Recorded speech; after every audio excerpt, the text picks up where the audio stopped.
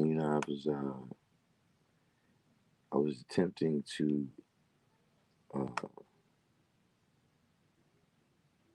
maintain my sanity today. I didn't want to deal with any therapy, so I didn't go in today. But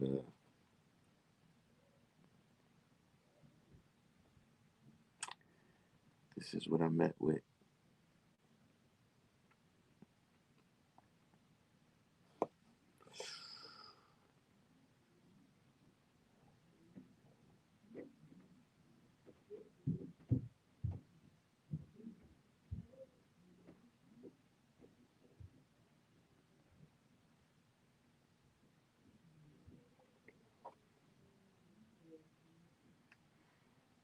But isn't that something right there?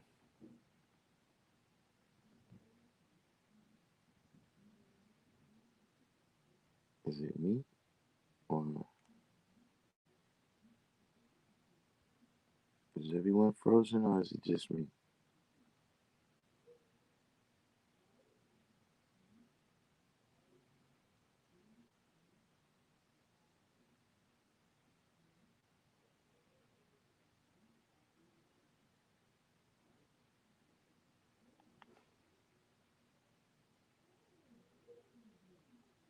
Do I need to go out and come back in?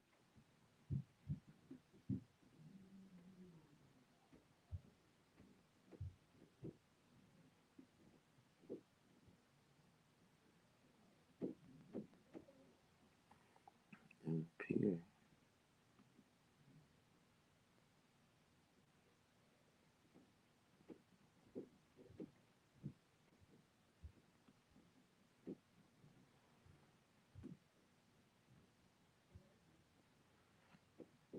Yeah, I think I'm gonna have to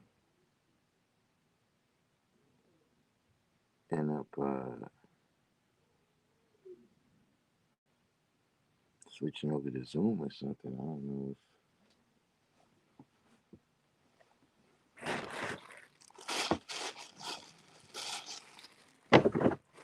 if things haven't been going where I want them to go recently.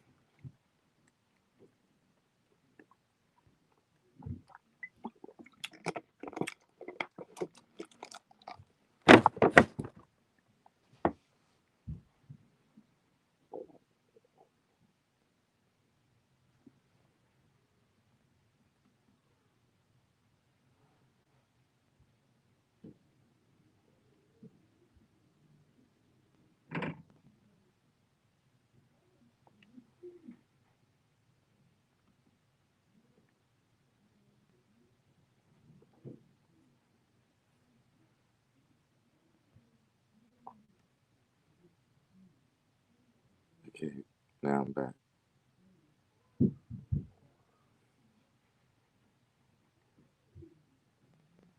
Nah, I tried to not go to the school, thinking that I would be able to,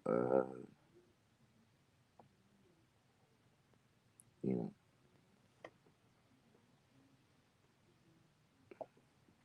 avoid the unstable people.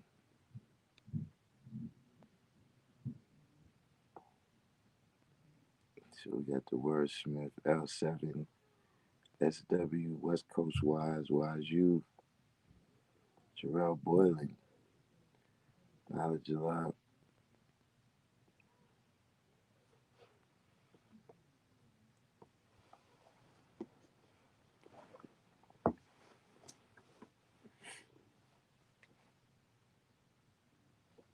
Everybody got to do the each one, teach one, and hit the like button. Share this on your other pages, as we can see the alerts. It's not going out.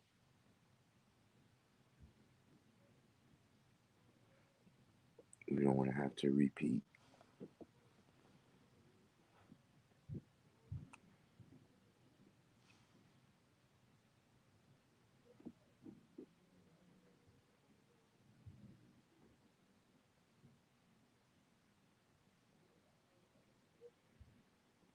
793rd.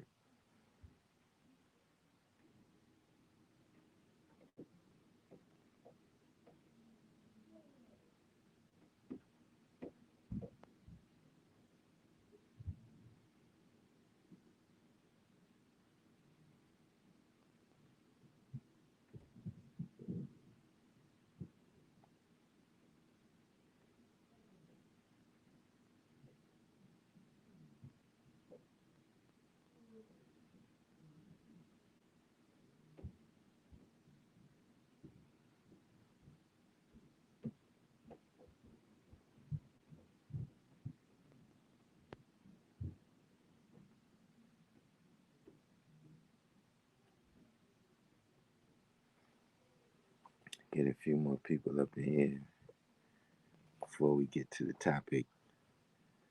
Uh, loving 10%, love the 10%, or fear the 10%.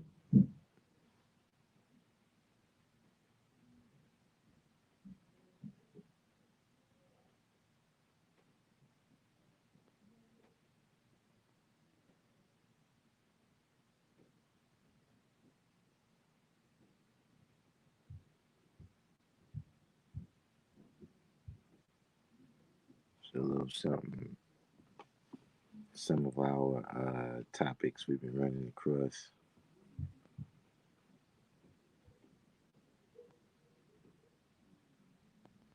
By the way, does anybody have any questions before we get into that?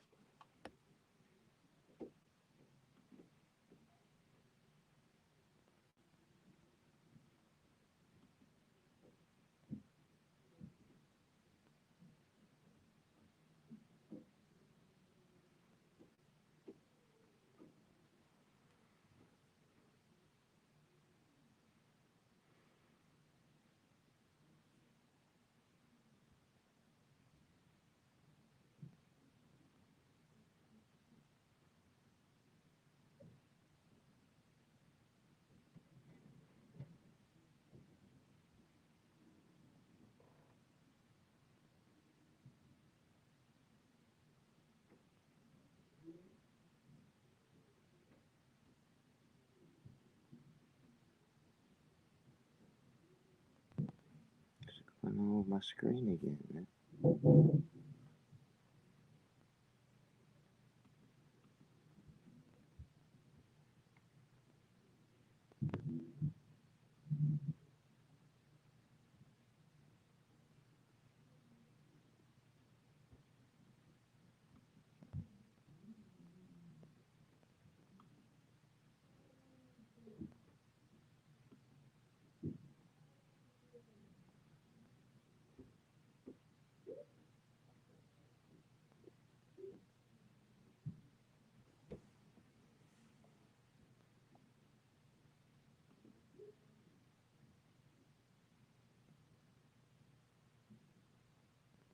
Too many technical difficulties lately.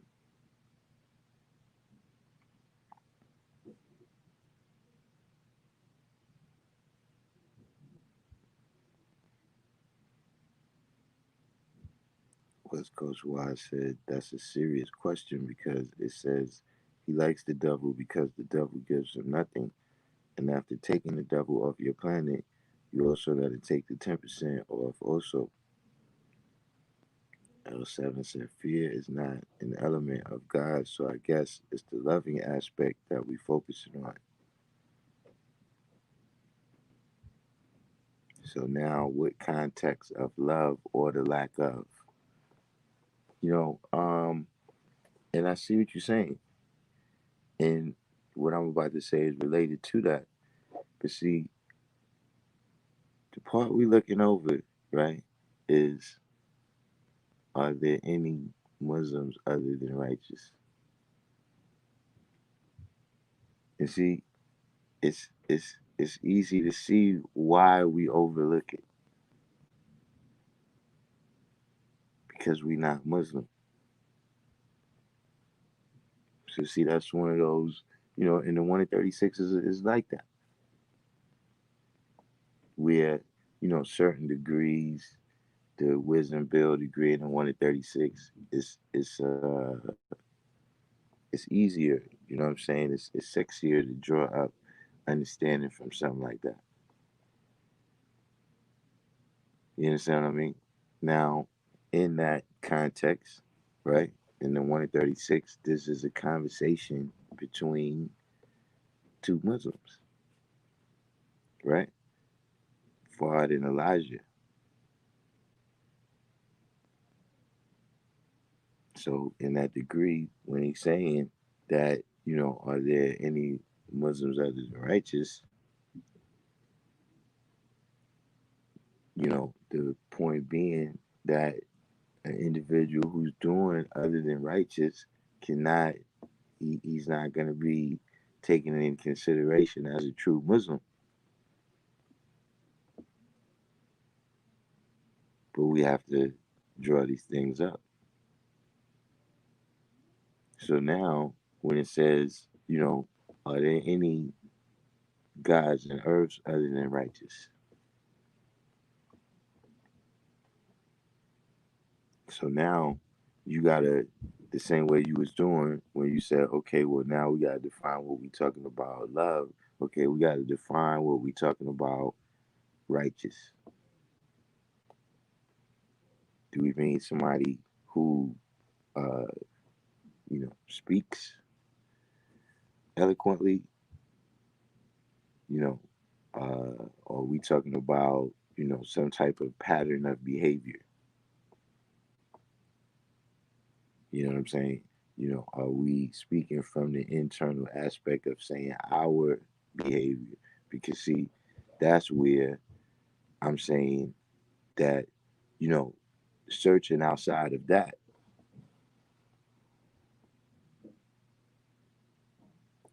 that's searching for the mystery God.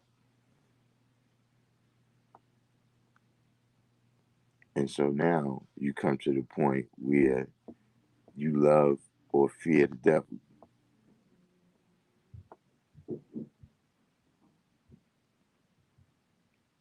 where, you work in partnership with him to the degree where you love him, you know, or, you've spooked him out on the level that we learn in religion. You know, we learn that the devil is a unrighteous, is an unrighteous and unseen being that exists everywhere.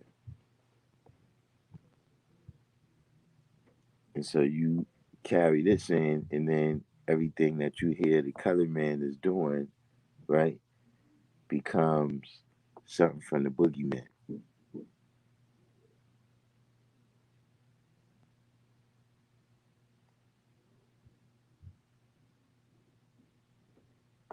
So West Coast Wise says someone who is just right and stand up. As W said, it would be behavior versus word for me. And see, the reason why I say the behavior in the word in particular is we at the time of year, right, where, really you're supposed to been did it already. Because you already went from now I was born in this year. You know what I'm saying? But we at the time where we had to what? Predict history.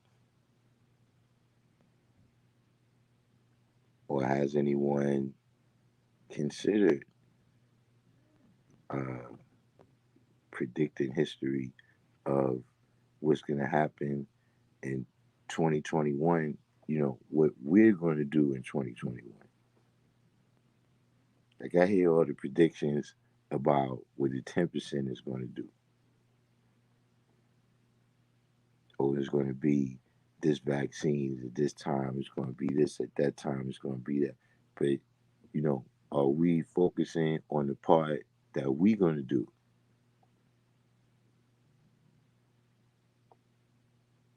See, if through your knowledge, I'm going to see your power, or through your knowledge, am I going to see somebody else's power?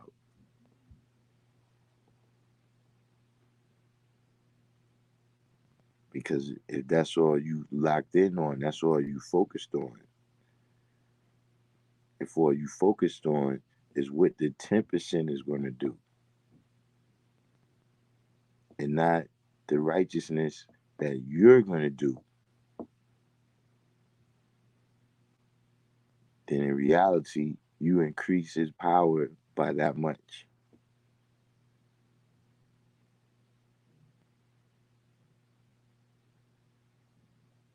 So that's why, in terms of, it could be anything. You know, uh, Yeah, it could be spiders. If a person has a fear of spiders at some point, right?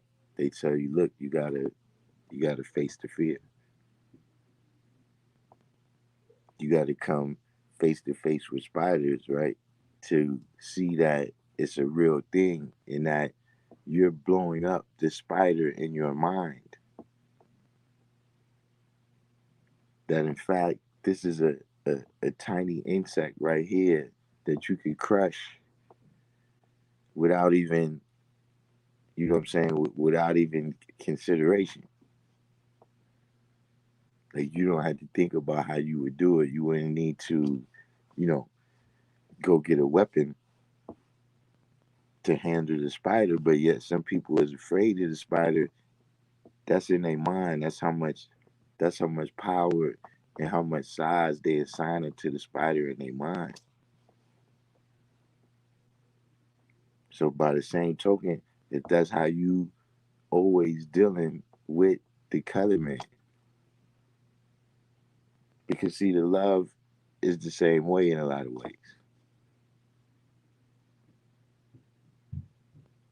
We're you so happy for everything that Master gives us. You know, uh, that this appears to be the whole world to you. This is what you can activate off of. This is your utopia or whatever.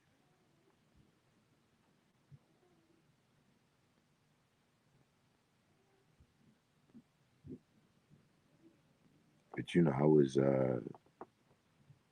struck with that idea right there from yesterday, building with the brother, and he was talking kind of on that level, that it's all these things that the 10% is going to do, and now all we could do is sit around and wait and see if he's successful or not. See, now we're not dealing with the mathematics the right way, because there's levels to it, there's layers to it. You know what I'm saying? But I'm saying we're dealing with it in an incomplete level, right? When we're only using it for analysis. If you're not using it for any problem solving, then you're not using it correctly. You know, especially if you seeing it. You know, hindsight is 2020. So especially if you coming from the standpoint where it's like, yeah, well, every after everything happens, then here you come with the correct mathematical analysis. But where was your ability to see the furthest, to see that this was a situation that was going to be facing civilization and a problem that you was going to have to solve already?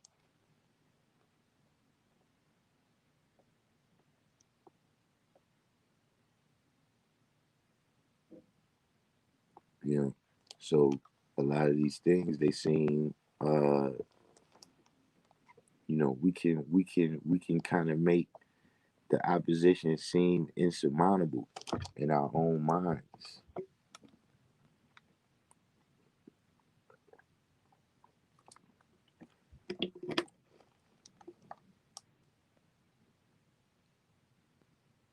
I don't want to go way out on a limb. I don't want to go way out on a limb like Kanye did.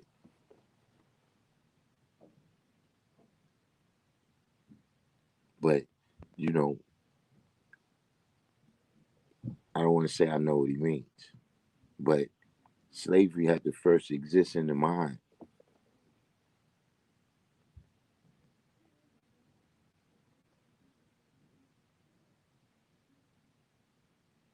It had to exist in the mind to cause one person to submit to the other person.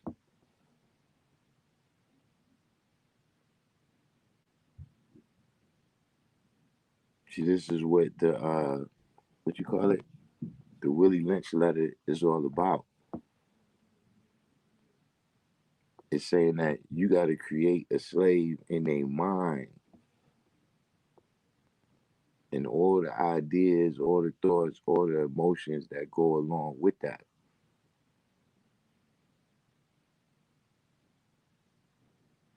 So this is why they could take the chains off the body,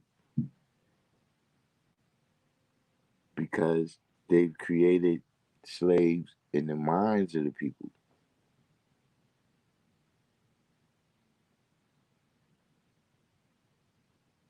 so that now they don't even have to do nothing. They can just walk down the street and say boo. And what happens now is you already react to the script. You react to the script of how people supposed to be scared. Mostly everything that people is afraid of right now is from Hollywood.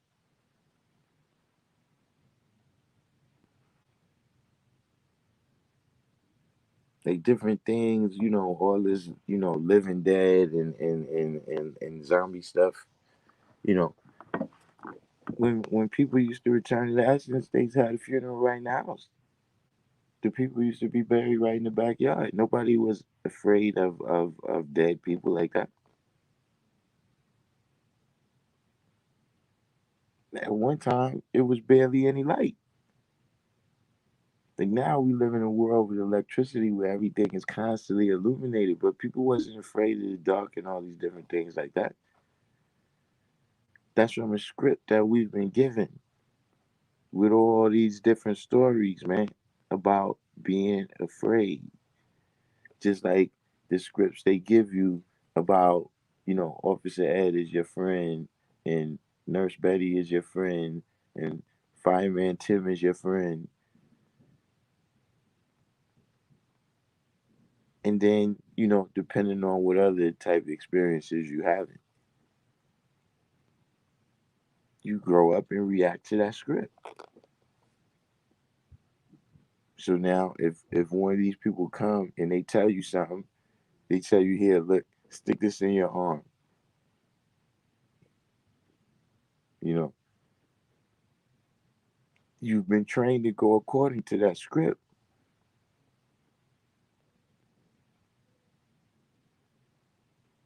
Right? They dealing with social engineering. You know, I mean, yeah, the word it got its connotations, but I'm saying, engineering is building.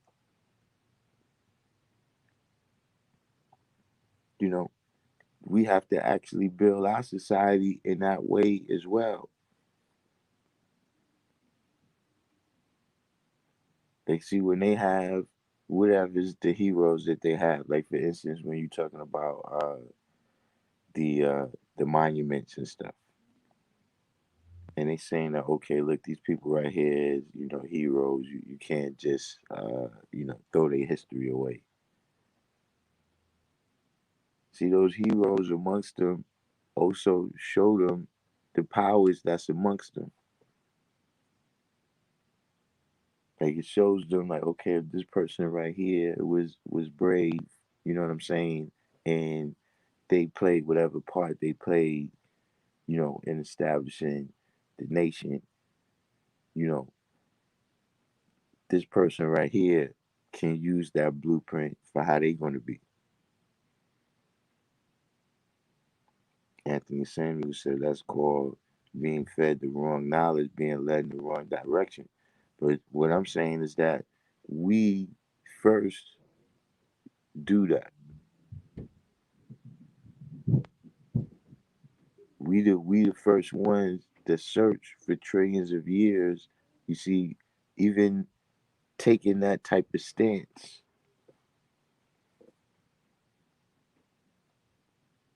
Like when you deal with today, right? Is, are there any Muslims other than righteous? And there's who's the 10%.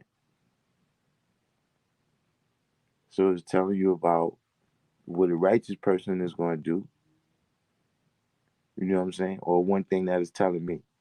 a lesson that I draw from it. It's telling you what a righteous person is going to do, and it's telling you what a 10% is going to do.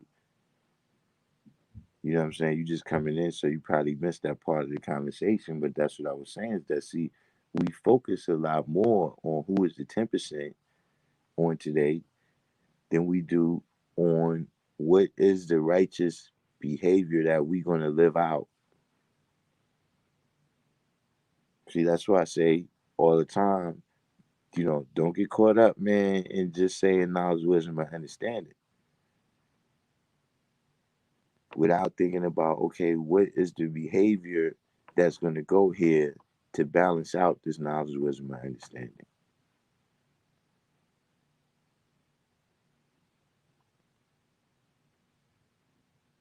Otherwise, we just moving through and reacting to whatever that happens.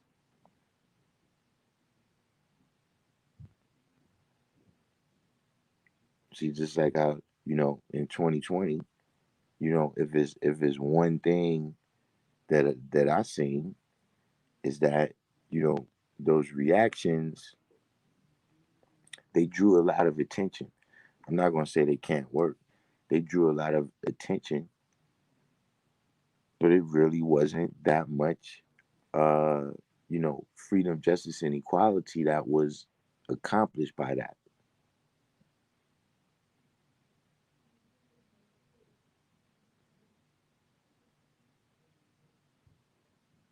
So what is the things that have to be done to bring about that level of freedom, justice, and equality?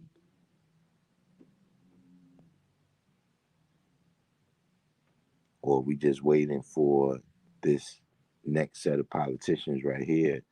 We waiting for this next set of politicians to do the right thing.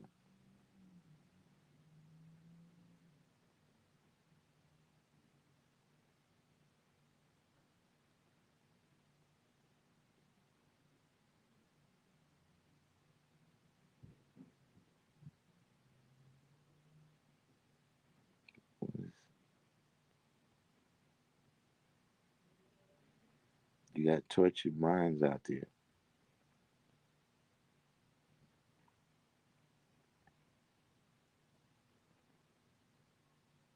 So, getting back to the topic though, you know, uh, that's what I'm hearing a lot in a lot of the comments.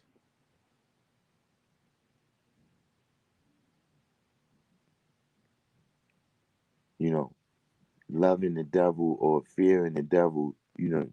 Being emotional about the devil and who the devil is.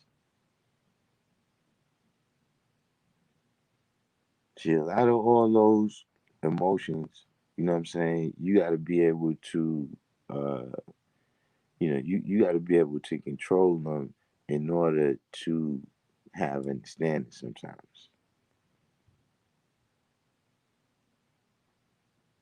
Like there's a lot of, you know, uh, if you just got, uh, you know, kind of like just a race thing in your mind, where you locked in and you focused on racism, you're not gonna get the understanding, that we teach it.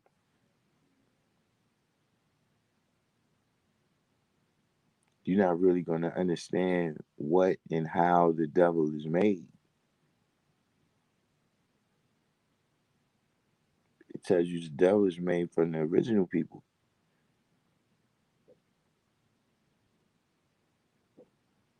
So in order for you to really understand what and how the devil is made, right?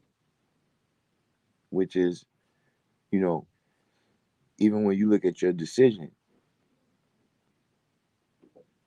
see, how could you say that you've decided to take him off the planet instead of taking 600 years to graft him back into the original man? How could you say that unless you know what and how the devil was made in the first place?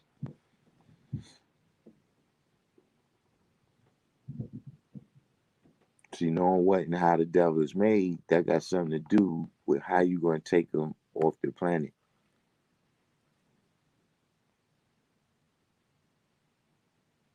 See, it got to do with whether you're going to be caught up, right?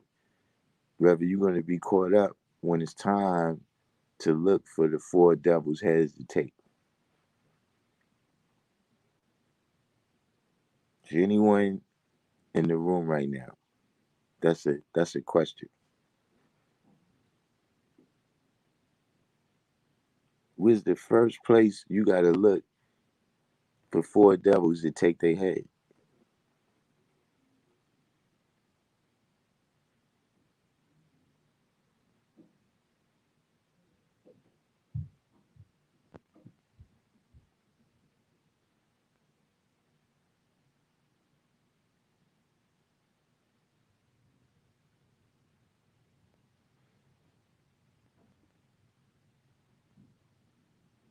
See, I don't love the devil.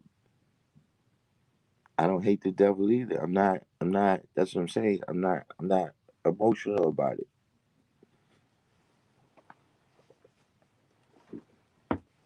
You see what I'm saying? See, we got all these people right here that see they understand that the first place that you looking for four devils, right, to take their head is inside yourself. But if you just looking at what's constantly going on outside yourself, I'm saying it's only 24 hours in a day.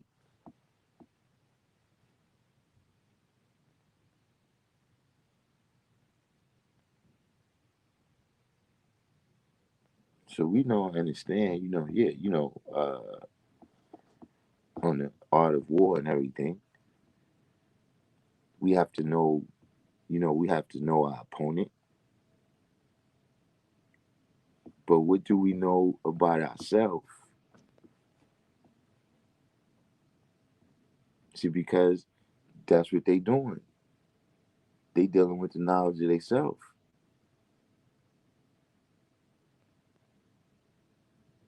So like when Musa came to teach them, Musa was teaching them their history as the descendants of Yaqub. He was teaching them their history. That listen, you're supposed to make these people your footstool. You're the chosen people. All of this stuff that's in the Torah, right? Where Musa's teachings is, that's what he was telling them.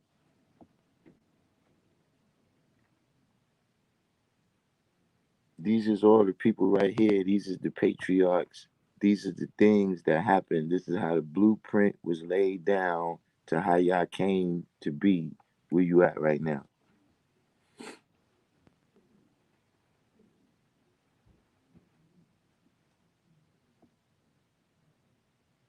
So how often do we look at it to say, all right, this is the blueprint of things right here that we need to apply?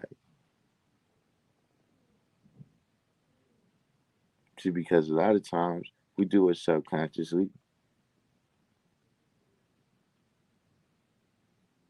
we do it unconsciously.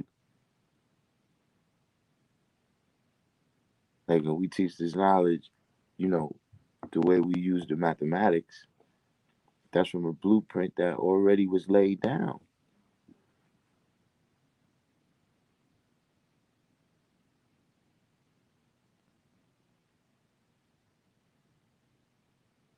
But how much, here's the question: how much are we studying us?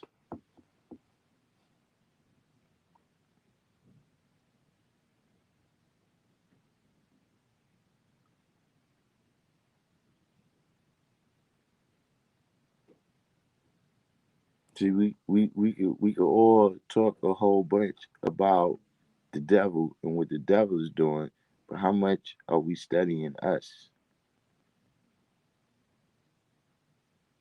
So, like I said, it could be with any situation. It could be with education, and we could talk about how the devil is miseducating, right? But if you if you could have complete control of it, you could be the superintendent tomorrow, right? What would you teach?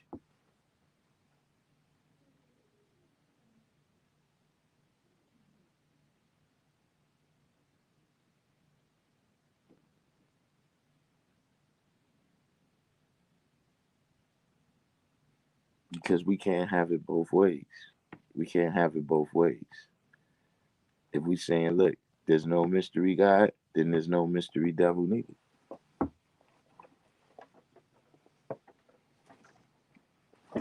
Same way I'm saying, ain't nobody dropping out the sky, right? To snap their fingers and make nothing happen.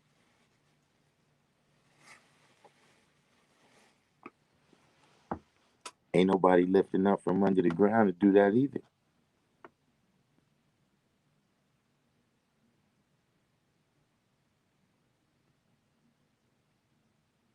So you stop believing in the magical white man that lives in the sky, but do you still believe in the magical red man that lives under the ground?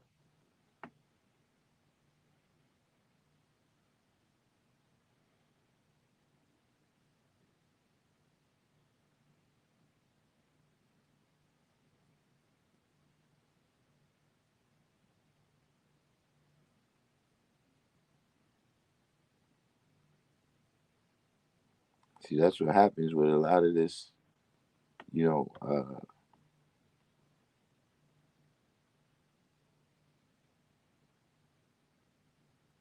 when we start wanting to get too complex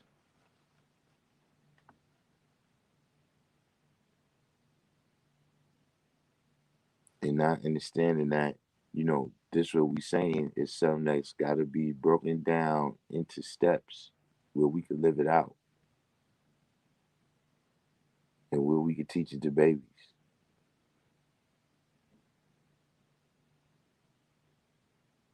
So sometimes all that science, and not saying if it's right or wrong,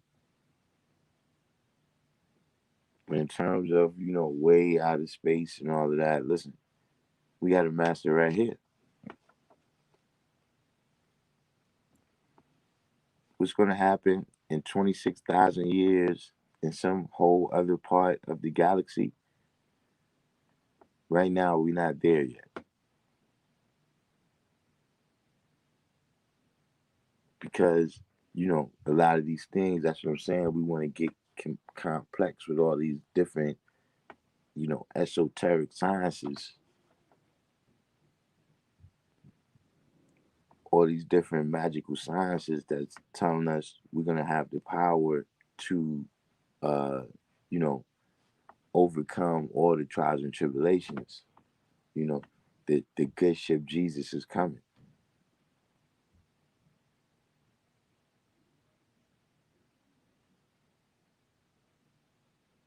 See, we could get caught up, yeah, teleportation and all this type of stuff. Traveling through portals. You know, like look, I remember the first time I really heard about portals. You know what I'm saying? I don't know. I know some of y'all is from New York. Some of y'all may not be familiar, but look, they told me that in Union Square Park was a portal.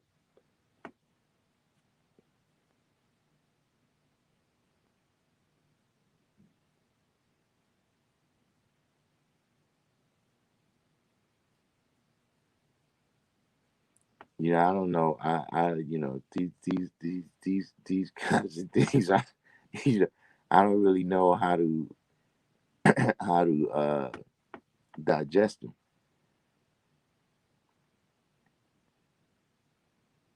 But you still, like I said, even if that exists, right? That's still something that you got to be able to break down step by step how you gonna learn to use that. The same way we know how to show babies how to walk step by step. We know how to show them how to talk step by step, all the different things, you know, We know how to show them negative things too, step by step. If we're gonna have some power to do some type of teleportation, you know, uh, moving energy from here to there, whatever the case may be,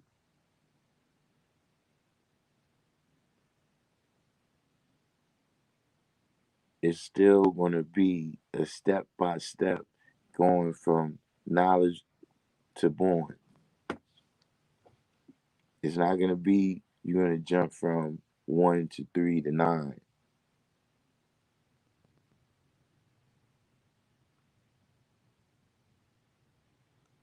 Did they say where the portal leads to? I mean, I have a lot of patience, but sometimes, when I see a rabbit hole, I just go around it. I didn't ask them. That just seemed like a bridge too far.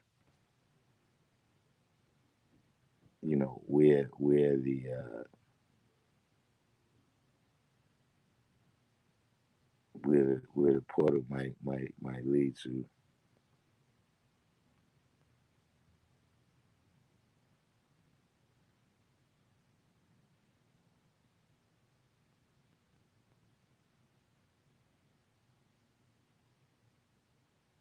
What is this? I don't know why my screen is.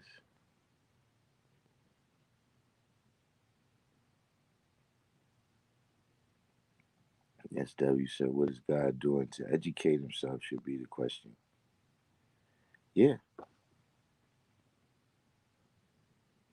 Yeah, educate us on us.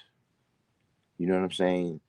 Like when you deal with the Holy Quran or Bible, and you learn all these different things about God and all these people that He's chosen, and how they choose to live life, and the lessons that they've learned.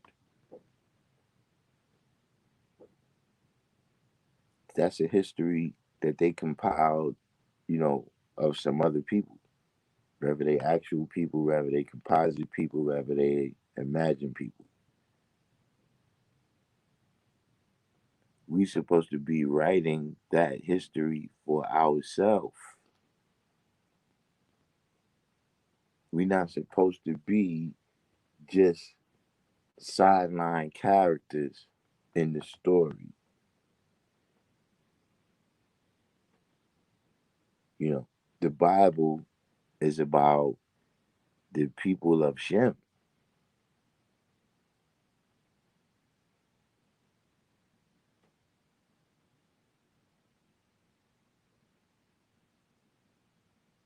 You know, the other, black people, we a footnote in it.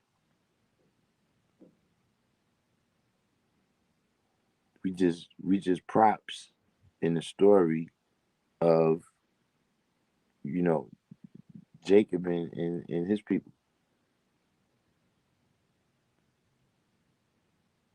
and that's the same thing you doing if you over here and you only talking about what the 10% is doing, and you don't have nothing to say. You don't have no predictions for what the 5% is doing.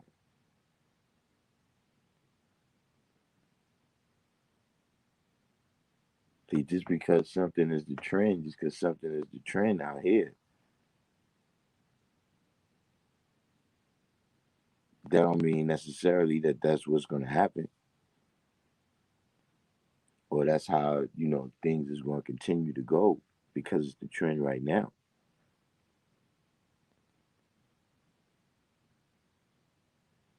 But the only thing that's going to change it is people, you know, seeing something different.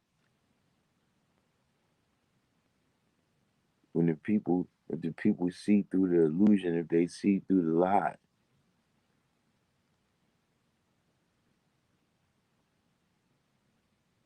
then it'd be like pet rocks.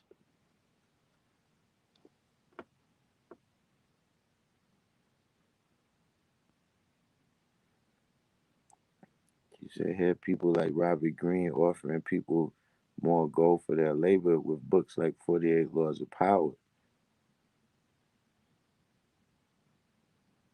While you said don't believe in your slave master and your lies don't add up, you got a lot of explaining. If not, I know you've seen and heard of the sword.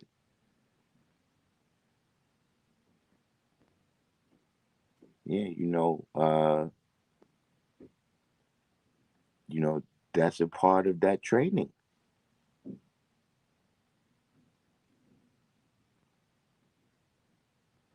A part of the slave master's training, right?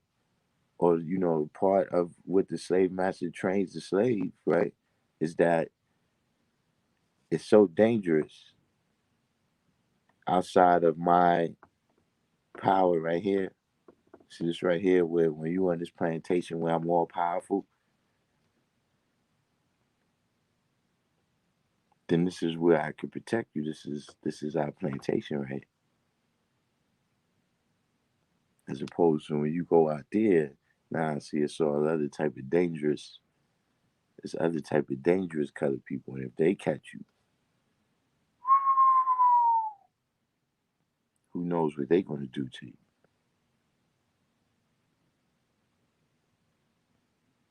Or even when you deal with the clan, that's another. And none of them people was ever as powerful as they had it built up in the people's mind. They was that powerful, they would have went to all these northern cities and got their niggas back.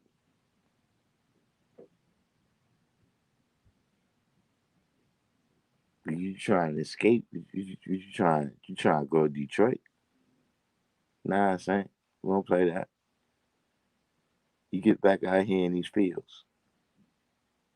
But they was never that powerful.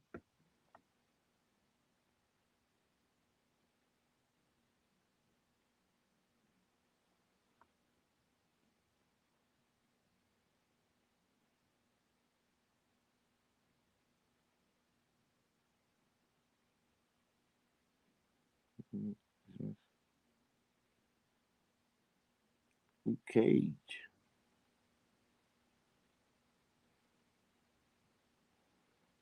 Know the music. Five phrase for the Providence Plantation.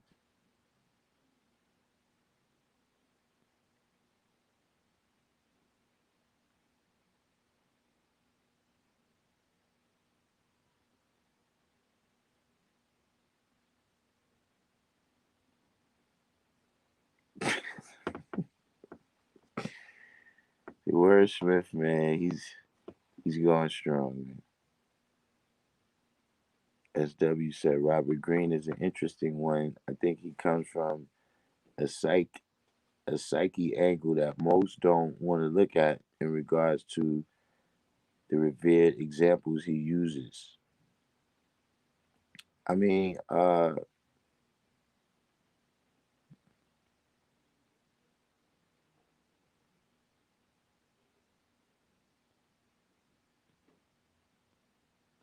we just in a time like that, just in terms of pop culture, where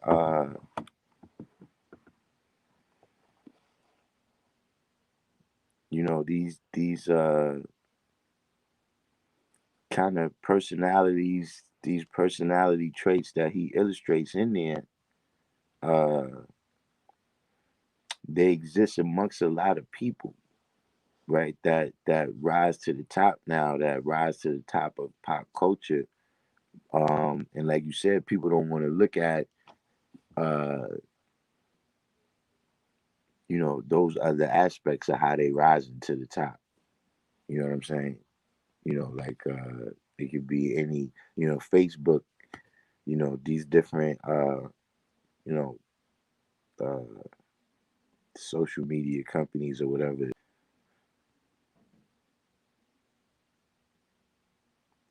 They got a certain motto of what they saying. But Robert Greene is saying, if you lift up the hood, this is what's really going on.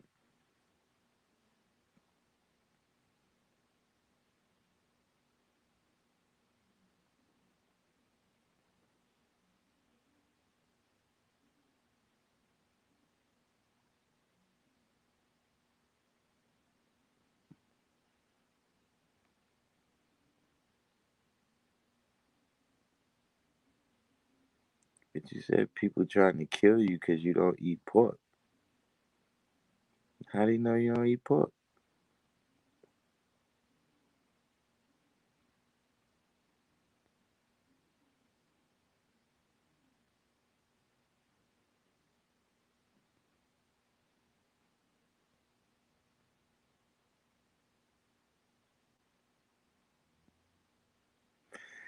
You know, Asiatic mathematics.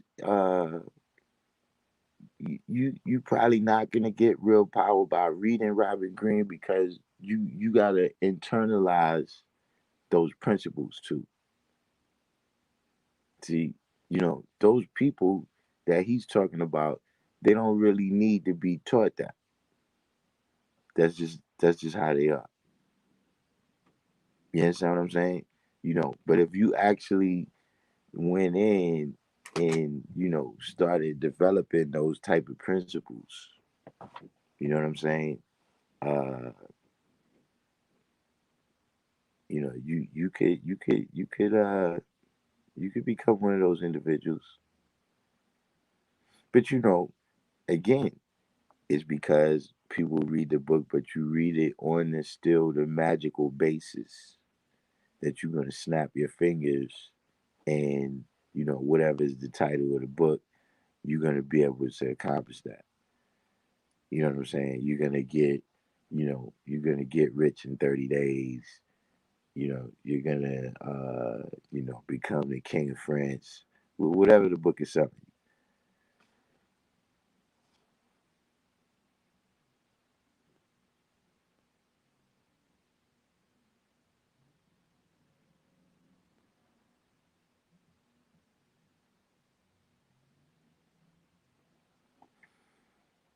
Robert Greene has another book called The Laws of Human Nature.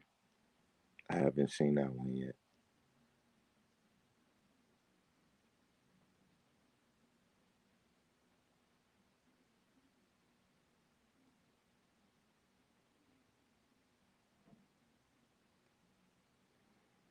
Yeah, see, uh, the the story of Noah. So like I told you, there's a story there what it's telling. See, that's the Hebrews, or that's how they see themselves. So they identify with Shem. You understand what I'm saying? See, like I told you, I identify with God. You know, so you're dealing with a situation where God has this flood where He takes out all of the negative people, but for whatever reason, and you can pick a lot of reasons why things like this happen in regular life, in everyday life. Uh, you left hand. Like if you took out all these people right now to get rid of all the larceny in the world, why'd you leave Ham? Because that was your homie's homie. Because that was your homie's homie. Yeah, that's why you left him. That you liked him for some reason. Whatever's the reason you left him for, he ended up bringing all the negativity right back.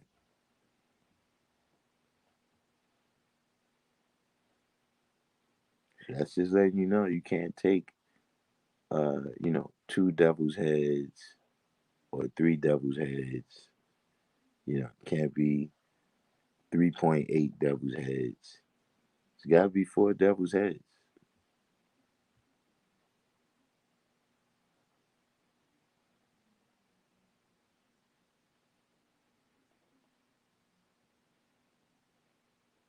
Luke Cage says that like being friends with a colored man and then being shocked when he calls you a nigger.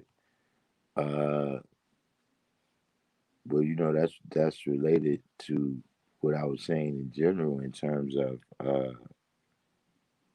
you know loving the 10% or fearing the 10%. You know what I'm saying?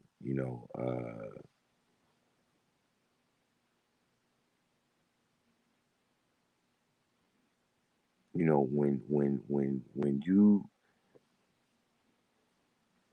aware of who the devil is and what and how the devil is made, you're not shocked.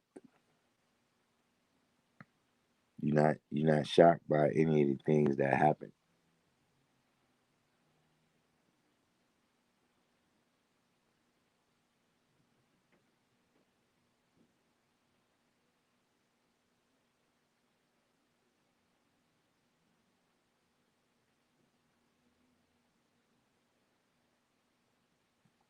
But if he was really cleansing house in that story of Noah, then somehow or another Ham should have fell overboard or something. Uh, but before the waters receded.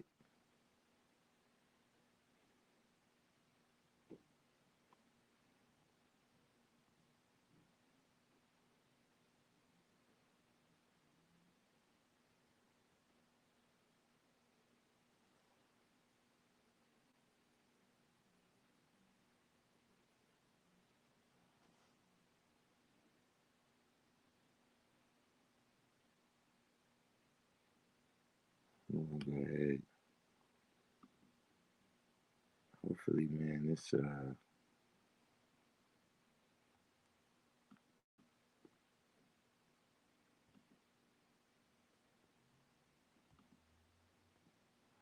this comes on because that's not a totally rhetorical question.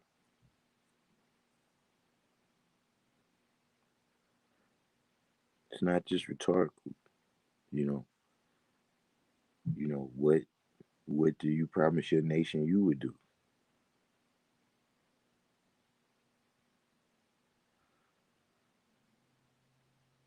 What is everyone's prediction for 2021 that the 5% is going to do? Not whether or not Wall Street is going to crash, you know, whether or not everybody's going to be vaccinated by a certain time, whether or not it's going to be a third wave. Not saying we don't have to deal with that, but has anyone taken the time to say, this is what I predict that I'm going to do?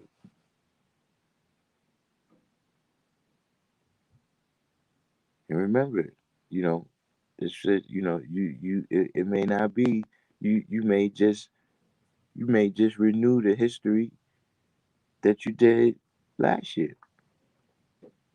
You may just add on with that. You might have made progress with something where you like, well, yeah, I'm gonna just keep that up and make that cipher even stronger.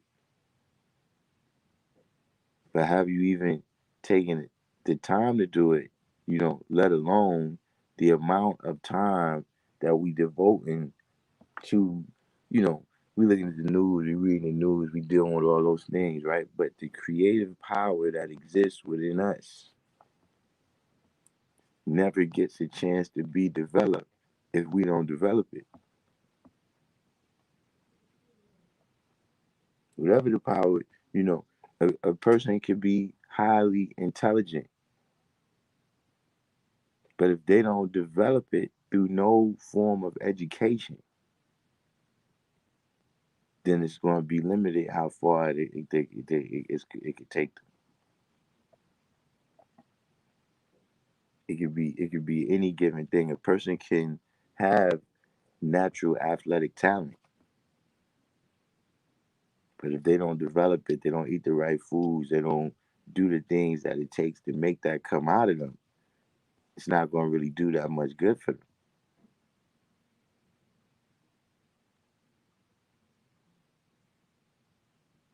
So we could deal with the science. We could have all the science. We could be, you know, this is something that we seeing now. The people respect us as great talkers. They respect that. whenever, a 5% comes, the God comes, whatever side for the bill, the people respect that.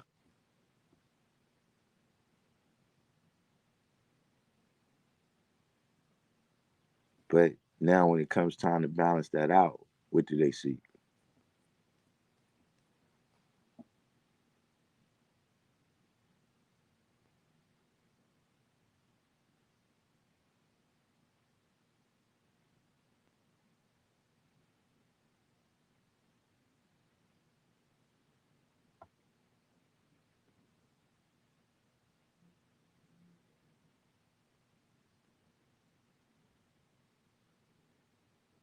Okay, what is Allah will manifest you getting close to the getting close to the line of demarcation.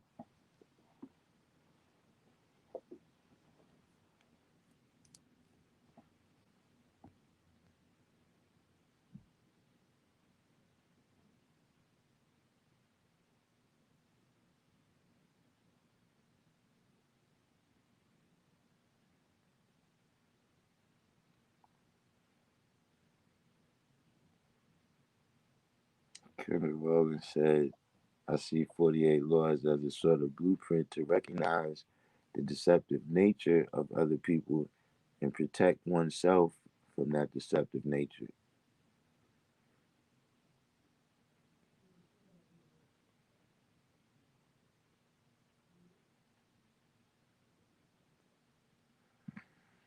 There's still some things in that, when you dealing with principles, you know, that's a way that people think.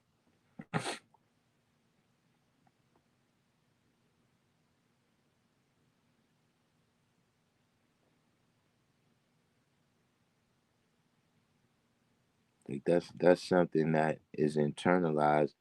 It is a learned behavior.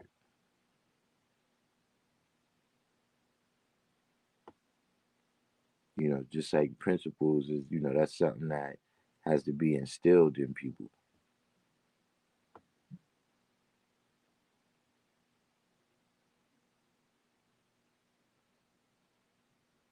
You see, like the 48 laws of power is like they don't have to think about it. It's just like you know, uh, you have one sandwich, right? And you got two kids. What are you gonna do with the sandwich?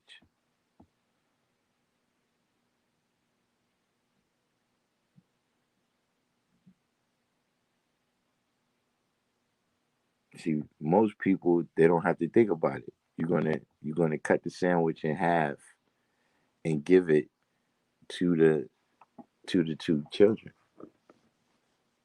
You see what I mean? Because having the principles of a parent, that's just the way that's a way of thinking. You understand what I'm saying? But when you was a kid and you didn't really have that type of mindset, when you seen another kid without a sandwich, you just was like, man, sucks for you.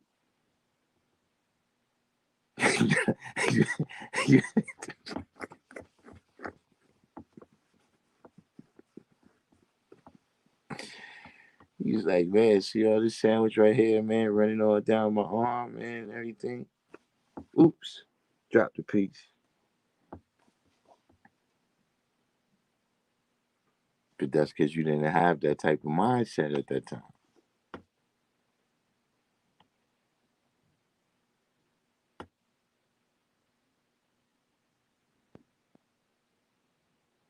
The Book of Life is a written book. Uh, Written by who?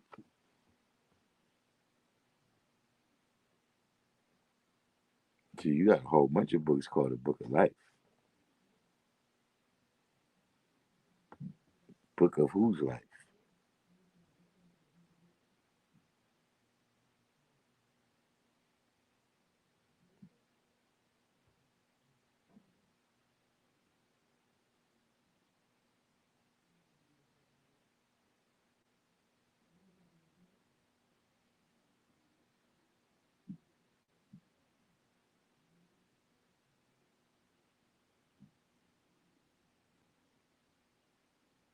What degrees you on to now, Allah will manifest?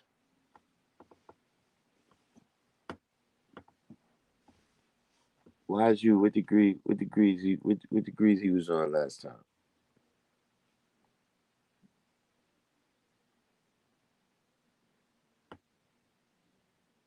See, you and real hip hop, man. I had to take y'all back to the old school, man.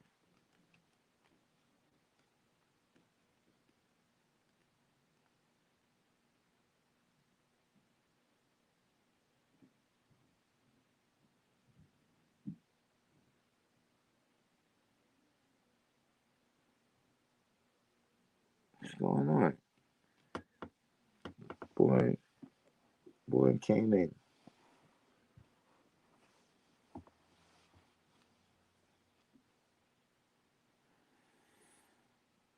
He was in a knowledge degree in the 140. So what degrees you on now, Allah will manifest?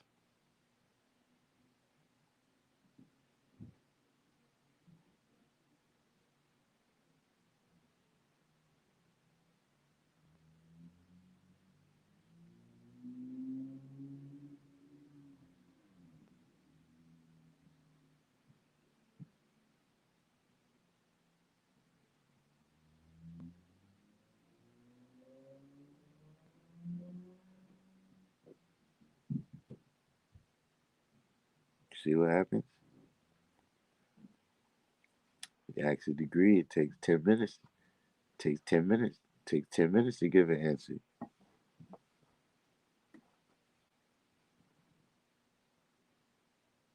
What you comment like that? What happened?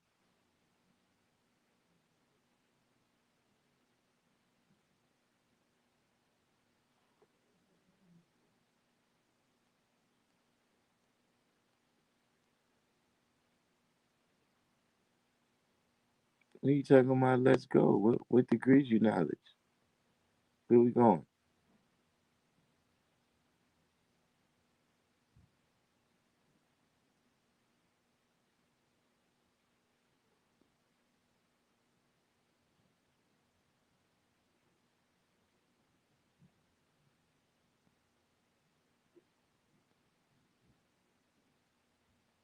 So you have to be able to complete your studies in order to be able to teach. It's like Allah will manifest. You got all those babies. You know how you gonna teach them without you knowing?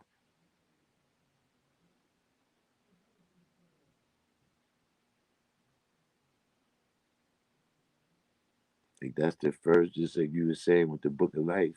You know, you beginning a Book of Life right now. The history of them when they say, yo, why y'all got names like that? We got names like David and Harry. You like, nah, y'all got names. Why is Allah in your name? See, they're gonna have to go back to the signs which you dealing with of you having the knowledge and the things which you taught them. You know, that's how they was raised.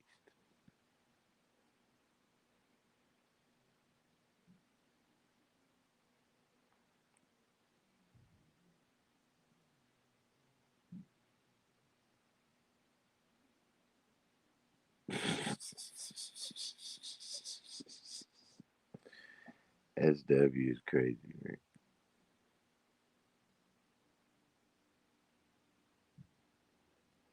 Yeah, but Allah will manifest with degrees you know.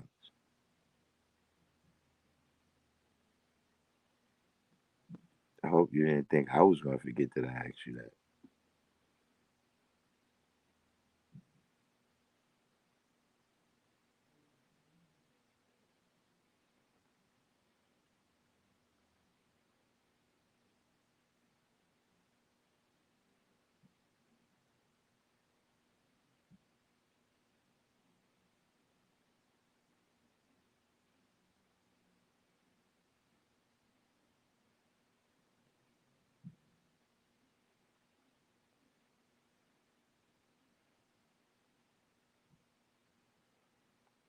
So you in the wisdom degree in 140.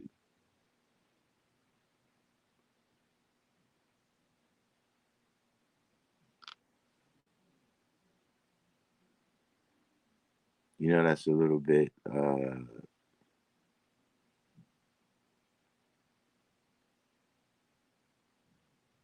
That's a little bit unbelievable. I don't know if that's the word. Supreme Justice, calm is lonely.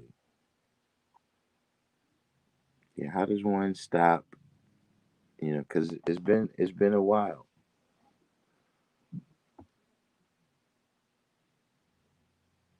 I never really seen somebody just pause on the wisdom degree in the 140 for a long period of time.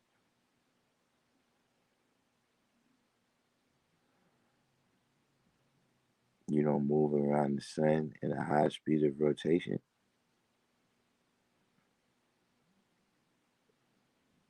But look, this is we went over this. I don't know if you was on it live, but look, uh, Elijah Muhammad had a third grade education,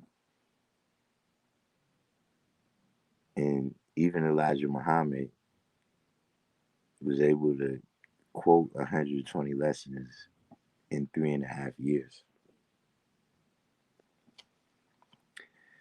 and he didn't even had it. He didn't have it written down.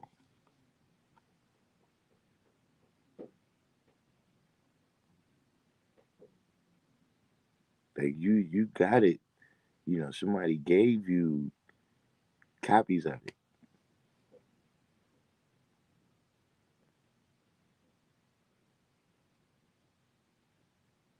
So you let Elijah Muhammad with his third grade education be able to quote it faster than you.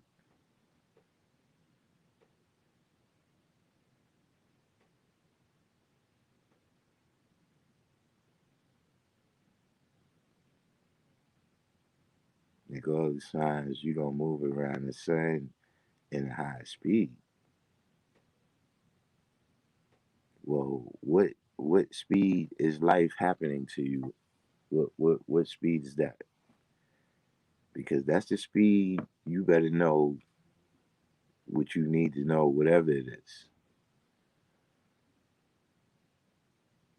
See, like when we children, you know, uh, you know, things are traveling at the speed of life, but because we have our parents there to slow us down from the impact, of life, of the consequences if you, get in a crash.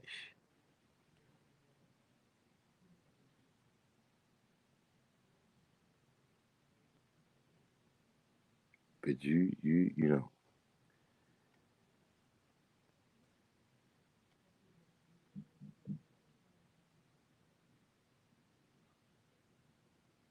born magnetic. Knowledge brings about the power to add on to life from all facets and degrees by being aware of one's ability to provide influence in all aspects of life equally.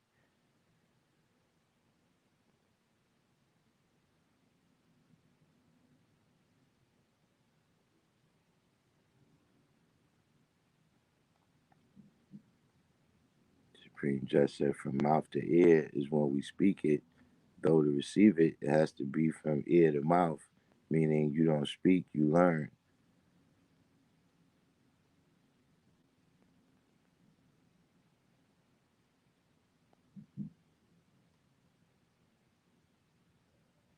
It is, definitely, knowledge is accumulated through research and experience. You know, uh, I recommend studying. You know, at least first. Like I said, there's some things that you can't fully learn just from the study. That you can read all the books on swimming that you want, but you're gonna have to jump in the water to learn how to swim. So, you know, I understand that aspect of experience, but I definitely recommend studying up.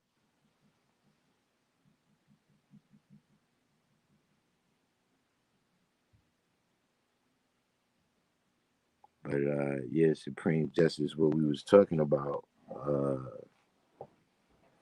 you know, we was coming from today's degree, you know, when, you know, it says, are there any Muslims other than righteous? And who is the 10%? And how much more we focus our attention on who is the 10%, you know, and analyzing everything that the 10% is doing. And we don't really devote the time to predicting what the original man is going to do. See, because we ignore that degree a lot because it says Muslim. You know what I'm saying? And in all the degrees, we do that. You know, in the knowledge equality degree, you know, we don't pay as much attention. We don't have as much science built up on the part where it says Muslim and Muslim saint.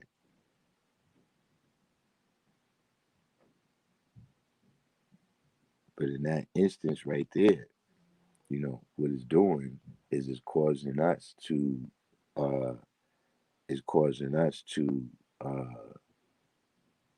you know, make our opponent seem bigger and stronger than he is. You know what I'm saying? It's causing us to you know, not even be prepared to make a plan, you know, not even to accumulate the knowledge that it takes to predict 25,000 years of history, you know,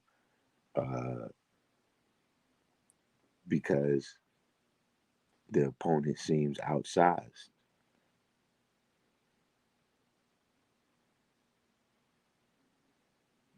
Shamir just said there are no gods other than righteous. So in order for one to be my heir, like the knowledge has to be rooted within both of us.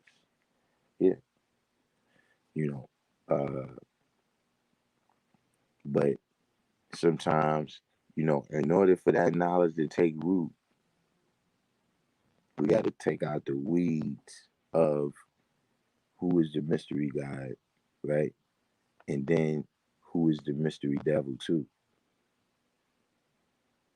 You know, that's one of the places that we make mistakes at.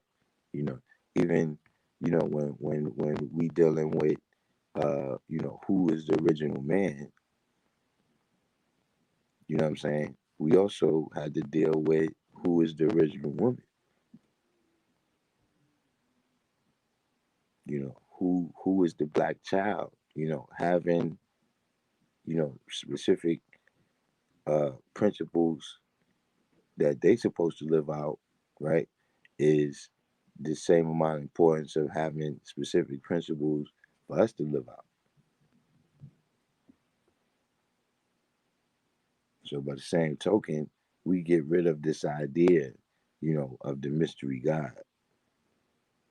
Like when you building with an 85, you know, you're telling them about Jesus and how Jesus, you know, in the story of Jesus couldn't occur in the way they explain it in the Christian Bible.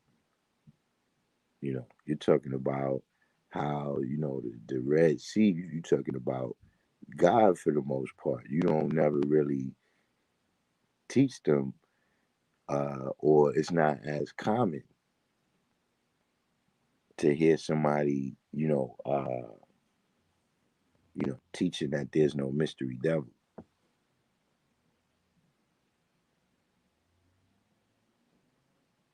And so those ideas, the concepts of how the devil is an unrighteous but unseen being that exists under the ground continues to exist in the person mindset. You know what I'm saying? Just like if you don't get rid of the who's the mystery God concept, then you always gonna be looking for some, you know, pamphlet or some book that's explaining to you that you can have magical powers. By magical, what I mean is, uh, you can have the power to go against the laws of supreme mathematics, and this is going to somehow show and prove. This is going to show and prove that you're God, because that's how that concept goes in the religious world. So a lot of these seeds that we trying to plant, you know, the field is already occupied.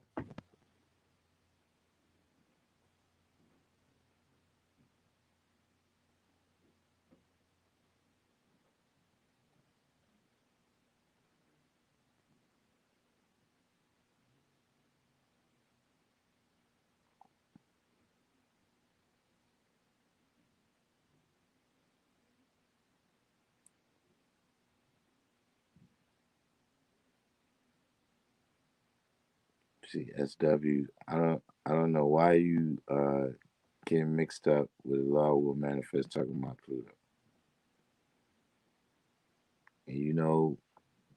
And Allah will manifest is he needs to be right here, 2 feet on the ground. How do people say now? He need to be 10 toes down on the planet Earth. We know this.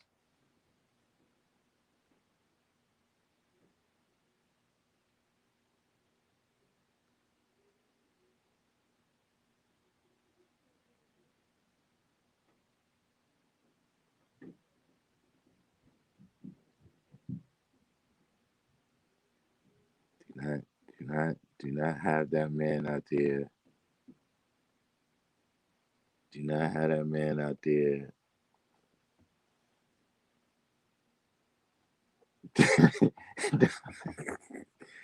Oh man, Supreme Justice, you don't even know. You don't even know how far. We waiting for some people actually. Who's I know we have a long term person. We have absolutely is supposed to be back to what's he supposed to be telling us? Is it the Earth is flat? He had a couple of things that he was. Then we have Almighty is supposed to come back and debunk the. He's supposed to come back and debunk the transatlantic slave trade. Uh, who else? There's somebody else. The other day we was talking to somebody, and wait, what was he gonna explain us again? Uh, because he was going through a lot of different points too. Um, wait, what was he saying? The brother the other day that was on that was yesterday. I don't know why it seemed like so. The brother that was on yesterday, he was explaining to us. Hmm.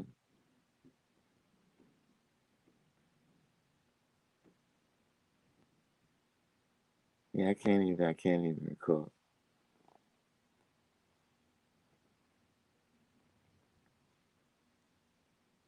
Yeah, I mean, well, I just started really paying attention to it.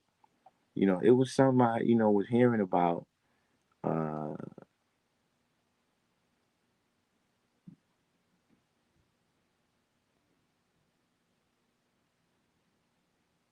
yeah, absolutely. Yeah, yeah, we've definitely been out in the twilight zones. And and I'm not used to being out there. Right, the junk DNA. So he was explaining that something the vaccine was going to stop the junk DNA from activating Man, yeah, that was entertaining, entertaining. Yeah, but I really just started really paying attention to the people that's saying that they could debunk the slave trade. I mean, so far, uh, none of them have really given me something where it's like, okay, look, I can go and read this book, or I could go see this exhibit at this museum, or uh, even look, I could talk to somebody who, they have a family genealogy where they saying like they don't seem to have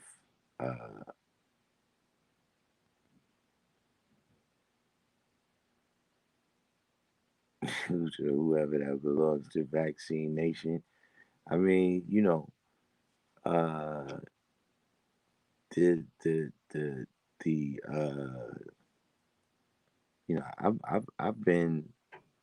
I haven't dealt with any vaccines in my seeds and none of that since the early '90s. So it wasn't really a.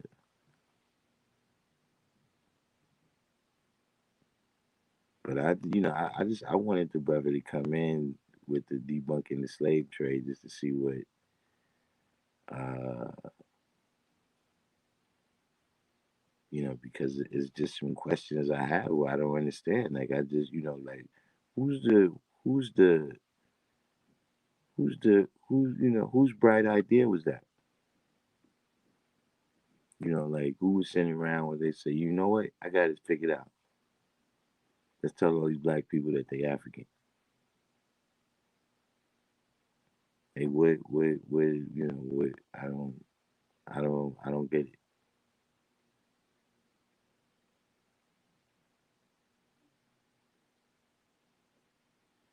Yeah, and then that's another thing where okay, we could get as complex as you want to get, right?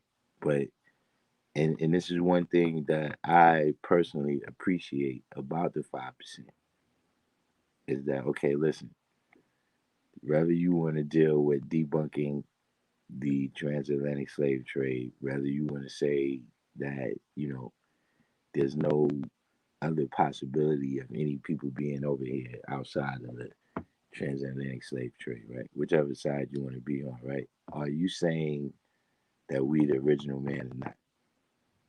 Like, are we the original man or not? Now, if your answer is no, then I mean, I really can't rock with you. I don't, what I'm saying? Uh, but I guess, yeah, I could give you a chance to try and show and prove that.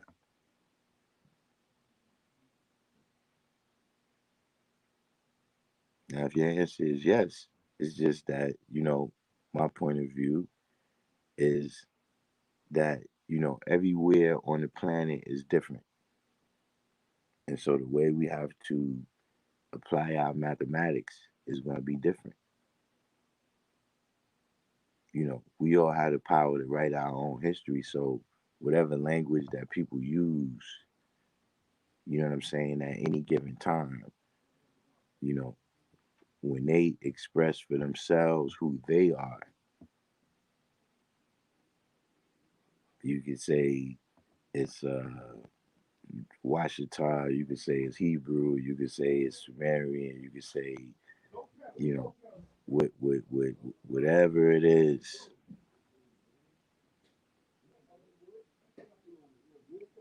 however it is that you see it, right? But we either the original man or we not.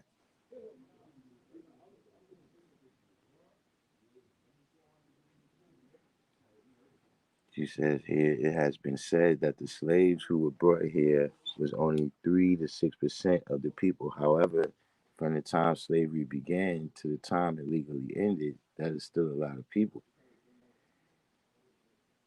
Yeah, I mean,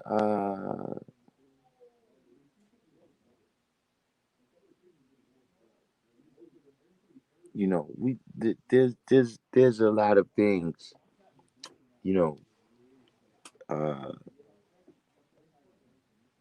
when you're dealing with these kind of numbers, what I'm saying, and these kind of statistics, like you saying right here, sometimes you got to see, what's the actual numbers that you're talking about? And not just the numbers, but what's the story behind all these people? You know what I'm saying? Like they saying, okay, 3 to 6% of the slaves was brought over here, but then what happened? Like, what's the whole story? Like, see, right now, right? If you see on the news that look, it was a mass shooting someplace. You know what I'm saying? You see on the news, 100 people died in a mass shooting. You know, that's not going to affect you as much as if in the next sentence they tell you, look, uh, well, one of those people was somebody in your family. See the impact of that one person, even though statistically the 100 people is more, because of the story behind the one person, right? And your connection to them. So see, we could use those numbers, just the arithmetic. You know what I'm saying? When you don't dig in and see what the meaning behind all that is, we could use numbers sometimes to illustrate things, and we could use numbers to kind of obscure things. So when it says, 3 to 6% of the people, well, first of all, what are they saying is the 100% of the people? Is the 100% of the people all of the people that was brought over? Or they saying 100% of the slaves in, say, a given year, like 1860? Like out of that 100% that was there in 1860, are they saying that 3 to 6% was the ones that was brought over here?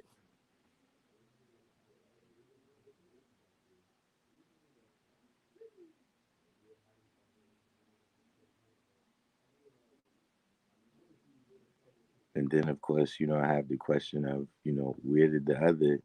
where they saying the other 95%, where did the other 95% come from?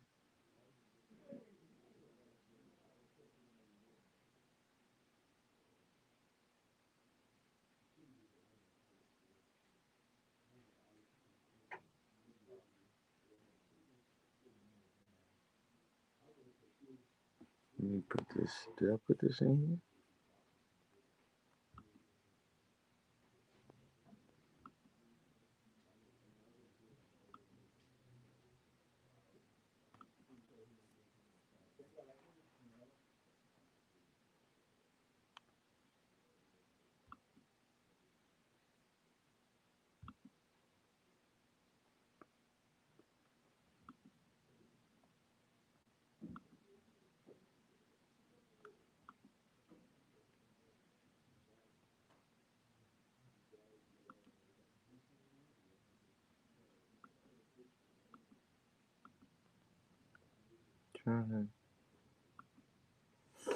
Yeah, I think I gotta move over to Zoom, man.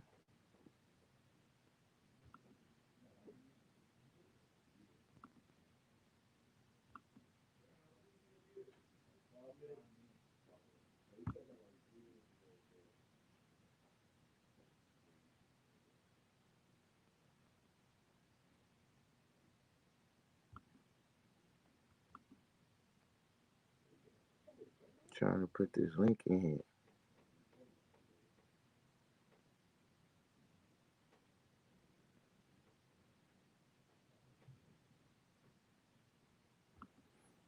But everybody who's supposed to come and explain it to us, for whatever reason, at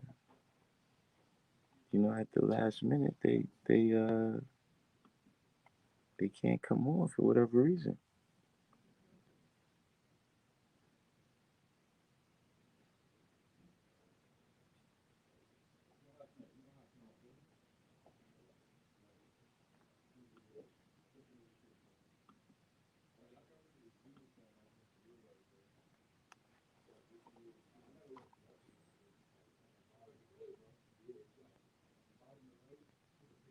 Ward Smith said perhaps those guys just don't want to be associated with Africa because of the propaganda and images the devil puts out about the continent on TV.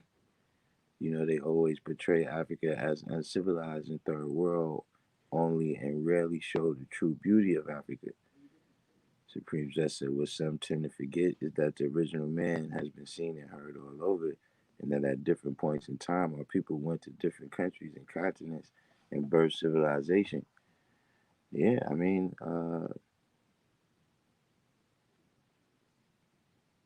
yeah, I don't know, and a lot of the people. That's another issue. A lot of the people who espouse these theories, their kind of mental balance doesn't really help. It doesn't help lend credibility to the ideas that they saying.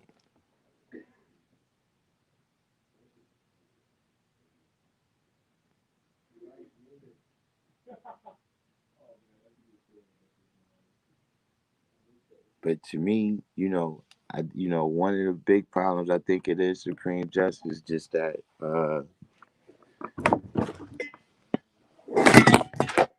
we not enough for some people.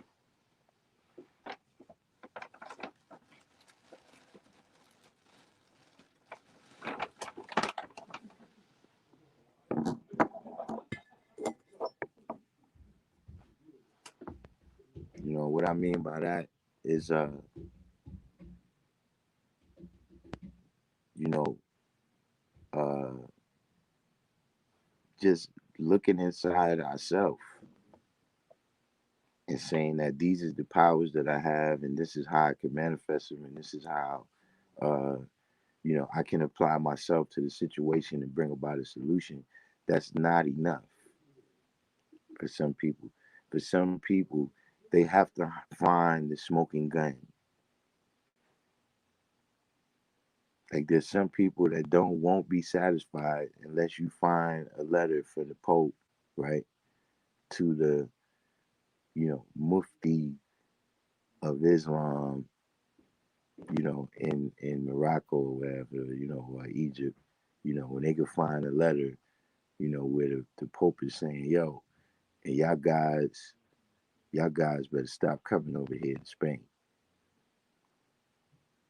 They need this kind of smoking gun.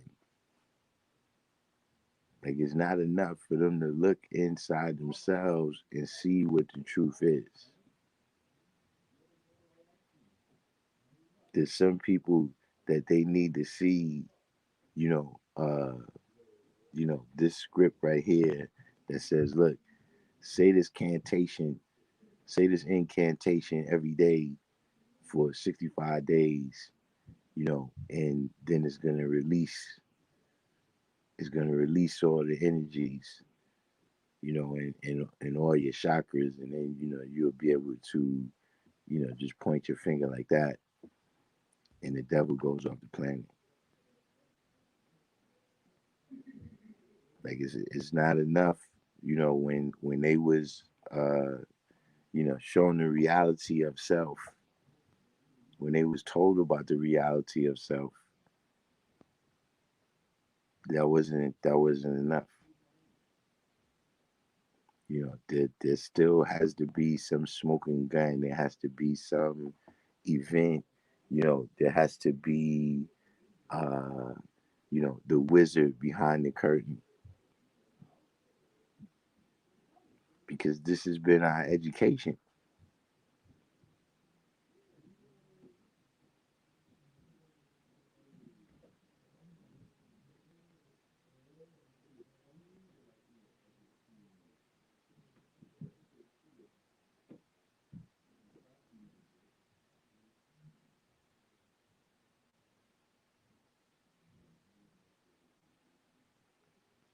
Dan Calloway, yeah, shout out to Dan Calloway. He was one of the first people that I seen, speaking about things on that level. He was one of the first people that I seen speaking about things on that level. Um, One thing I got to give him credit for is advancing the idea the way he got it to, where, you see this many people, um, interested in what he teaches about it.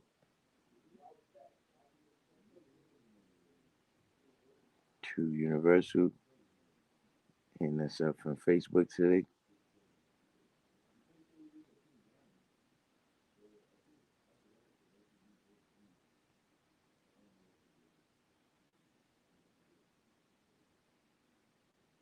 But some of these theories, some of these conspiracies have a lot of moving parts. You know what I mean?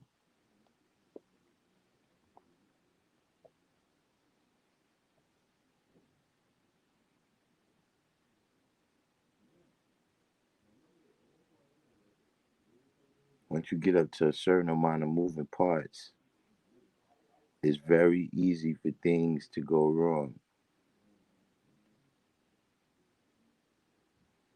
Do I think some cliches have our people looking for a big astronomical answer to simple questions? Yeah. Cliches like God works in mysterious ways. Like that's just a level of education that we have. Like this is what I'm saying. If you have a movie, right? This is just they if you have a movie and the movie does not have special effects in it, for the most part, people is not gonna like the movie as much because that's what they've come to expect.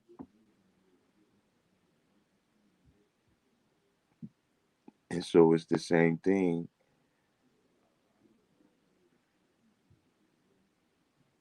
All right, no doubt, Supreme Justice. Yeah, I'll be, because tomorrow is supposed to be a big time storm or something. So I don't even know if I'm going to be touching down outside tomorrow. I got some things to do anyway. But yeah, I think that's just the training that we have now.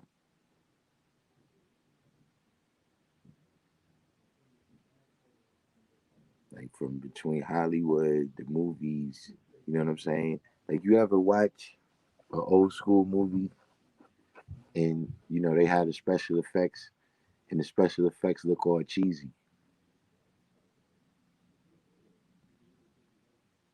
Like if you know if you watch Jaws, the movie, right? If you watch Jaws right now, you like, yo, man, that looked like a piece of cardboard in a swimming pool.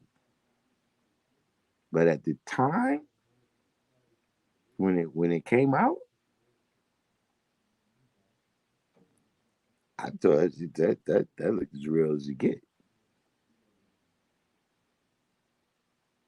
But you could look, if you look at the old Godzilla movies,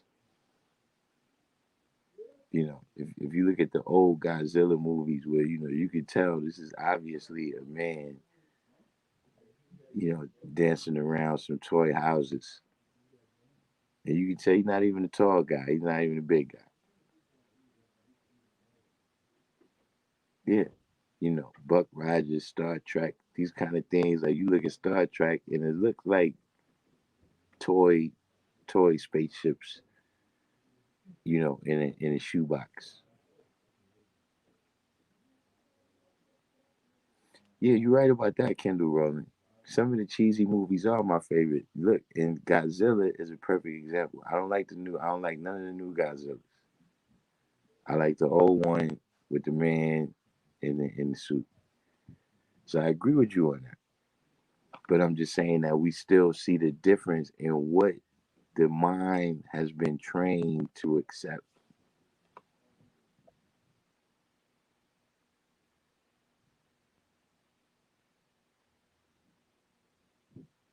Like, even in terms of our everyday things that we do. Like you hear people above a certain age talking about once upon a time you used to have to turn the TV with pliers. You know, sometimes you might see people with a screwdriver. You know what I'm saying? Now, a person will not change the TV unless they find a remote control. Like a person could walk right up on the TV like this, right in front of it. The button is right there. They're not gonna press the button. They're gonna look for that remote, or they just not gonna look at TV. That's a level of expectations. Now look, in a fine miss, these is a part of liking the devil because the devil gives you nothing. These things is comfortable. See, by putting you in a level of comfortable in his comfortability in his midst, right? By giving you a good enough position within the white supremacy, giving you a good enough position on the plantation, right? It reduces your desire to want to do anything to destroy the plantation,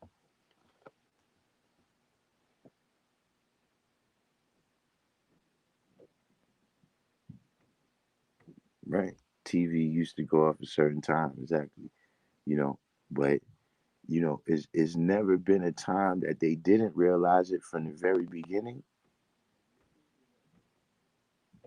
but just more and more, uh, the level of the effect that they can have on people's brains and on their life, you know what I'm saying, through TV, you know, like one example that I see of, that's is like stands out to me is how cartoons was like a small part of life. Cartoons was something that came on Saturday in the morning. By 11:30, 12 o'clock, it was up. You missed it. It was over. Time for sports now. You know, then you get a little Tom and Jerry. You might get a little 30 minutes or an hour. Right after school, you might get a little Tom and Jerry.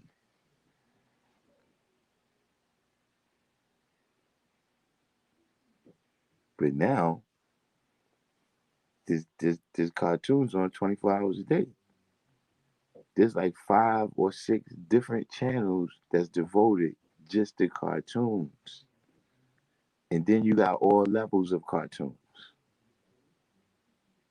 Meaning before, cartoons was pretty much a kid thing. By the time you got like 11-ish, 12-ish, you pretty much was grown out of that. Now you look at it, they got the station over here for the little kids, the 2, 3 year olds. You know what I'm saying? You got the other station over here, for the, 7, 8, 9, 10 year olds. You know, then they move up where they not exactly cartoons, but you still got all them Disney channels where like where Justin Bieber and them come from. You know what I'm saying? I don't know about him specifically, but those type of people. Justin Timberlake came off of it. All the way up to it's adult cartoons for grown people in their 40s, 50s, and 60s. There's whole channels for that.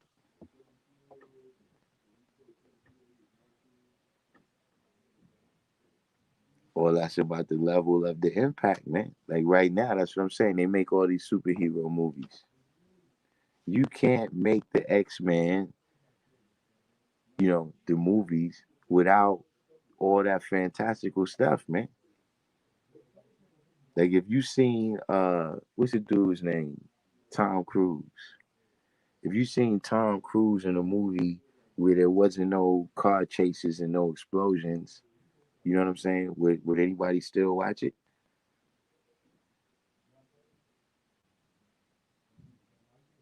And so, yeah, that stuff has seeped into regular life. Like, you want me to tell you a place that I was watching um, a news report one time, and they was talking about this topic and how different things that people see on TV, you know what I'm saying, affects their perception of real life. And they were saying how there's been individuals. Whoa,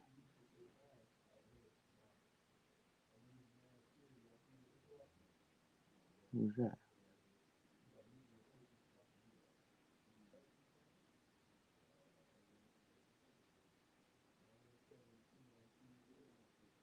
Oh my God, that look.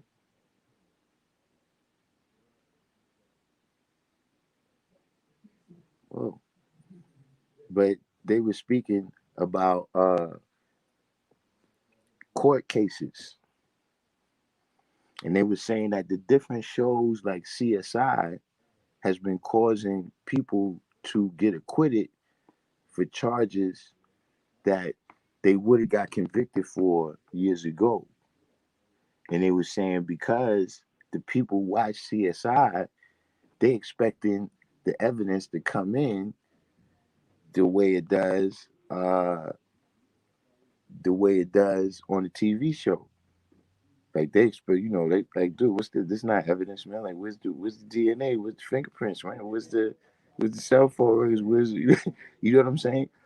This, but this is because it has affected their perception of the reality that you live in. You know what I'm saying? Just like people's perception of the reality that they living in, whether you a boss and all these kind of things, is being affected by the things that you seeing on TV, the things that you seeing on Instagram.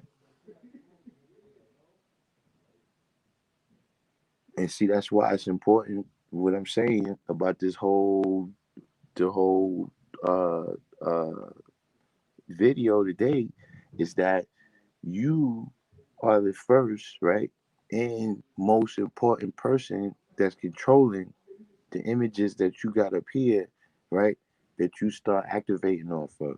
The images that you got up here that set your expectations for what's going on. So if you have the image of somebody who is, highly educated in something, right, on an academic level, as opposed to, you have the image of all people that could run fast and jump high, you know, and uh, tackle other people down to the ground. But what do those images do to the people? The images of what they show you is wealth.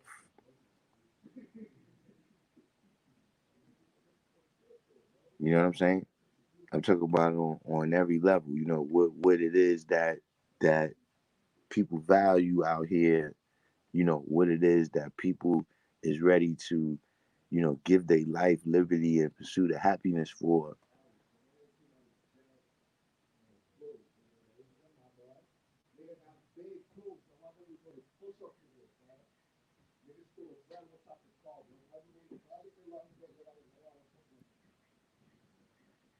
Whoa, we got a serious side rally going on over here.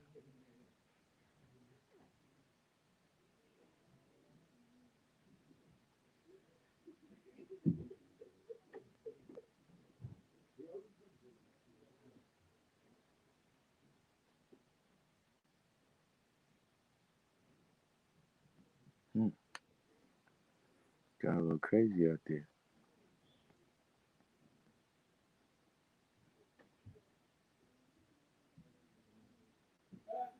S SW. I don't know why you keep wanting to take the Starship Enterprise.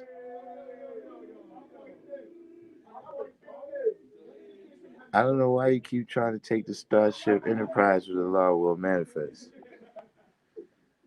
Knowing full well he does not have a map. He does not have a map to get back.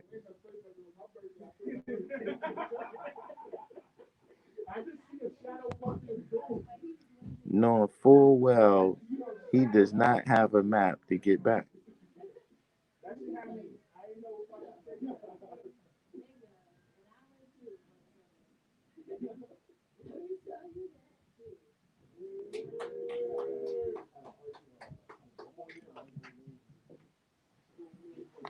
Yeah, I don't know what y'all going through over there. Y'all,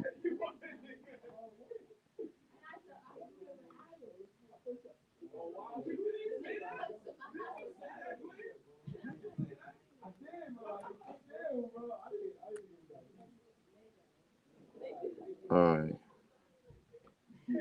Go back to the old school.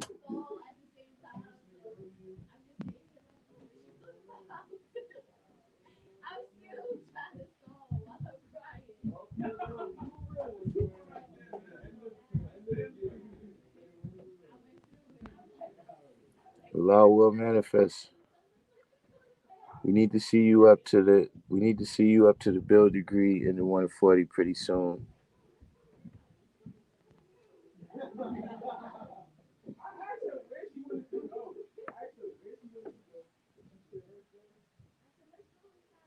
Oh man, SWE's already. He's he's left. He's left. He's left it. Yeah, yeah. You right. 793rd. Scotty got his body. Scotty got his body. Uh, we have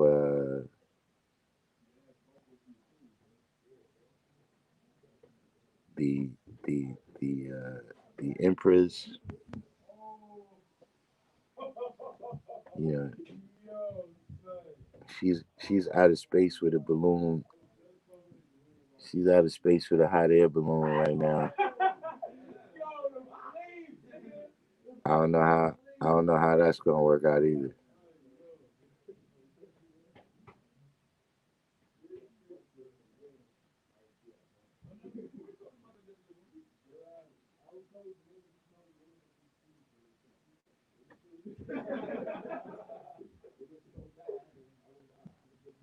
I don't know. I don't know how. I don't.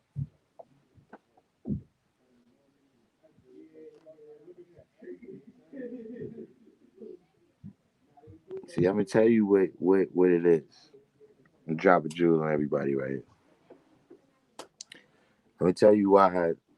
You know, see, you can't apply logic to illogic.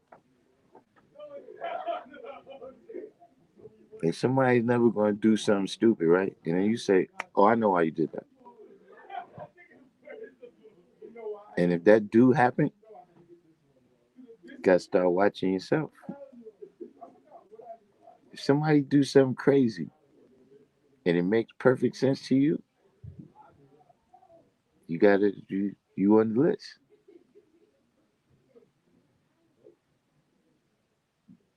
You can't apply logic to illogic, man. So when people, that's the first thing that happens.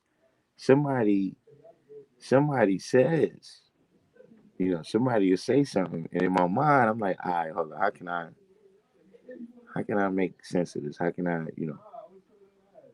is there something that I know that coincides with what you're saying? You know, maybe in an obscure way. You know, let me try to have understanding. And then a couple seconds pass, and I realize, something. You can't apply logic to illogic.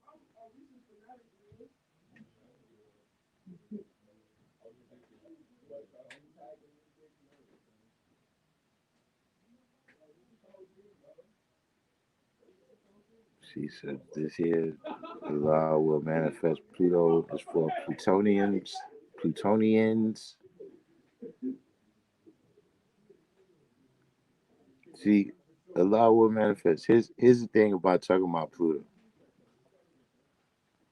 How far is the first eight? How far is the first eight planets from the sun?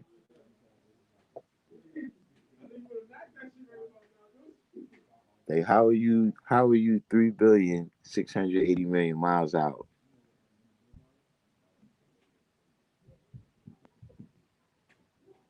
Like how about Saturn? Like why don't you maybe Venus, go to at least look a planet we can see with the naked eye.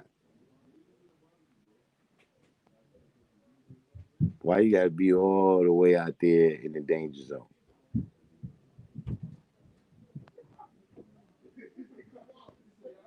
See, that's what I'm saying. All of that stuff, that's more. It's sexier. That stuff is sexier. You see, when people talk about the history of Allah, there's some things that's sexier than him just telling people, "Look, go back to school, go back to school, and do something with your life that's going to be uh, positive."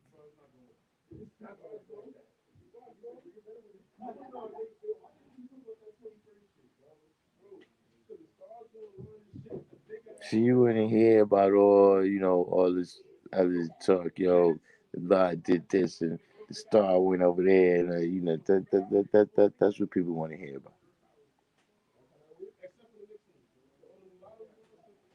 Yo, he said this to me in between him and. Listen, man, this is what happens. You make people think that you got to go all the way out of space in order to get the knowledge. You make people think you got to go all the way back thousands of years in time to get the knowledge. No, we got the knowledge right here, right now.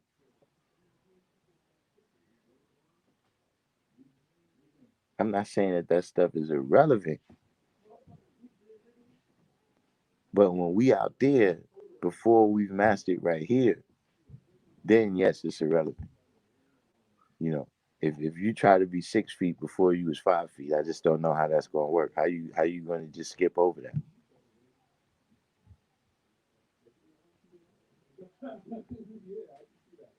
Like I said, it's the hardest possible way to deal with this. The easiest way is not to say, uh, you know, 189,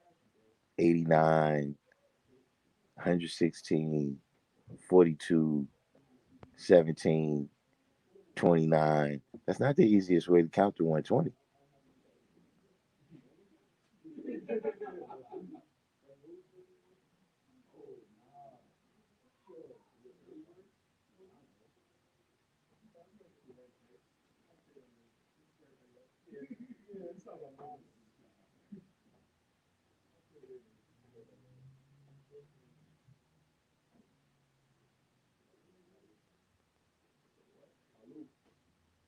Neil deGrasse Tyson got a channel or something?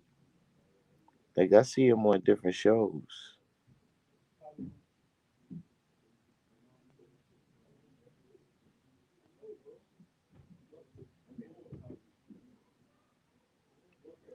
Oh, y'all call Neil deGrasse Tyson a joker from the hood, man.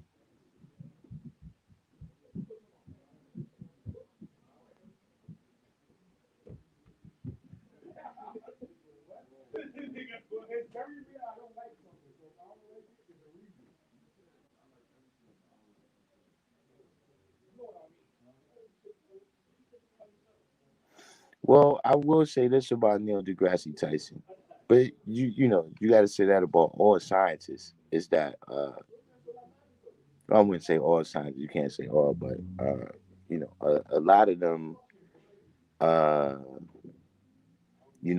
they've been converted to the religion of science.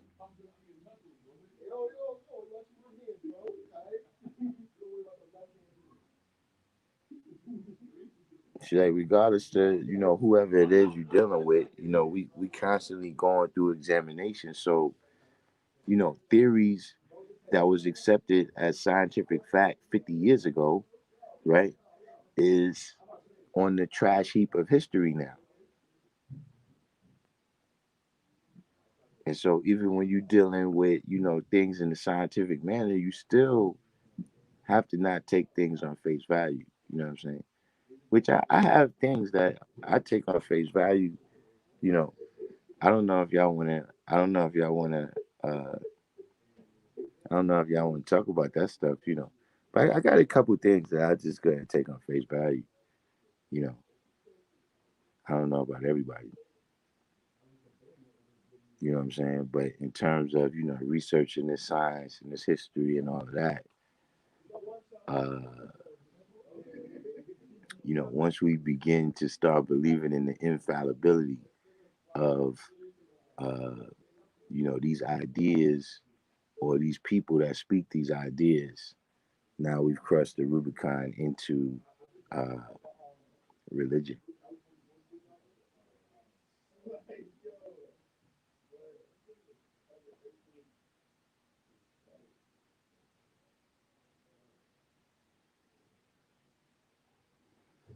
You said the devil is still trying to hold on to Darwinism. I mean, I think Darwinism is I don't, you think they still on the Darwinism?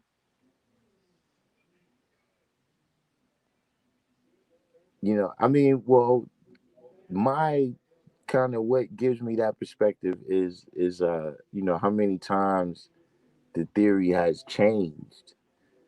You know what I'm saying? Just like in my recollection of time. You know what I'm saying? We talking about Darwinism or the theory of evolution has to be going on like 200.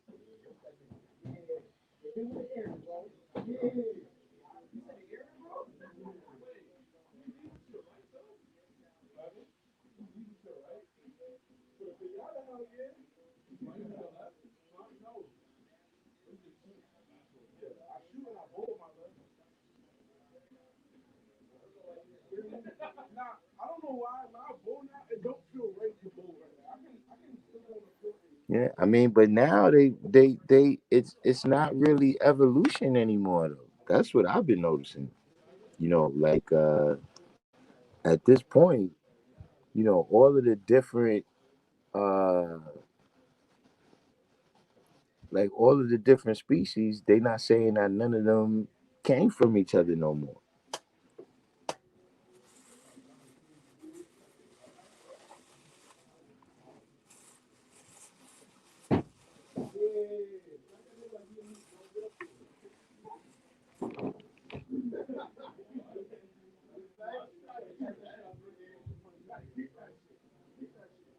You said because it coincides with white supremacy. What do you mean? Evolution as opposed to devolution?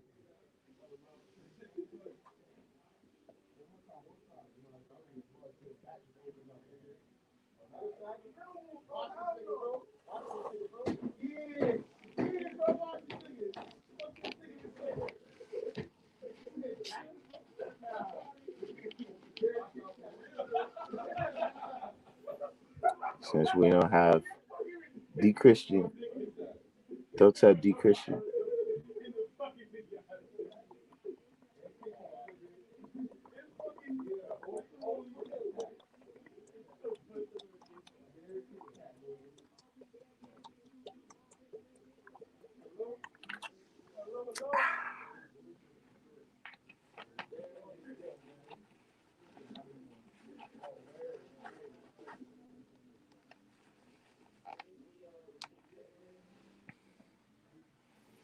A little alkaline, little party pit pal.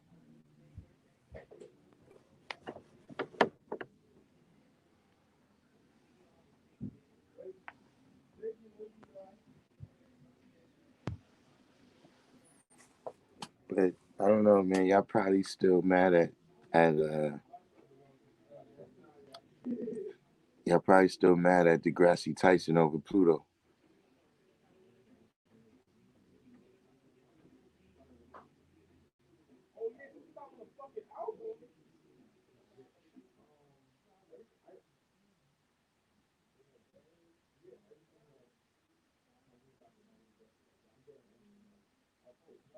So we got any questions in here? Keep having this thing is. I'm gonna have to move over. I'm gonna have to test out. I'm gonna have to test out Zoom.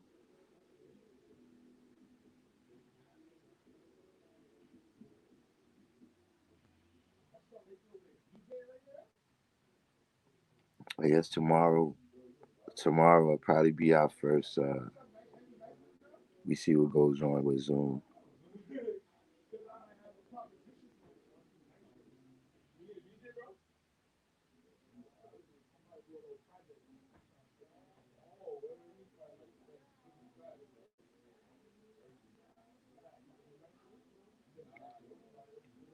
Any last questions before things get any? We've been on a decent roll of sanity.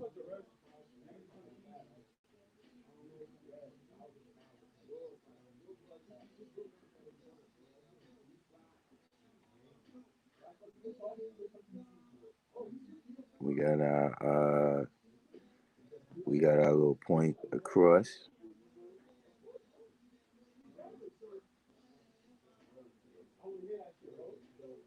about whose history is most important to predict. You know what I'm saying?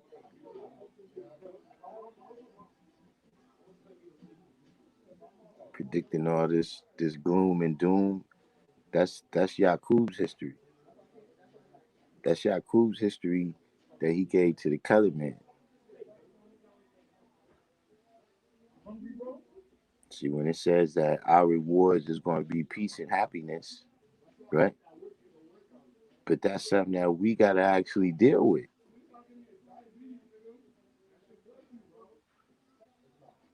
The knowledge, wisdom, understanding, freedom, justice, equality, food, clothing, shelter, and the love. Where's that going to come from in order for you to have the peace and happiness?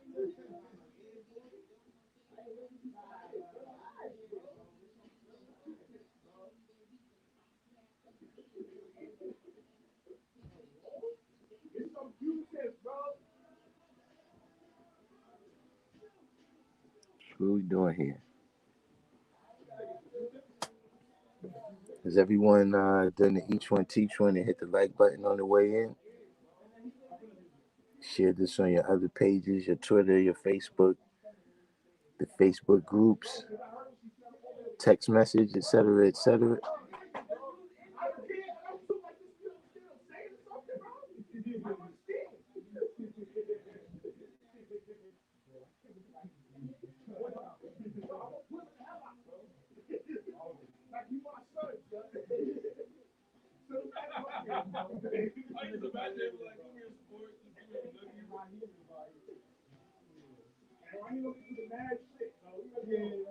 We got last call for any questions from the room. Of course, y'all could be asking questions right now, and because my screen has been acting up,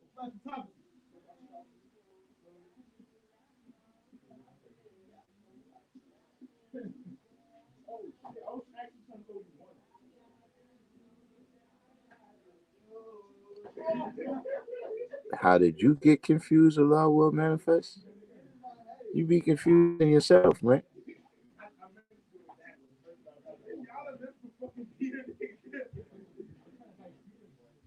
I don't know. We got Rob Bourne in the background. But yeah, Allah will manifest. You be confusing yourself because, like I said, man, you got to start from where you at right now. You start talking about Pluto, 3,680,000,000 miles. You start talking about stuff that happened 10,000 years ago, 26,000 years in the future. That's how you end up confusing yourself, man. You got to get back to all of them. Like I said, it's not that stuff is totally insignificant.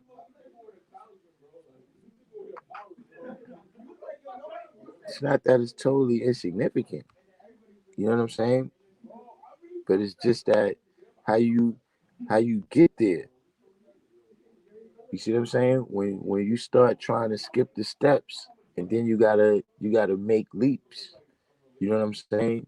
You gotta start assuming. You gotta start assuming facts. You know what I'm saying? Instead of dealing with research and experience that reveal certain facts. 12,478,000,000,000, but this is what I'm saying. Right now, you on 24,896, approximately 25,000 miles.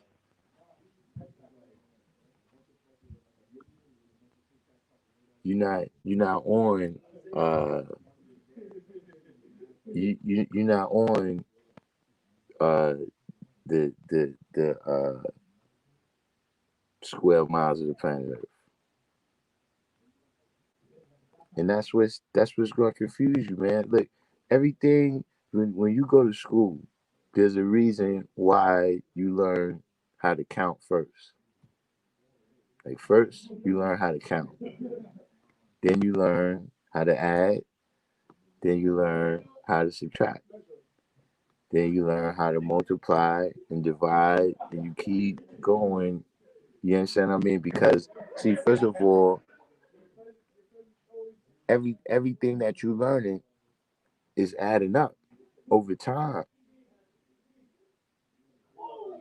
See, this is one of the things. Even I'm saying when people come and you present certain theories to me, it's like, okay, look, I've been learning things over time that add up. So now when you bring something else in where it's like, okay, now this changes the math right here. This changes the arithmetic. This changes the calculus.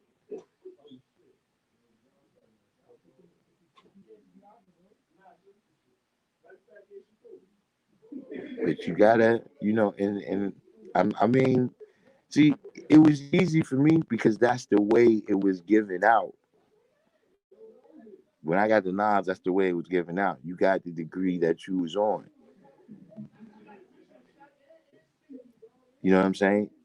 But see now, because it's on the internet, it's here, it's there, and you just end up skipping all of the steps that it really takes. See, and you can sound fancy for a little while, but after a while, you're gonna need all that knowledge. You know, if you don't know, uh, the 196,940,000 square miles that is telling you about in the 1 in 10, how you ever going to calculate the square inches on the planet Earth?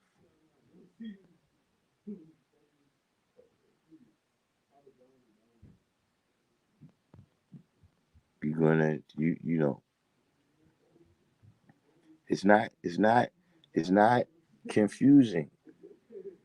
You know what I'm saying? It's just a matter of being able to free your mind, first of all, from, like I already said, who is the mystery God and who is the mystery devil in those concepts. And then it's about being able to form a clear mental picture of what you doing and what you have to do. You know, what your history is. Right now, we working off of books that's written by everybody else, where we just a sideline character. You just a sideline character, you know. Uh, you know, to us, our story, in America is. But look, to the people that do it, look, we shit on everybody, man. You talking about? We shit on people, Australia, Canada, it don't matter. You understand what I'm saying? You know what I'm saying? But see, because we have these kind of ideas in our mind, because we look at all these movies and all this stuff where people got the X-Men magical powers, this is the things that we expected. Like knowing, your history is knowing your history.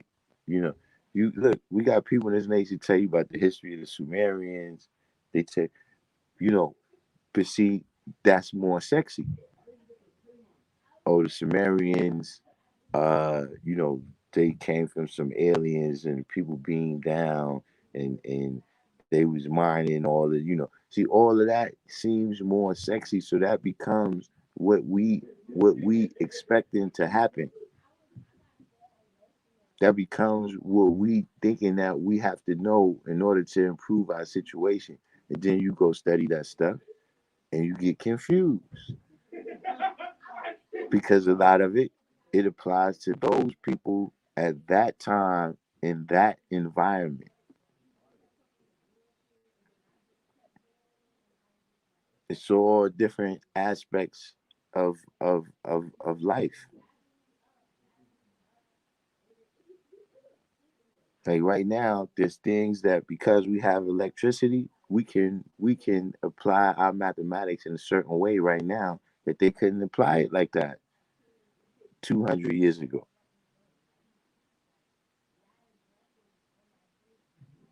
So the same way you can't just go from where they at to where we at. We can't just look back at them and say, well, why didn't they just turn the channel?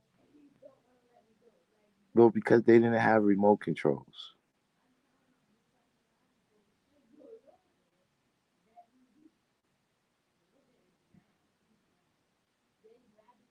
So really, man, that's what I could tell you, man.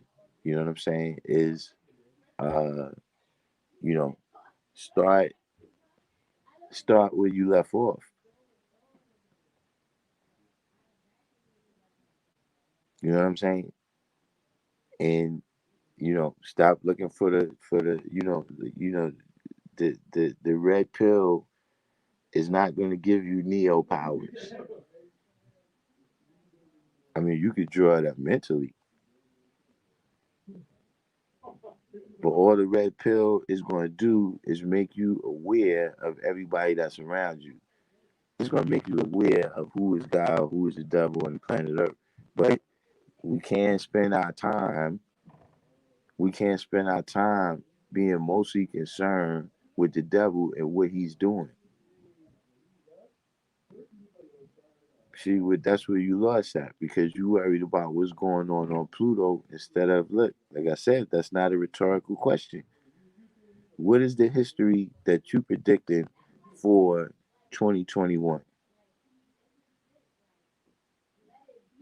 especially for yourself because you got all those babies? Like I said, man, because you got all those babies, man, it's very important what it is that you live out because that is impacting what they live out. That's a part of the history, the book of life that is being drawn up for them right now.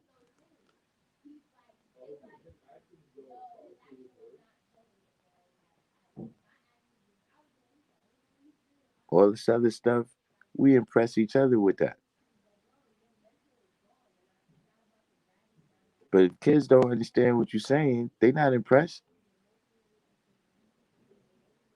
Like right now, you can come up and tell them, "Yo, I was watching Neil deGrasse Tyson, man, and they were speaking about how the sixth ring on Pluto is gaseous, and that it probably came from the collision of the little kids ain't trying to hear that.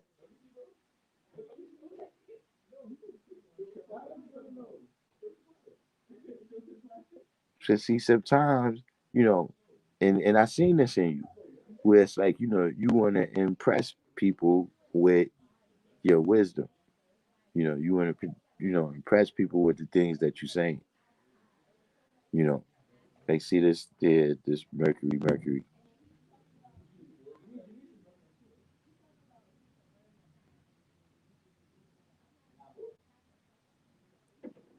You gotta,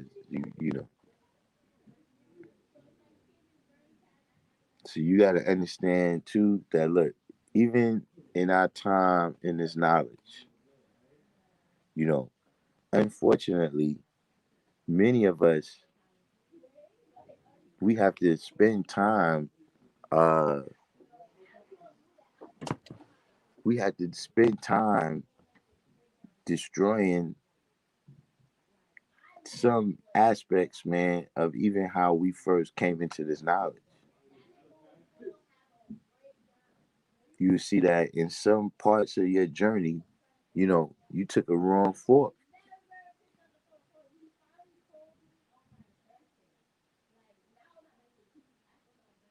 You know what I'm saying? You took a wrong fork, and you gotta go back and make that correction. You gotta get back on the right track.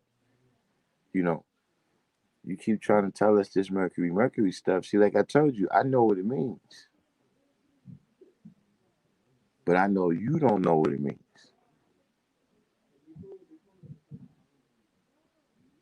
If you don't know what it means, you don't know how you using it. Listen, man, if you using the supreme mathematics and all you mean is is 11, then all you doing is speaking pig Latin. You just speaking coded English. There's nothing really supreme about that.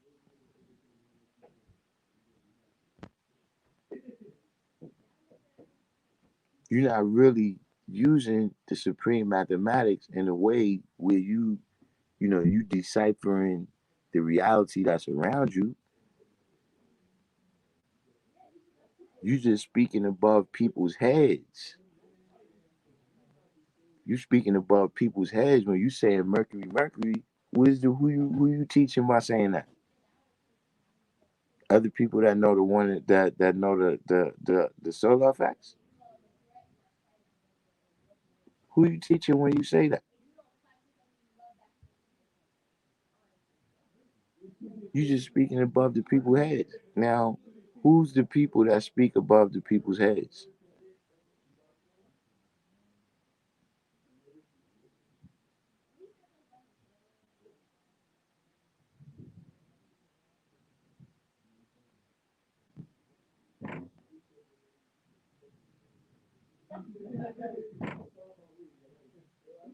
See, the 10%, the 10% is who speaks above people's heads. That's who come into the realm wherever we at with all these codes and all this coded language, right? Where you're not telling the people what's actually beneficial for them in what you're saying. You holding the wisdom above the people's heads. That's what the degree tells you, man. The 85% know that it rain, hail, snow, also hear thunder above their heads.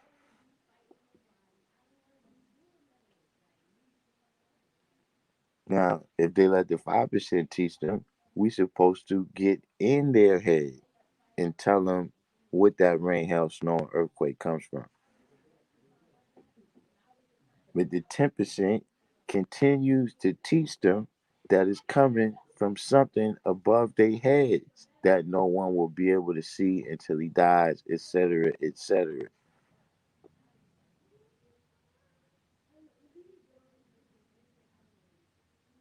So if you come into the midst, right, and you telling the people things, but all of it is above their heads, you still be in the same 10%.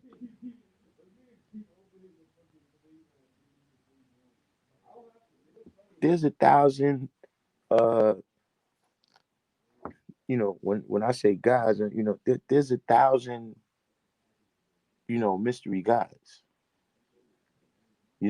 Thousands that people believed in all different parts of the planet Earth in all different times. You know, there's thousands of them.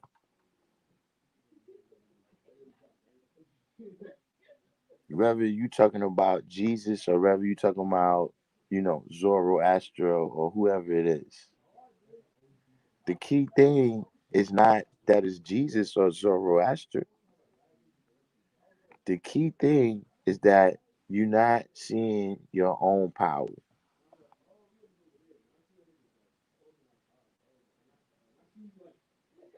And so it don't matter if, politics is your religion, science is your religion, Christianity is your religion, you know.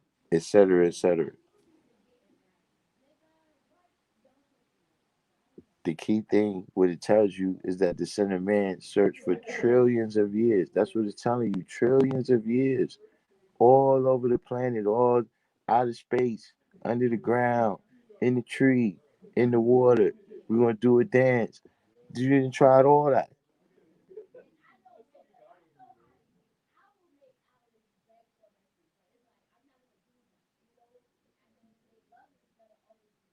So don't get caught up, man, thinking that, the only way to be religious, the only way to be the 10%, is by, having a church and being a preacher.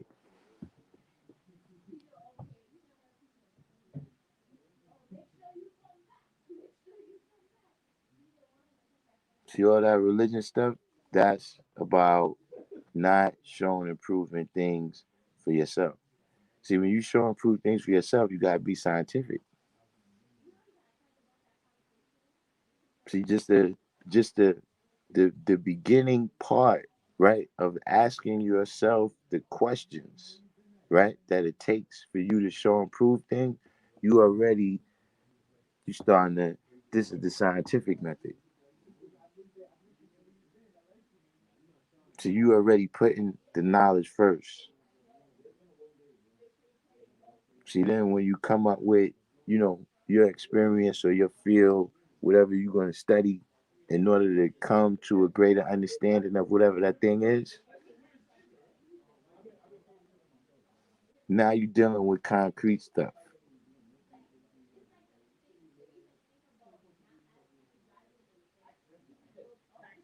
But when it's just, you know, somebody said that, you know, or just you telling me because people did it thousands of years ago, that is right. Listen, man, every one of them people, I don't care how great they was, they clearly had some things they did right. They had some things they did wrong, but they'll still be here right now.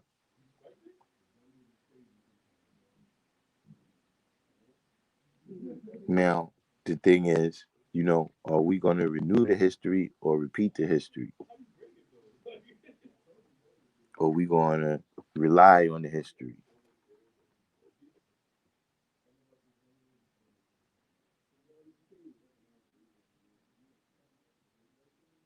Right. We the fathers and mothers of civilization, but we are always looking to follow someone else because we trying to skip the steps to all the magic things without keeping in mind, right, that all that civilization came, right, from our minds and our activation of these ideas. I'm saying that rather the sciences, chemistry, this came from us observing all the different things in our surroundings and seeing how they react. If you put this in the water, you know what I'm saying, and then you put your clothes in there and make your clothes cleaner, whatever level it might be. But if you want to go from where you at now to splitting the atom, then you're going to be looking for all the magic. Well, we could do, this alchemy, you know, and maybe you can. But I'm saying even the people at that time that was doing alchemy never mastered it.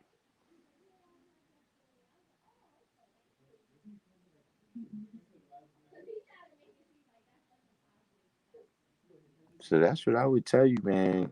In terms of, you know, this that statement that Kendall Rowland made right there. Us being the fathers and mothers of civilization, we really have to know that.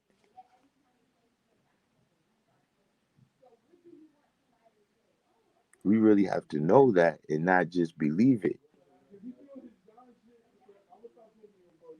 So when we know that, we know that, okay, look, we could go, study the science. You go to whatever university, right? And when you go there, you know that you studying the science that came from the original man.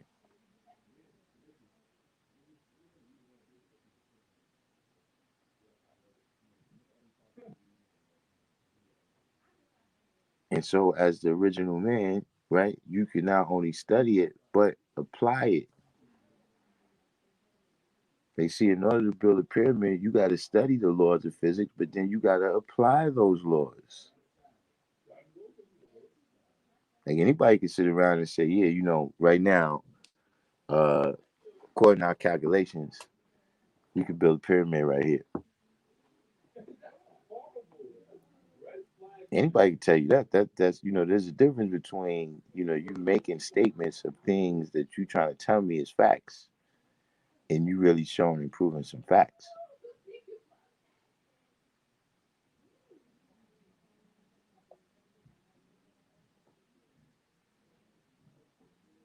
You know, stop thinking, stop thinking you got to jump off the diving board. Millions of miles from here.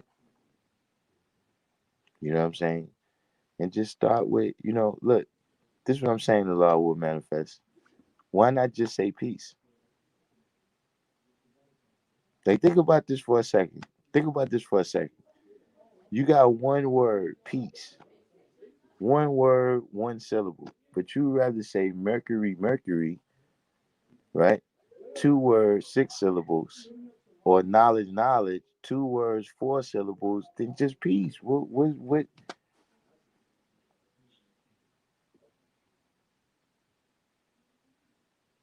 Like, look, I do that. When I'm outside and I don't need to, confuse the people. Look, I tell people, my name is D.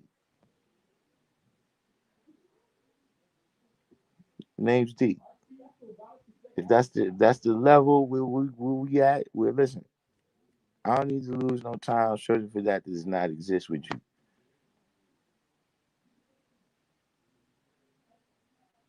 My name's D.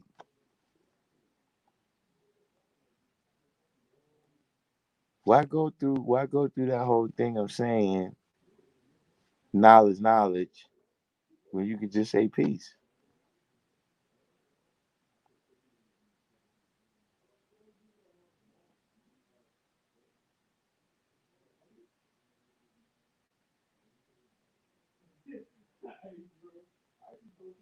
See, that's what I'm telling you. When you can understand that, then you start to understand that that is the way how people use that. When people saying knowledge, knowledge, when you dealing with a situation, when you dealing with a situation where you don't need everybody to know what you're talking about, then you might use that. But you coming around, man, you confuse the young brothers like that.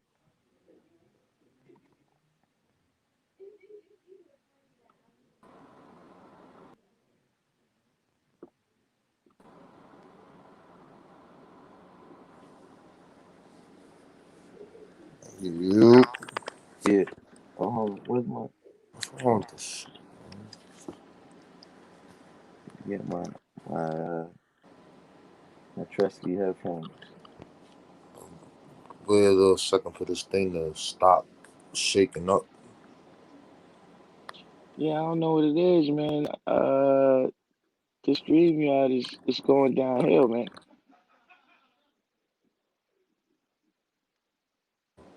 I haven't I Hold haven't been on, able to G. figure that out. This shit. How to know that?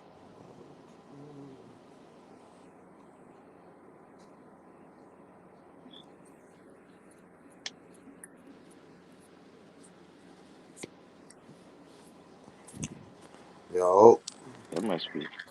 Yeah, you can hear me, G? yeah. Yeah. Peace, peace, peace.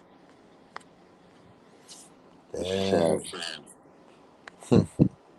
Y'all go with there, though, the dollars, knowledge, and the Mercury, Mercury, baby.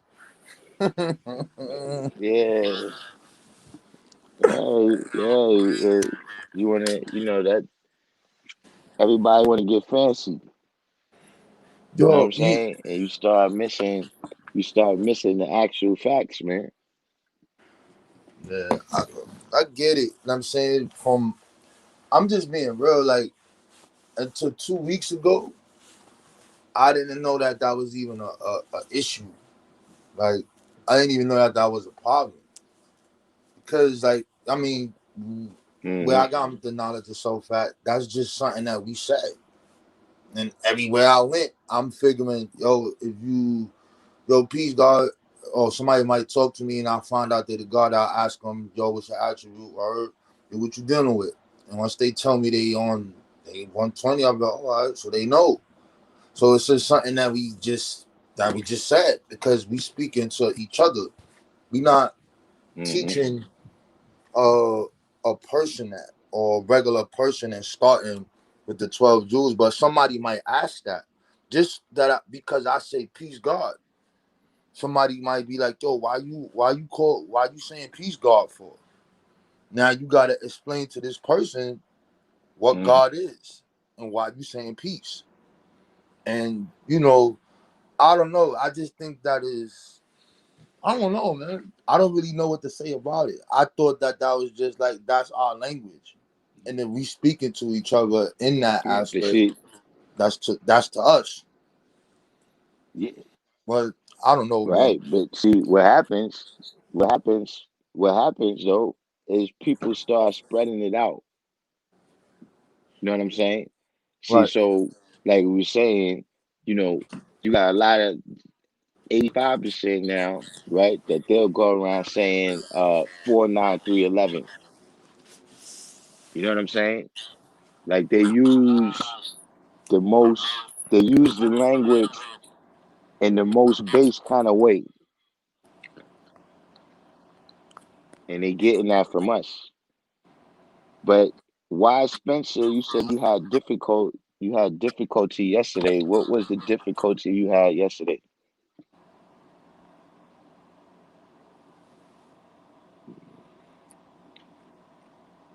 Was it about something we was building on, or is this something that you ran across in your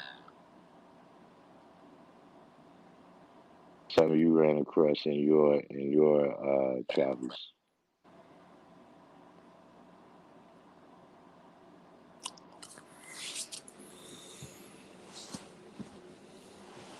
Yeah, peaceful self. Where you from, by the way, Watch Spencer?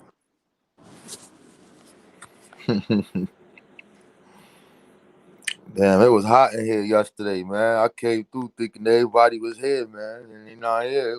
You had it going crazy in here, man.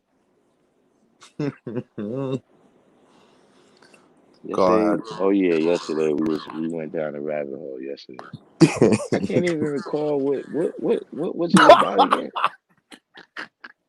you Some don't even want to oh that's remember. what it was about. I don't know why I couldn't recall that. Yeah, he was telling us about the 26,000 miles. No, 26,000 years from now that the sun is going to travel to another solar system and become a binary. This is going to become a binary system. You said the technology seems to influence the convo. What you mean the technology seems to influence the convo?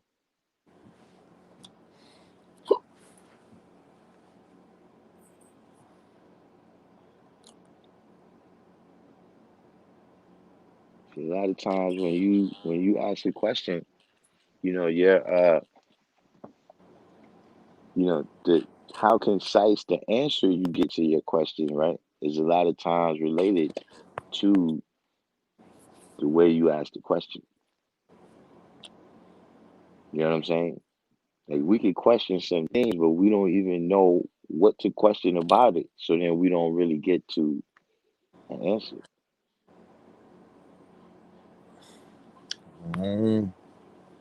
And when you say technology seems to influence the convo, Mm-hmm.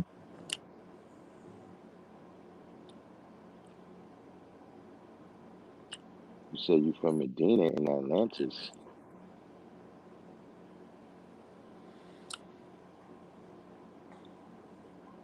I'm not familiar with that part of Medina.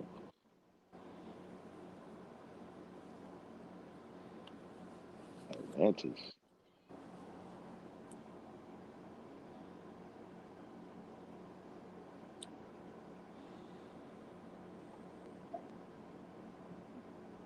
I think it was But what did you Egyptology mean by and that though? Akabuma.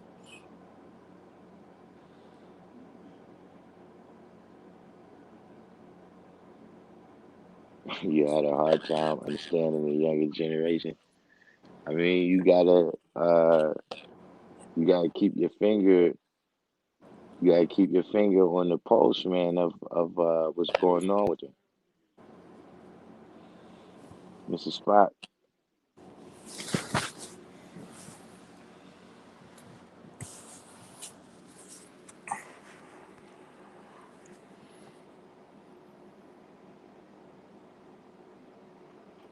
But yeah, you gotta keep your finger on the pulse with the young. You know what I'm saying? Because, you know, see, like I said, man, that's about a measurement of wealth. That's about a measurement of, you know, what do you think what do you think uh uh is worth, right? For you to live in a community where, you know, your moms, your children, your sisters and brothers, et cetera, can, walk around and be at peace. You know what I'm saying? Not have to be worrying about uh, stray bullets or, gangs trying to absorb Mm, the young brothers in your family, whatever the different things of that nature is. And so, uh, dealing with them is a super essential part. I mean, look, we got the sun, moon, and star. This is the basic foundation we got on our flag. So, we just it's our duty. That's a part of our duty. That's a part of being the father of civilization. You know what I'm saying? It's not just having this knowledge, but yeah, we got to know how to apply it to the young. You know what I'm saying? Or we don't have a civilization. You know what I'm saying? You know, like we dealt with on the class already. In the lessons, it says one having knowledge, wisdom, understanding, culture, and refinement is not established in pursuit of happiness. You know what I'm saying? That's one person being civilized. But see, in order for us to have a society of men or or a group of men for one common cause, right? We have to be able to transmit that knowledge, you know, mission. between us right now. You know what I'm saying? We have to be able to transmit it over space. You know what I'm saying? And we got to be able to translate it over time. And being able to translate it over time, transmit it over time, that means having to deal with the young. You know what I'm saying? You know,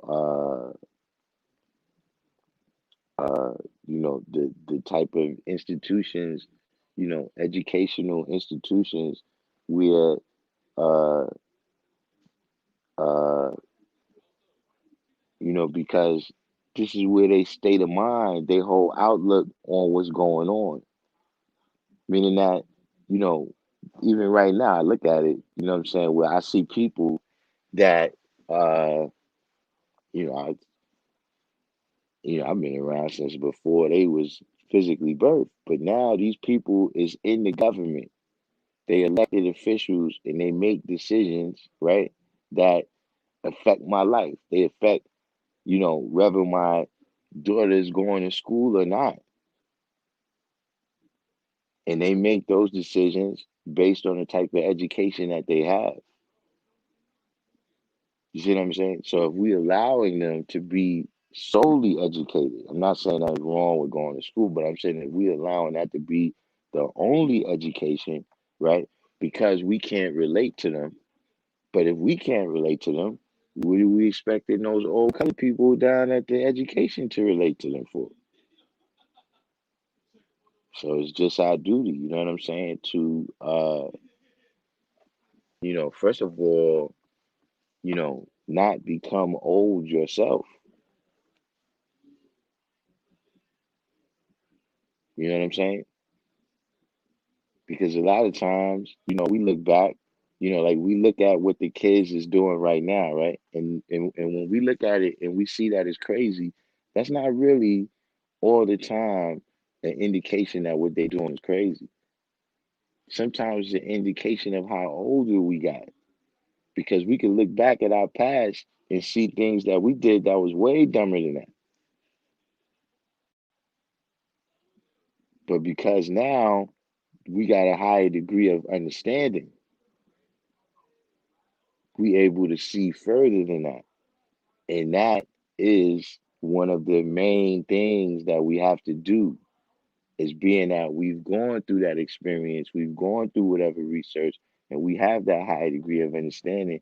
We got to be able to not make the young have to keep reinventing the wheel. You understand what I mean? One of the ways that that's spoken about in modern times is when we talk about things like generational wealth, where, every generation of original people, you got to start from scratch of just trying to get out of poverty, let alone to say, okay, well, you know, the grandfather, you know what I'm saying? He worked hard, he saved up his money. And then when the son, when he got of a certain age and he inherited the money, he started this business, but it was a small business. And then the grandson came along and blew the business up into a national level. Then the great grandson came and blew it to an international level. You see what I mean? They all getting to renew the history. They don't have to repeat it. You see what I'm saying? And it's not just the money. It's also the financial literacy of knowing what to do with the money. You know what I'm saying? That's just one example of how other people, right, is, applying basic principles of life and we not. So, I don't listen to their music, uh, but I kick it with them. But I don't listen to their music.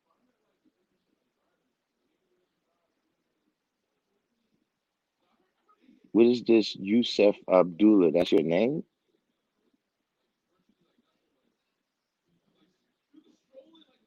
Right, Tommy Robinson, successor. You know what I'm saying? Like if you look back at your history, right, just in America, right, you know, and you look at the hard work, you know what I'm saying, the labor that your different, immediate ancestors put in, right, in America, you know what I'm saying, it's not because they didn't work hard enough that the family didn't get a piece of the American dream.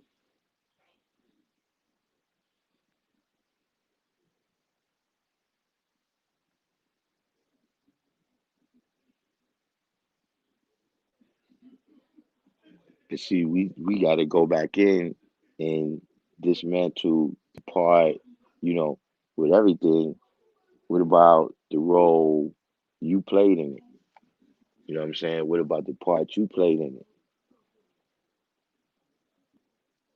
You know what I'm saying? And one of the parts that we play in it is getting caught up in these these religious kind of ideas. You know what I'm saying? These kind of ideas that is, there's been all kinds of ideas. Like, does anybody know about the Boxer Rebellion?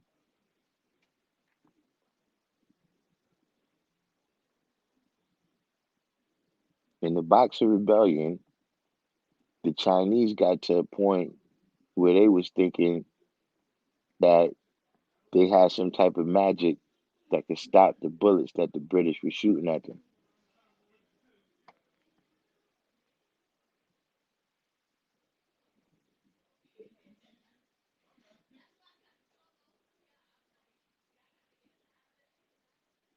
See, so clearly in that instance, you're not going to apply mathematics like you really need to.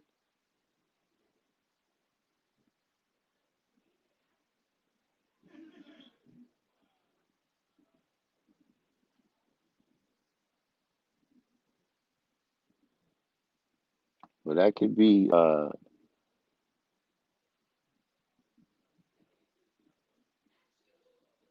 Yusuf Abdullah.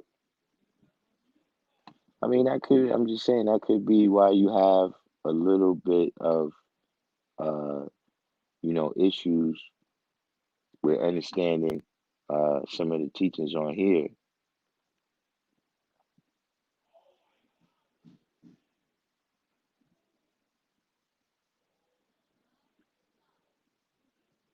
See, we have some uh,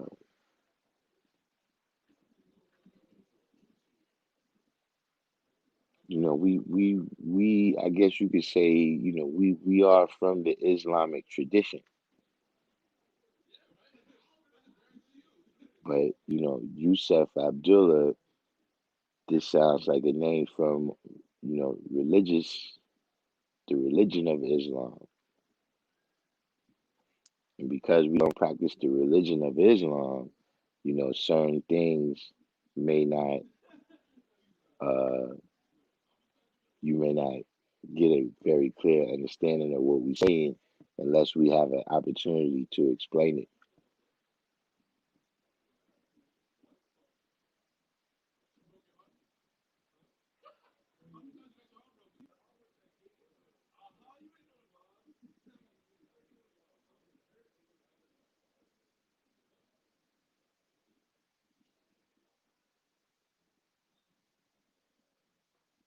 But that's what I seen, and another thing I seen with dealing with the young too is that sometimes uh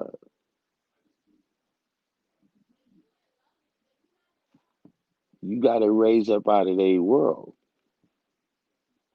They see like what I said with their music, I was saying music, but by the same token, you know, I don't do things for people that's 20, 30 years older than me neither. Like right now, somebody come out the woodwork, they 20, 30 years older than me, like, yo, I don't like the way you do, I don't like the way you do those videos. All right, get the fuck off my channel. Ain't nobody talking to you. You understand what I'm saying? Like, well, a lot of things that they do, it's not, it's not for me, it's for them. And if they enjoy it, then that's what it is. I don't try to force myself to enjoy it though, you know what I'm saying? So, with a lot of things, you gotta understand, but all of this is that's the aspect of being a teacher, man. That's the aspect of being a teacher. You know what I'm saying? Like I'm not sure which uh tradition you come out of, you know what I'm saying, dealing with Islam. You know what I'm saying? No doubt, Rob Moore. You know what I'm saying? I don't know what tradition you come from, you know what I'm saying, dealing with Islam, but like when you deal with Elijah Muhammad and how he first started teaching from he first started teaching from the Bible because that's what they can relate to.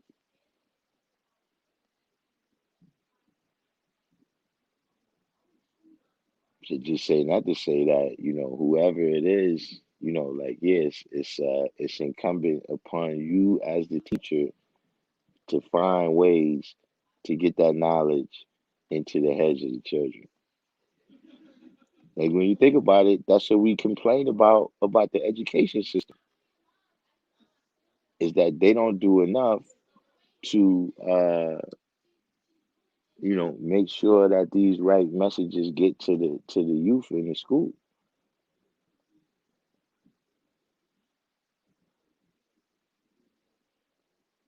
I don't know if that was another aspect of what you were saying.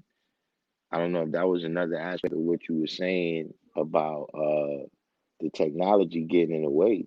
You know what I'm saying? But even with that, in terms of how much the children is distracted now by technology, which is something that we were speaking about earlier on the live, how, you know, when I was little, cartoons was something that came on like from like maybe 4:30 in the morning, like 4:30, 5 o'clock. If you was like me, you up early watching Rocky and Bullwinkle and Phyllis the Cat and all that type of stuff. You know, by 11:30, it's over.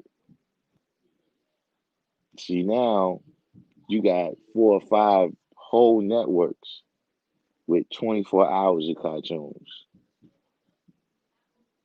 And so, of course, the kids' minds is much more distracted.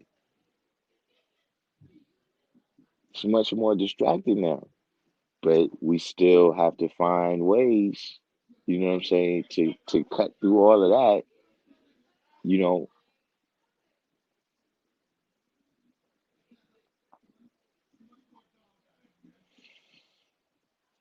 Oh man, we got I think maybe Mr. Spock, Mr. Spock, you might be a little better at answering this question. You said, if I don't mind, please expound a little on the relevance of the wheel being built on the island of Nippon.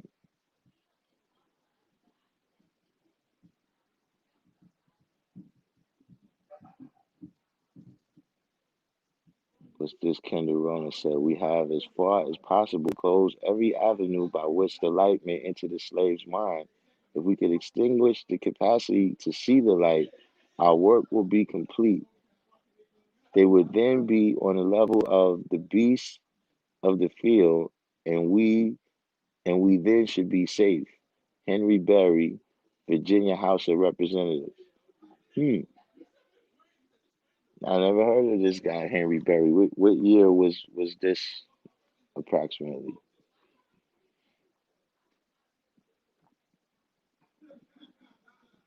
But is Mr. Spock, you still in here?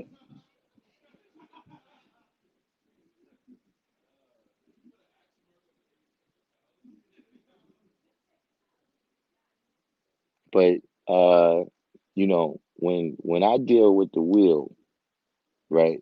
Uh, see, I'm one who I consider myself to understand the language of Allah,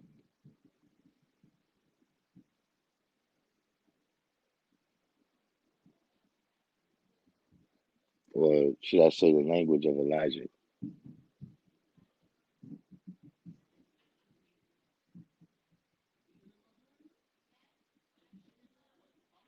So, even when you refer to it as the wheel, uh, that's a little bit different than the way I'm used to. That's a little bit different in the way that I'm used to dealing with it.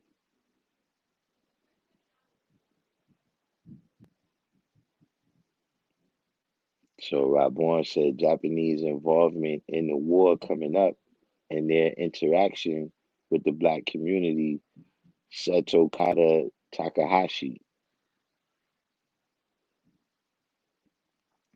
Uh,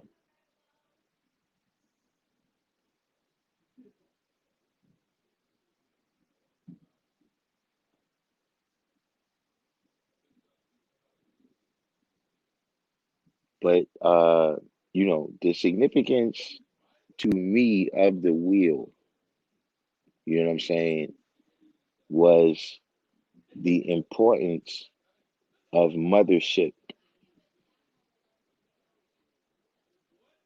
Like when I say mothership, I mean, uh,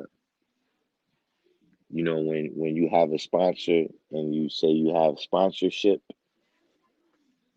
meaning the state of of being a mother. You know what I'm saying? And the actions that a person or a woman takes being the mothership, right? Her mothership is what produces the baby planes, right?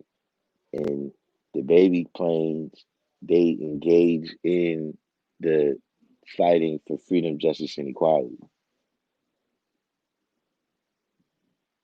But what I deal with is fathership.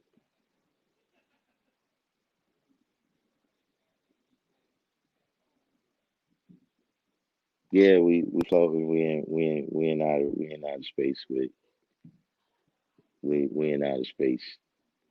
You know what I'm saying? But uh, with these things, when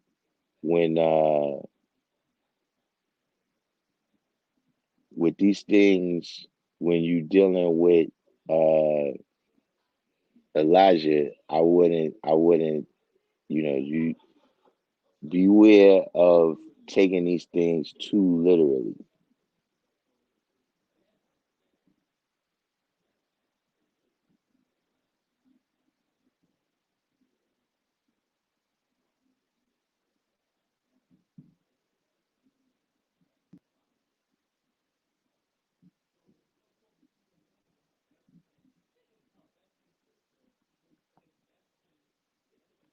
Or you got this out of a book by Anthony Browder, Now Valley Civilization. That's where you got the quote from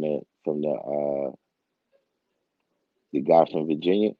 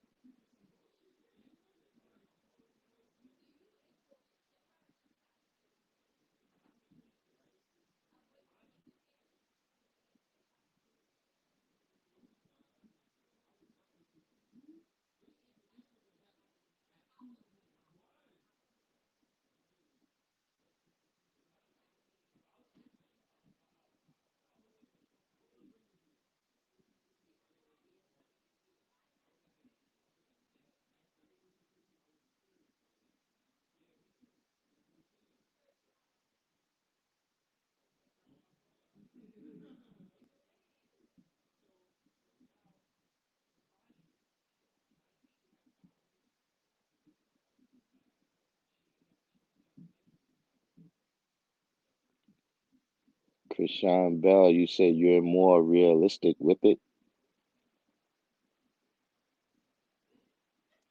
I mean, you kind of can't be talking about the mothership like a real thing and say you're being realistic though.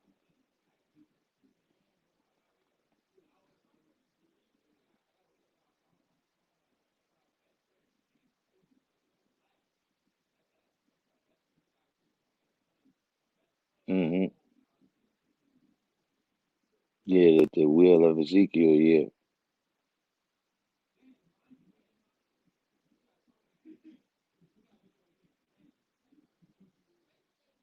but he got quite a bit of you know my the thing kind of that destroys it, is that him and Fard is riding around on the mothership right now.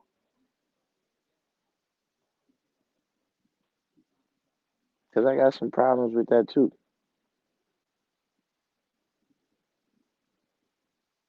Like if y'all are riding around on the mothership with all this firepower, when y'all planning on coming down and helping the people?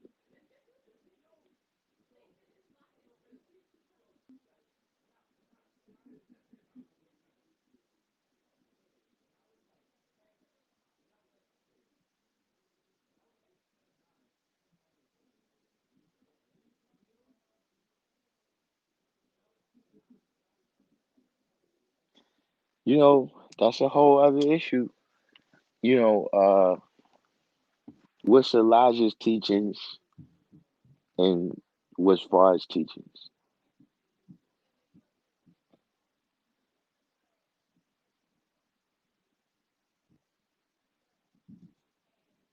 You know, and I also just have an issue with the these different alien theories because it becomes convenient. It becomes a convenient way to take away the history. You know what I'm saying? So if you see something like Stonehenge, right? If you see something like Stonehenge, right, then they'll tell you that, well, the people that are from Stonehenge, uh,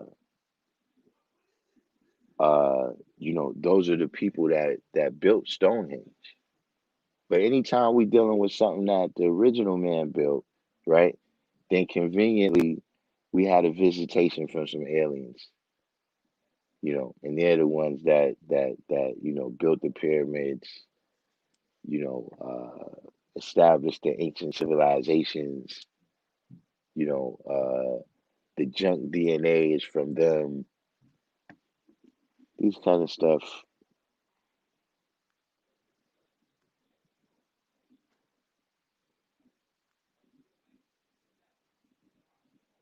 Farrakhan said he went on the plane.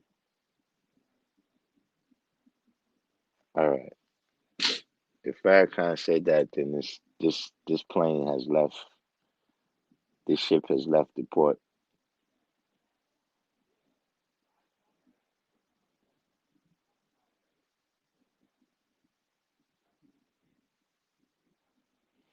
But see, Krishan, the NOI teaches what they teach, and we teach what we teach.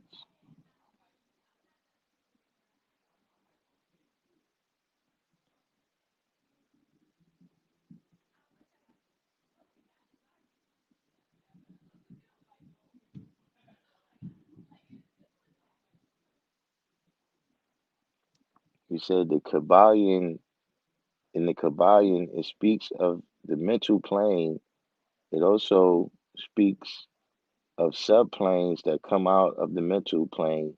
Sound kind of familiar. I'm not making assumptions though. Yeah, see, plus, like I said, once we start getting into these other books, you know, like this Kabbalion, right? When was this written? Like, was this during the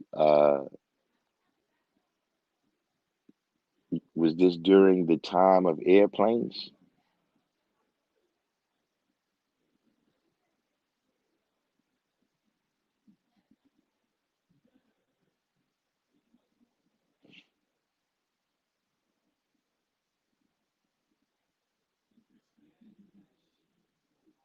Because see, they could have been saying plane, but they meant something different. They could have meant like a plane, a flat surface. Oh, the Kabbalion is one of who? What is the Kabbalion? I don't even know what that is. I should ask that first. In the 80s, he spoke to Elijah through some paper written in script. He told him something that was going to happen in the government. Sure enough, it did happen. The Kabbalion was said to be written by three Masons. Kabbalion teaches seven principles. No planes are mentioned in that book, and that book has no author. Well, that would definitely be another issue. That would definitely be another issue. But see, that's what I'm saying, man. When you trying to, trace these things down, or it's on the Hermetic principles.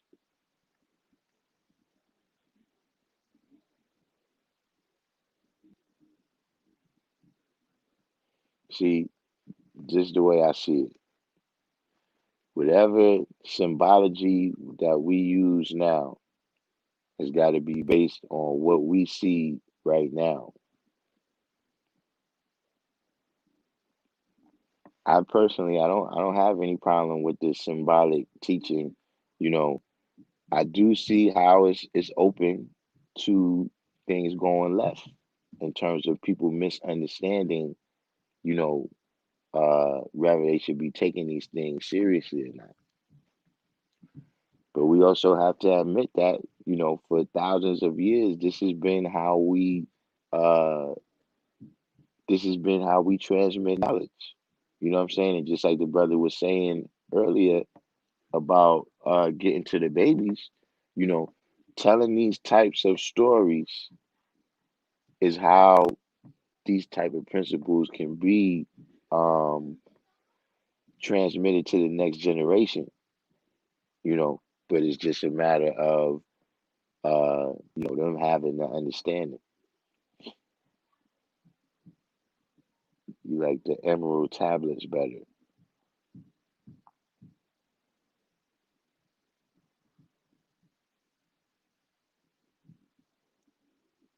So the Kabbalion, it is said to be the work of Jehudi or Hermes.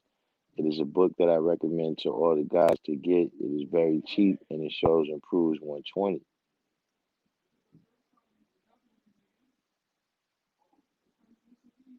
I looked through the Kabbalion before.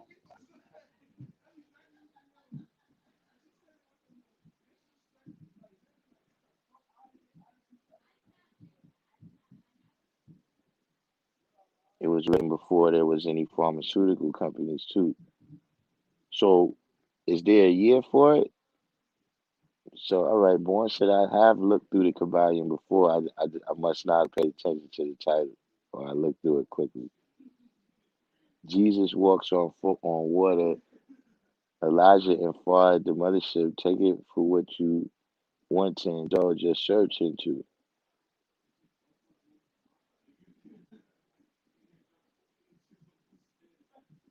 Yeah, I mean,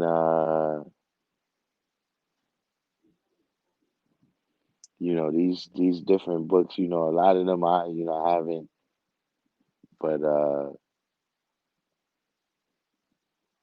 Law will manifest. Good looking on that super chat right there. Oh, the link. Hold on, you got some information on this right here.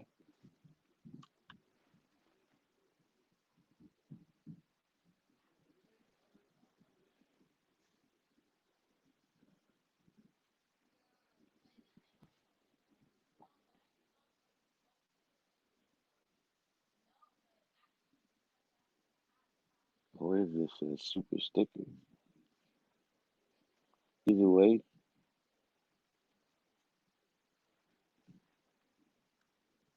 so Mr. Spock said they call the authors the three initiates, and yes, it speaks of no airplanes. It speaks of a mental plane and the laws of the universe, law of vibration, law of gender.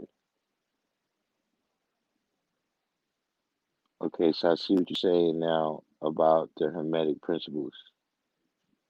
But see that's what I'm saying though. That's my point, is that it's speaking of a mental plane is not the same. uh this is a little bit different than Fard saying he got on the plane. I mean, than Farrakhan saying he got on the plane and spoke to Fard. I mean, I suppose, yeah, we could say, but then you still got other things that the ship being built as a physical thing. Having actual pilots, but you gotta understand what they call archetypes. You know what I'm saying? There's certain ideas that everybody has.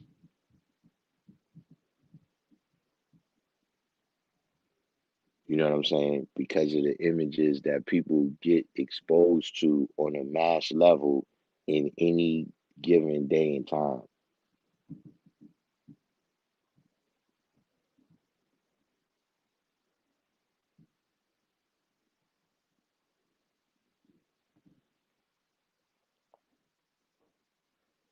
Let's see what.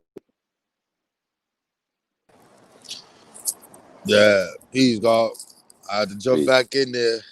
I had to jump back in real quick. I had to jump back in the building real quick.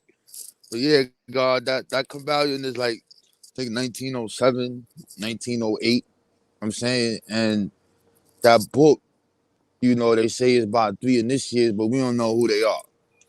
So what it's based off is that medieval hermeticism, and that's supposed to be the wisdom of Jehudi, and he's supposed to be transformed to the Greek form of what's his name? Can't pronounce it. I can't think of the god name now because I ain't beat that in a while. Hermes. That's right. And this dude is supposed to have these specific tablets called these emerald tablets. Those tablets don't exist, God. The earliest reference you have of something called that is from Arabic book in the 12th century. Ain't no emerald tablets. So in that book, it talks about these stones that's supposed to be under the pyramid that got all a whole bunch of nonsense, God. That's just so. But however, we're dealing with those. There's 7 principles that go with it. So one, I mean, the first one would be mentalism, and it'd be like, how does it go? The all is mind, and everything that exists is mental. And then the next one would be, I believe, is correspondence, as above, so below. Then you have like polarity, you know, relativism, stuff like that. The law of cause and effect. Those are things that some of those things are universal. You know what I mean? That we can't argue it. There's a we're not gonna argue cause and effect. We're not gonna argue those things. But when you talk about planes and mother plane, none of that is in that book. I don't talk about that whatsoever. There's no mention of none of that. All of that is a philosophy. And that philosophy is dealing with everything having birth in the mental, and the mental is all that exists. That's it. That's really the principle of it. Everything else is just regular basic stuff that deals with day-to-day lives. Like how everything has a pole. There's a positive and there's a negative, and you could be within one. You're either on one of those sides, cause and effect, stuff like that, like rhythm, like music, stuff like that. Those are all dealing with certain sciences and masonry, but those are like several liberal arts. You could put that to that, all that other. But it ain't got nothing to do with the mother planes. You know what I'm saying? And now mother plane is a tricky thing, what you talked about, because Farrakhan is slick with it. He never said he saw this. He said he had a vision. He said he Yeah, had a vision. So you gotta be careful with that, bro, because you know what I mean? You gotta listen to his words. And he said he yeah. did that, but look what he was trying to do. He's trying to revive the Nation of Islam. You know what I'm saying? So he gotta Yeah. come with something. He gotta come with something, bro. And that's what he decided to come with. I mean, if he say Hmm. he's seen it in the vision. I don't know what that means. What's a vision, God? We have visions all the Yeah. time. That's it. I see. Look, and that's where I run into problems with these religious people because my thing is, okay, if you seen a vision, why I can't see a vision? Exactly. Like that's what I told. Look, like that's what made me stray away from Christianity was that why these people in the Bible keep having this intimate relationship with God, where He's talking to y'all, He's doing things, He's saving y'all life. Why He don't ever talk to me like that? Exactly. You know what I'm saying? With that being said, when you go into Elijah's science, he has a book on it. I mean, or they actually his speeches that are put into a book. He describes this. He's literally talking about a plane. He's telling you the diameter of the plane, who made the plane, how many ships is in the plane, and when it's going to come back and destroy the earth. So what is going around at this time in the 30s? You start hearing there's all kind of movies about Martians. You know what I'm saying? There's all kind of invasion movies and scientists is talking about this life. People are scared, thinking comets is going to hit and destroy the earth. All of this is the stuff that's going on in the culture of America at that time. Then you have that individual that I talked about, that Sakatasha guy. This guy made an organization called the Development of Our Own, and it's a pan Asian, pan African organization. He's teaching with Elijah Muhammad. He's in the school with him and all that, and that's what technically took him down, which is why they came and grabbed him in the 40s and everybody else, the peace movement and all those other individuals, because they were tied into these people. And that dude, he was some kind of double agent or something, whatever. I can't remember off the top of my head or whatever it is with him. But that Asian or Japanese connection to the African people was going on at that time. And they was in the community, they was down with us, and that's really what it was. I mean, I just find it interesting that this person is claiming he from Japan and these war things are popping. And that's very interesting to me because it is what it is. But when Elijah refers to this, he talks about the Ezekiel's will. So if you read the Bible and you get that actual book, and because they took, you go into that, it's going to describe this thing. And when you look at it, it's describing the zodiac. It's talking about uh the ox, the head of an ox, and the lion, and all of these things are astrological figures. And that'll take you to some other book, the Book of Enoch, and then you're going to see that all of these are astrological references. It's not really a wheel. You know what I mean? It's not that. So, you know, after I found that out, I closed the chapter, God. I'm done with that. I don't know. I mean, when I hear it and I hear the brother speak about it, all right, that's peace. And the argument, oh, I'm attacking Elijah, I'm attacking them because I'm like, yo, God, like, I'm not attacking them. I'm just saying, God, like, yo, son, what is you talking about? You saying why scientists or the black man in Japan built this plane, bro, and it's just sitting in the sky waiting for the appropriate time to kill this and blow it up. Then you say the world going to end in 1914. Who else said that? The Jehovah's Witnesses was saying that. Farad told the people to study those individuals who teach this. He said that. This is what that man said. I mean, so like, where's the plane, God? Oh, we gonna give the devil an extension. What you mean an extension?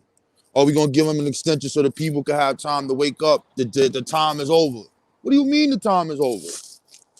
I mean, so it's like what you were saying, God. You start talking about Stonehenge. You start talking about the pyramids and everything else that man built on the planet. It had to come from goddamn alien.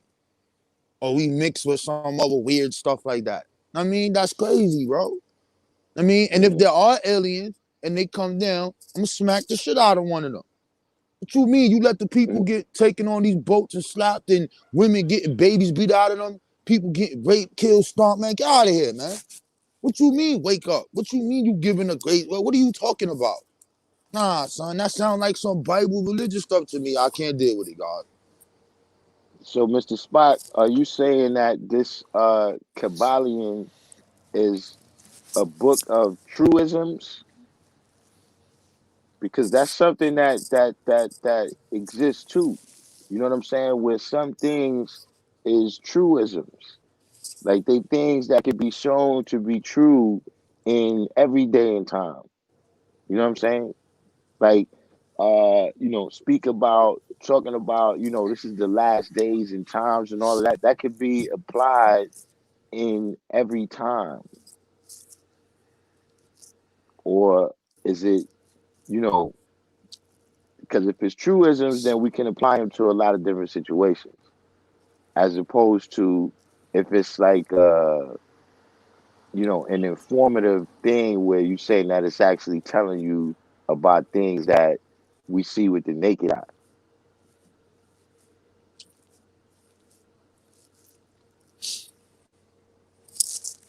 Yeah, 7-7 eternal, right? Yeah, Kareem. Yeah, Hermes is said to be Jehudi, and Hermes is the. Yeah, I got you, God. You right, but Jehudi is another. That ain't no real person, bro. So what we talking about here? We talk about a man with a bird head. The founder of writing is actually writing stuff and giving people. That's what we talking about now, God. I thought we don't deal with mysteries. Yeah. Plus, I'm gonna tell you another thing, especially when you're dealing with the time.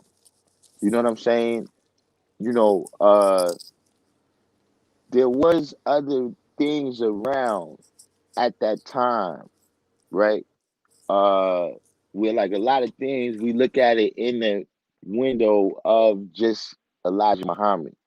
You know what I'm saying? But like Rob Bourne just brought up um the Jehovah Witnesses, you know what I'm saying, having a similar story about 1914 being the expiration date. You got The Island of Dr. Moreau, you know what I'm saying, which was a book that was written in the 1880s, you know what I'm saying? You got the Aquarian Gospel of Jesus Christ, you know what I'm saying? There was you know, there was other knowledge around at that time that's very similar to Elijah's teaching. You know what I'm saying? So when you say that, okay, this book has been around since at least 1907, and it's speaking about Jatu planting explosives in the planet, which way did this knowledge flow? Did it flow from the Kabbalion to Elijah, or what was I mean, well, it's difficult to say when you got the authorship is from three anonymous initiates. So yeah, God, I'm gonna say it one more time. The Kabbalion don't got nothing to do with a mother plane at all. It's not in there. You're not gonna find that in that book, bro. And it's So free why online for everybody to get it. Just pop in the Kabbalion, put PDF. The book is free online. You can get it. It ain't in so there. why Spencer said this is my dilemma, allegory, and confusion. I mean, like I said, it's a difficult thing, but it's just a part of the tradition. You know what I'm saying? Like when you look at the pyramids and you look at the different symbols that's in there, when you look at the traditions of the griots and the different storytellers, you know what I'm saying? You know how some stories is told in a song. You know what I mean? Even over here, you know what I'm saying? We got religious songs that tell you a whole story. You know what I'm saying? Uh, you got Aesop's fables. This is just something uh that as individuals, right? We got to know how to discern the things that could be seen with the naked eye and the things that had to be drawn up with the third eye. But isn't that why we was giving them the mathematics, G? Huh? Yeah, I mean, I'm thinking why Spencer, because he said his name is Yusuf Abdullah. So he's probably new to using the mathematics. You know what I I'm mean, saying? so let's just get down to the truth, God. Yo, everything you got to go through the foundation. Was Elijah really talking about a real plane that was made on the island by people, or was he speaking the allegory? What's your thoughts, God? My idea is he was speaking the allegory. Okay. You know, he has some other things too. This is something I just found out about a couple of years ago about the battle of what is it? The battle of 1942 or the battle of Los Angeles? LA? You might be talking about Yeah, that. yeah. Apparently, uh, some of the baby planes were supposed to have gotten into a battle with the U.S. Air Force out in California. Yeah, I'm just saying. God. You go in there the rabbit hole. Now here's the thing, right? So check it. Let's be real, God. Let's get all the way in this. I'm just going off of his words. I'm not going off of nothing else except what the man wrote. According to what I read from what he wrote, that's real. Like this ain't no fake anything. You know what I'm saying? This has really happened. These people really did this, and these are the scientists that they talk about. These wise scientists, they did this, and they chilling up there and they waiting to come back and do. He really meant that. That's what he meant. That's a part of the theology. Now he also talks about Mars, and he also talks about a civilization that was on Mars. Then what happens then is as time goes on, you see the people come with the face that's on Mars. And then as more time comes on and science comes into play, we find out it's really not a face. And then what happens is when they start talking about things that we can't explain, as far as these unidentified flying objects, right? And they start bringing up that, what you brought up, LA, and they start bringing up Area 51, and then they start tying in all these things together and be like, look, see, he said it, and look, the government is bearing witness. Aliens is out there. These are unidentified, but he was telling the truth, and that's how it get linked because these are things that we can't show and prove. But you have the government Mm-hmm. saying specific things, and then you know that's where we at with it at this point. And then it just goes, look, see right here. Like I don't know nothing about none of that, bro. I don't know nothing about none of that, man. Listen, man. Yeah, that's If honest. it ain't real, if it ain't here and it ain't real, I ain't bear witness, bro. I'm saying Yeah, that. everything else I could deal with. We could try to break it down and see what the. I'm telling you, God, you're reading the book. Like I have them, I can pull them up right now and be like, "Yo, where's the allegory in this?" He's telling you straight up, this is real. You know what I mean? But I guess that's to each his own. And my math or what my enlightenor taught me, they never gave me none of that. Yeah, I never, a lot of this stuff I found out really being on the internet, and I didn't even know it was baby planes until man, that was kind of recent, man. I didn't even know it was baby planes. Yo, God, the dude describes the plane, how it looks. It talks about like I did see a plus degree a while ago. I think it was the magnetic flux and how it could go undetected and all this other stuff, man. How it goes into the latitude of the earth. And yo, he's described this ain't no allegory, God. This is real. And you read it, God, you're gonna be like, yo, what's this? But Mm, I wasn't taught that. That's something that I wasn't taught yeah, because we have a different way of how we build. Like, but if we looking at the root and the foundation, this is what the brother was teaching, and that is used to attack us. So if I'm talking to somebody, they start talking to me about the mother part. I'm like, yo, what you talking about? I don't deal with that. God, like, y'all get out of here. Yo, where's that at 120? And then, mm-hmm. oh, I don't know what you're talking about. I don't know what you're talking about. I don't know what you're talking about. So now we are that's something that's always brought up, bro. And that got me so frustrated, man. I just be like, yo, man, don't talk to me about no mother plane, bro. Yeah, I haven't. I haven't really got too much questions about the mother plane over the years. I just Are you able to share your screen or are you doing this on your phone? nah, I get nah. I'm on StreamYard today. They Or wouldn't you have can share me. your screen? Yeah. All right, I'm gonna go with the crib, man.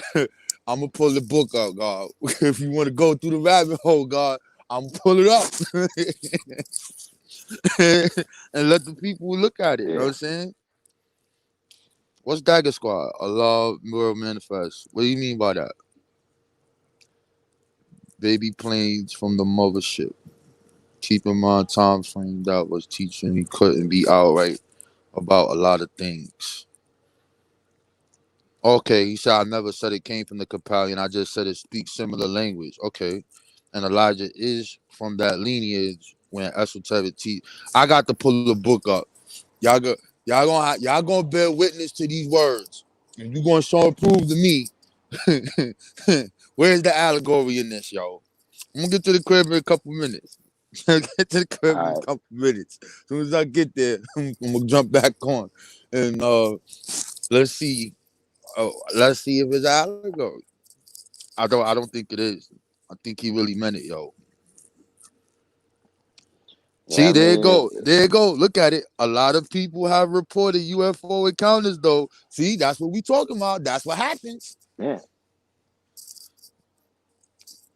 I ain't have none. I don't know nobody that had no encounter with one.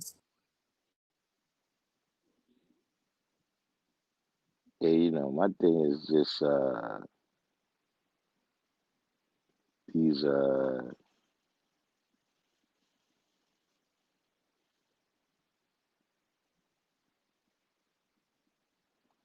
these different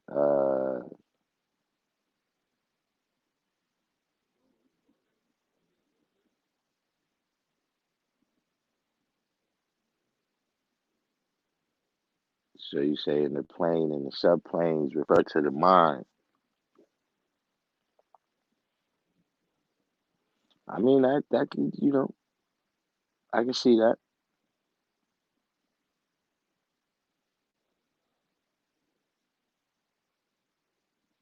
But just for me, just this spaceship being built, in the 1930s, or when was it built? I don't even. I'm not well versed enough with the story to even know that.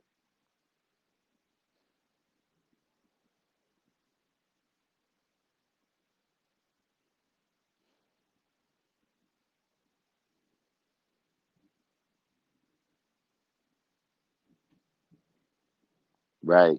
The 7,926 is the equator, as opposed to the prime meridian.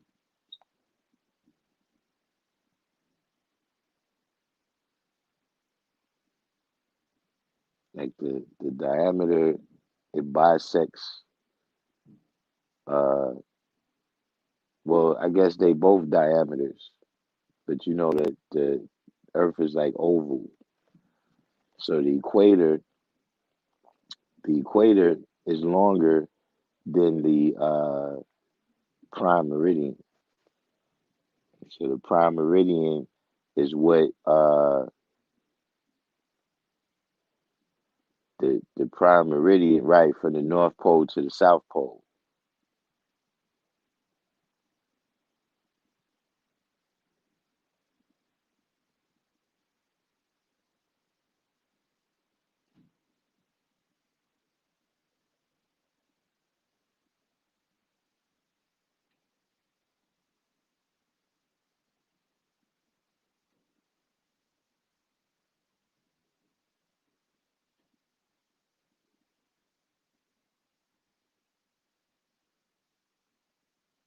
You say UFO is Prince.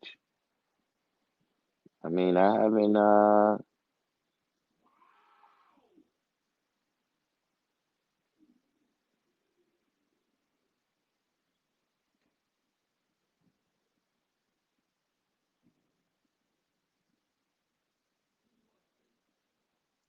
But you said if you teach theology, you can't say, "Well, this is my teaching," but it's myth. That was only Kemet, a theologist.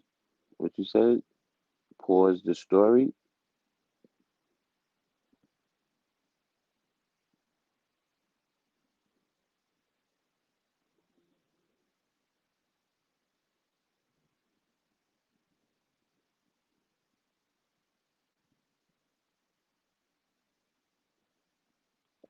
Yeah, that is another thing that you know, Elijah Muhammad was very religious. He had a religious uh his father was a preacher, he was a preacher.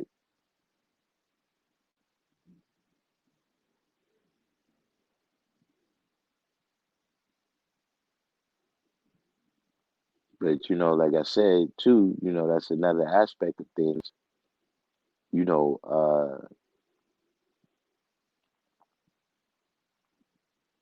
how much of these is things that he was teaching to other religious people, right? Because he wanted them to believe, like the brother said, in his theology of far being Allah.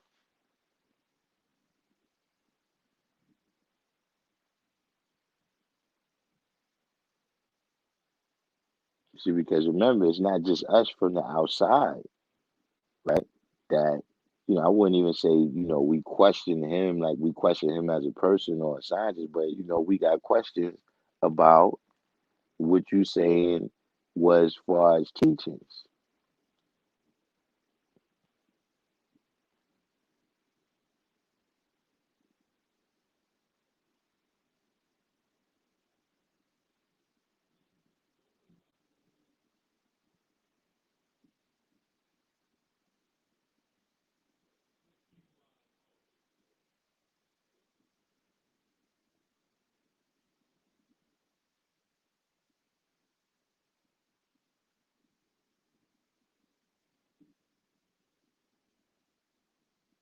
Does anyone know when the rest of these, like, when did the rest of these stories come about?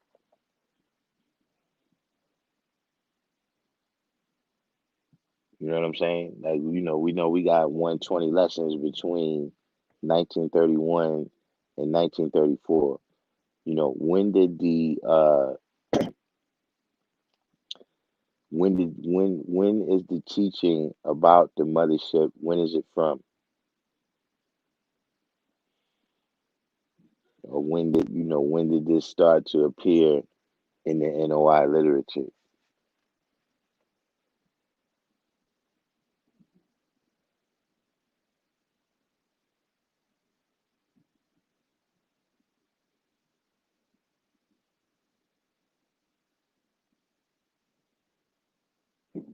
Right.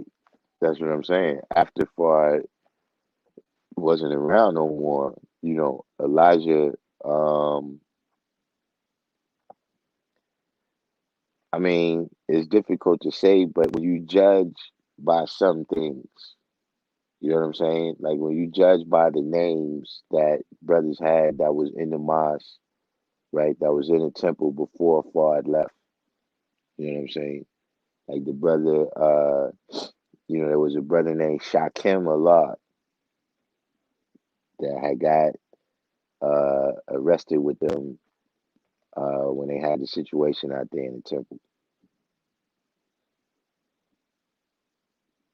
So if there's other people that's here that's being taught that they Allah, but then after, you know what I'm saying, it becomes manifested that only Fard is Allah.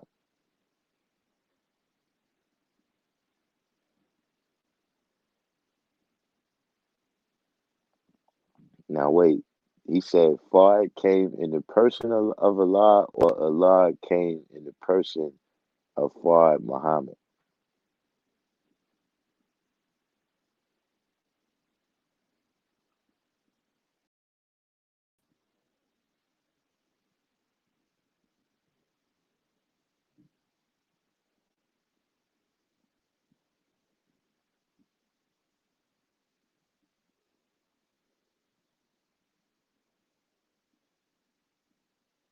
Um, Asiatic mathematics, we can't say that Elijah was the only person speaking on it, right?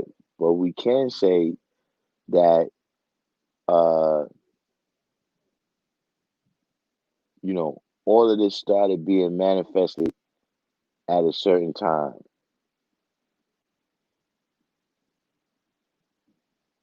You know what I'm saying? Like the sci-fi genre, you know what I'm saying? By the time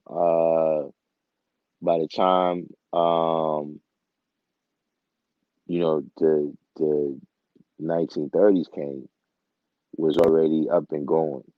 You know what I'm saying? Like when is the War of the Worlds the War of the Worlds radio cast. You know what I'm saying?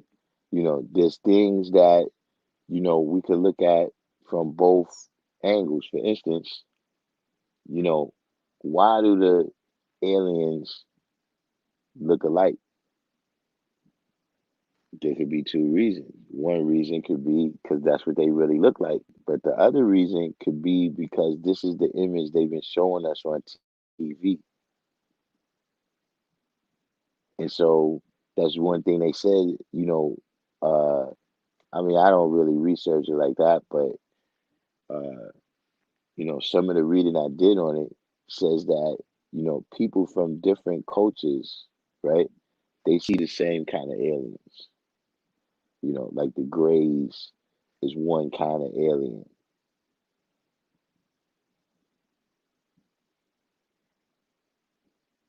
Ah man, 793rd. Now we done brought up Bigfoot.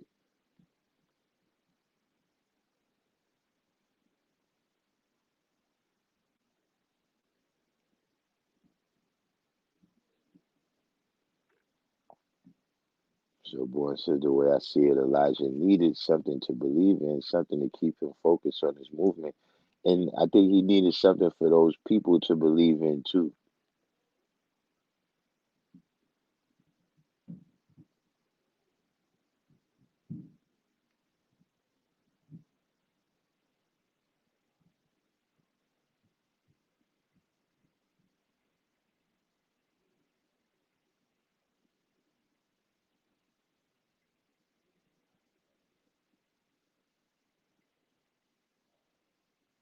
Who you talking about here?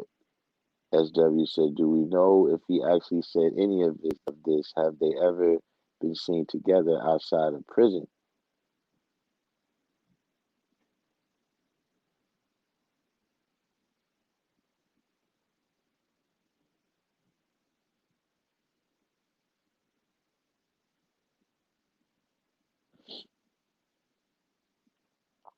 I mean,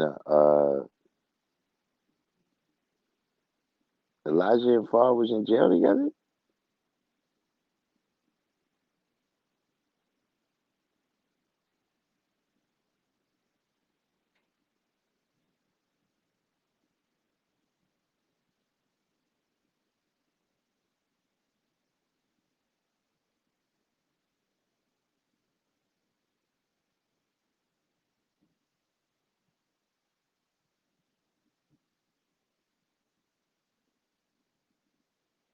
He said maybe what he was describing was a spaceship like the ones NASA astronauts use. Okay, the issue with that is that NASA is from like 1949.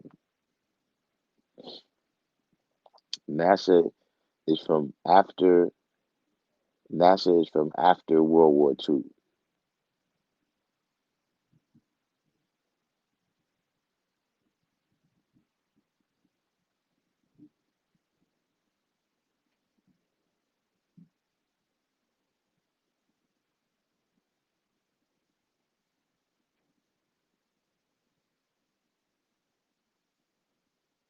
But see, like I said, see what we're talking about right now?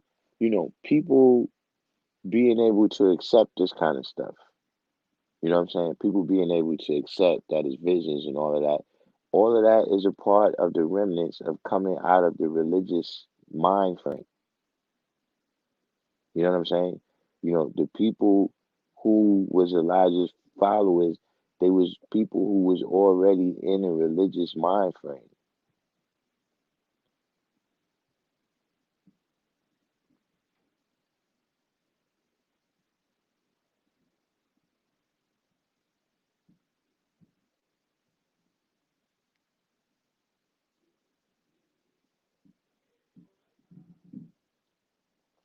Um, Pictures of Elijah and Ford. Um, yeah, isn't there? I think it's one. I think I seen the picture with Elijah and Ford. I know it's definitely the one with Ford and Wallace Dean. Um, I mean, clearly they got history together.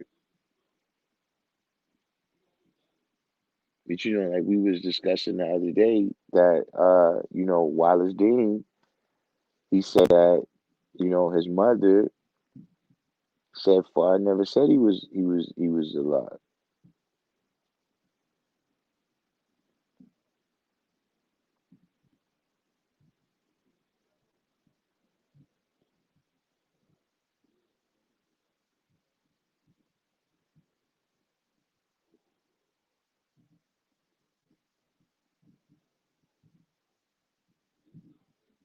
Waiting to see what's the deal with Rob Bowen.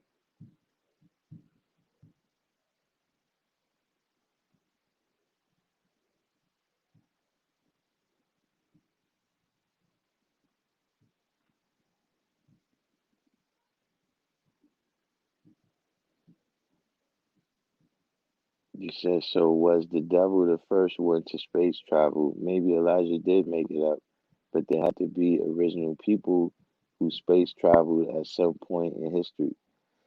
Listen, there could be, but we still have to find what that science is, because if we just try to fly without knowing what that science is, gravity is going to have a very negative impact on us.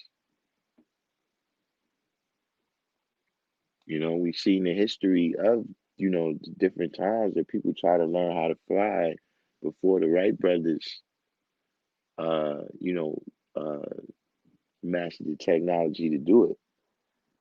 So, a lot of these things, like I said, we ask the questions to show and prove, but that's just not something that that's not something that we can prove right now. You said these ideas seem to circumnavigate me as I push my family to ignore these ideas that are subtly attached to current technology. Technology itself has become a religion. Yeah, you're right about that. Uh, you know, it's going to take, it's going to take, it's going to take a long time. It's going to, the doggone claim to be from afar, it's going to take a long time. Like they've spent centuries spooking us out. It's been centuries and centuries that they've spent spooking us out. So, you know, it's gonna take a couple of years.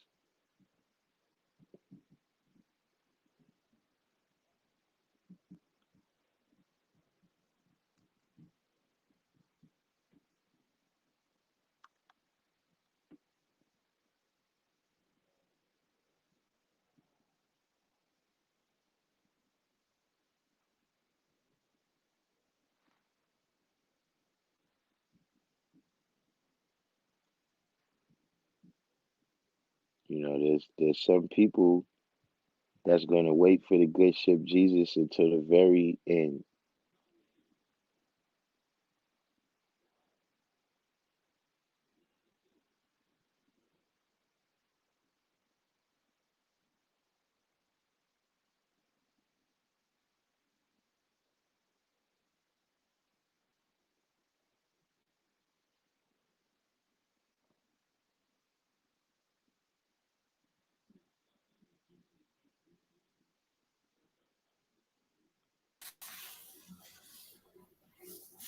Yeah, peace, G.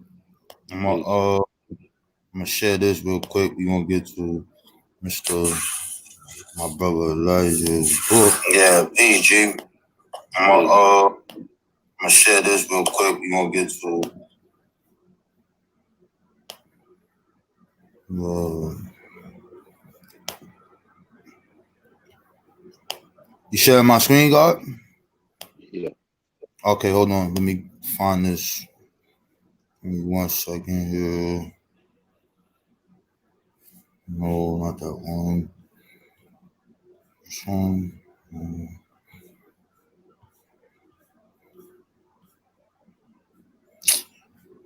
Um,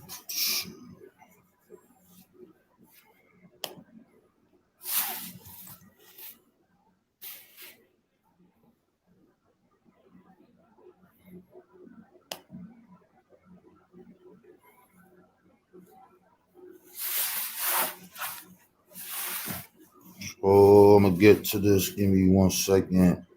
What is it called? Present. So you see, that's the book. So let me get here. So you didn't say them God is freestyling. This is his book. I'm playing by Elijah Muhammad, messenger, compiled by these ministers. Blah blah blah blah. Okay. The present.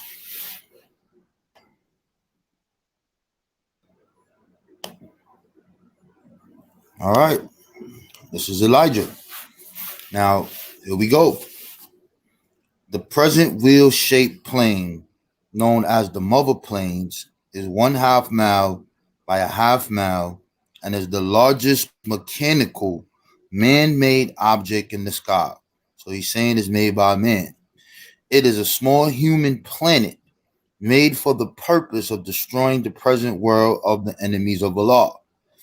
The cost to build such a plane is staggering. The finest brains were used to build it.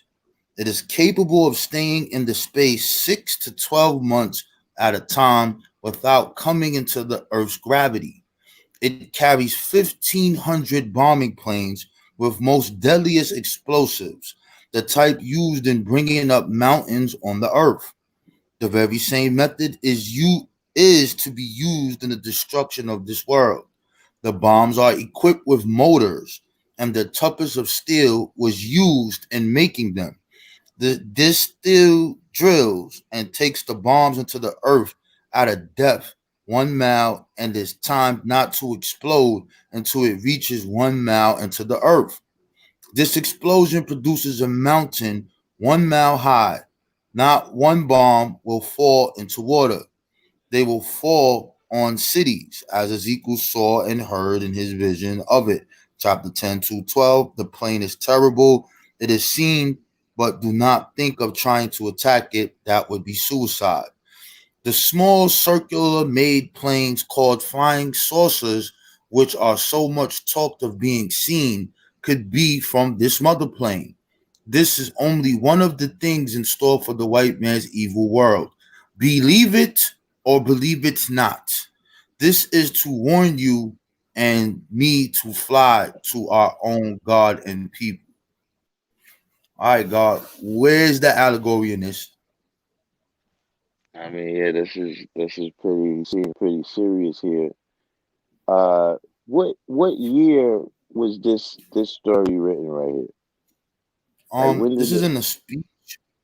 Hold up, let me go back here. I think this comes from it's in this book, The Fall of America, and these are multiple speeches because the Fall of America, the Theology of Time, all of those are speeches that he made like in the 70s, etc. So this says compiled and edited by Minister Nasir Makar Hamd, founder, Message Islam Propagation Society, 1992. Boom, boom, boom, boom. Let me see. Does it say it in here so we can have the exact acknowledgement? We think of law. Let me see. Does it say it here? I would like to thank Hakim family. Blah blah blah blah. Today the week. I mean, we could pull up videos of him speaking about it if we want to do that and go Now into the. I was just trying to see if these is things that Elijah, because he do seem to get a little Here more it is right here, spooky. God. Here it is. So this is article number 1, May 25th, 1973. Right. You see, that's what I'm So saying. Things start to go a little bit left in terms of what he's teaching, after Fraud disappears. and that's based off of my understanding of from what I read. I don't think that that's the case. I'm gonna see if I go to that chapter. So that's 1973, September 7th. So these are speeches. So it's not actually him writing a book. This is September 14th, September 21st. Let's see if I could get to where I was at. Okay, so what I was reading, this is the battle in the, what is that? The battle in the sky. There's no date on that one. But this is what that basically are. They just speeches. So this is what he said, man. That don't sound like no what's his name to me, bro. Hmm. This is the mother plane, according to what has been described of it by the devil scientists, is capable of not only staying up for periods of time, but it is also capable of eluding the scientists. They want to attack and destroy it. But if a plane did get close enough to attempt to carry out this purpose, it would be destroyed. Instead, the white man has learned that this is not a plane to be played with. Planes come out of the mother plane. Then he goes 1930 Canadian newspaper say that they saw the wheel, the mother plane. It came down out of the sky. They admitted that it looked like a great city and that something came down from it. It appeared to be a tube, but the tube-like thing went back up again.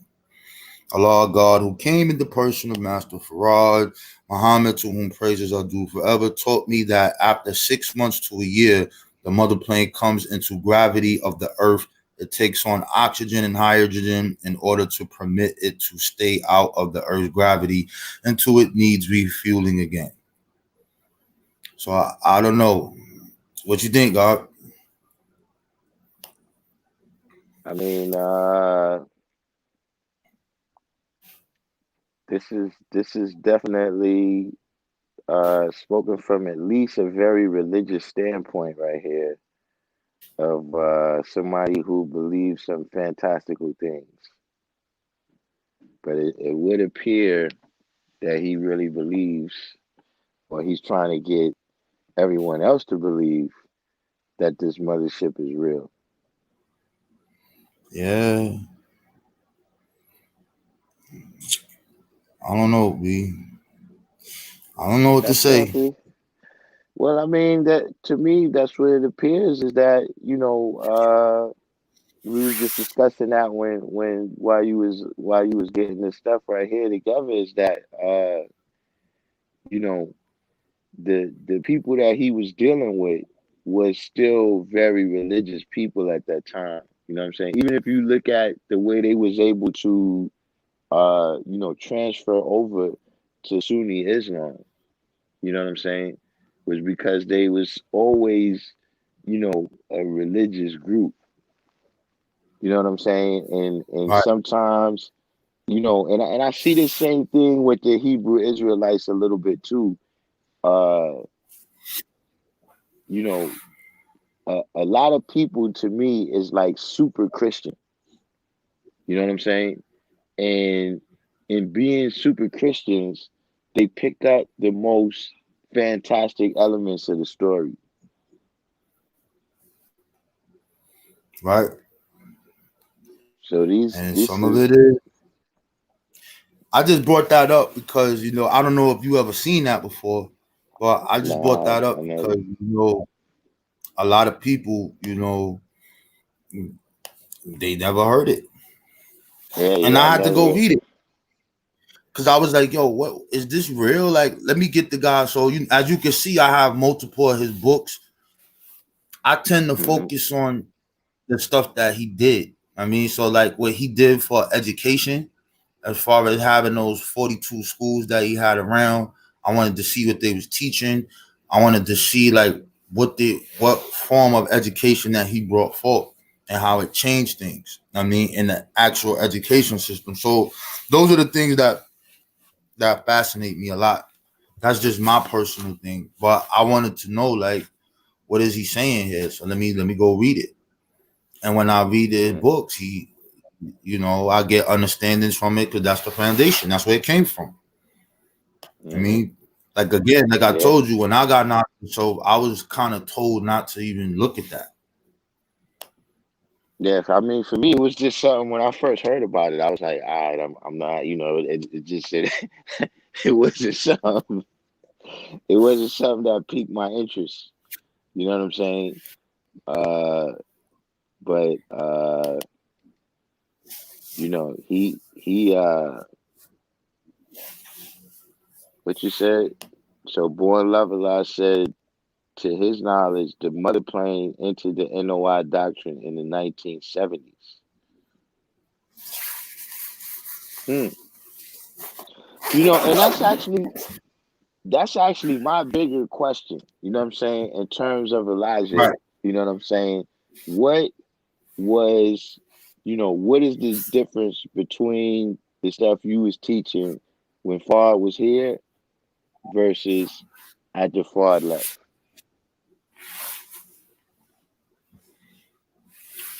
Yeah. Yeah. So if you got the mother Yeah. plane entering NOI doctrine in the 1970s, you know what I'm saying? You know, uh, how much of this stuff ends up being about control? You know what I'm saying? Like, one thing that you kind of see in the Malcolm X story is that over time, he couldn't really he couldn't reconcile the the like the theological teachings of the NOI with the stuff that he was saying was going on around him. You know what I'm saying? Like you can no longer believe this stuff. You know what I'm saying? Like when you first getting involved with it and everything, and a person is telling you so many things that's right that eventually you might stop questioning the things that they telling you. Right. Right. So I'm a so how much I'm of gonna this add is on. stuff that Elijah had to do just to keep control? Yeah. You know what I'm saying? Like it's just history, man. And I hope the brothers are not saying, yo, you attack. I'm not attacking anybody. I'm just, going to the foundation.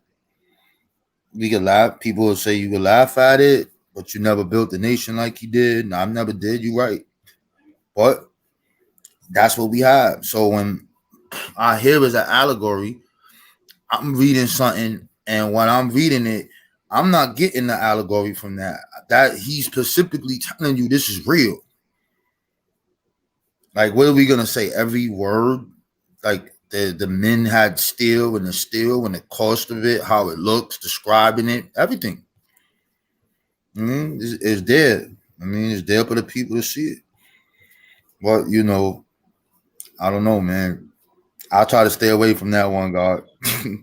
Yeah, I mean, I've stayed away from it. Like I said, I never, I just took it to be something that you know, when you talk about ships that's a half a mile by half a mile, you know what I'm saying?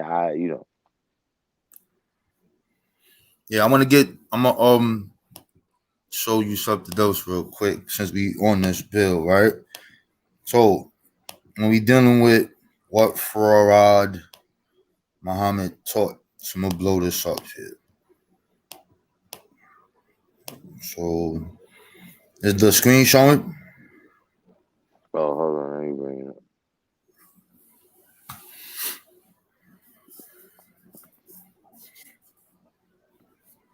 Mr. Spock said you're Okay, so missing the point of a theologist. It makes perfect sense when you read books that deal with astrological symbolism.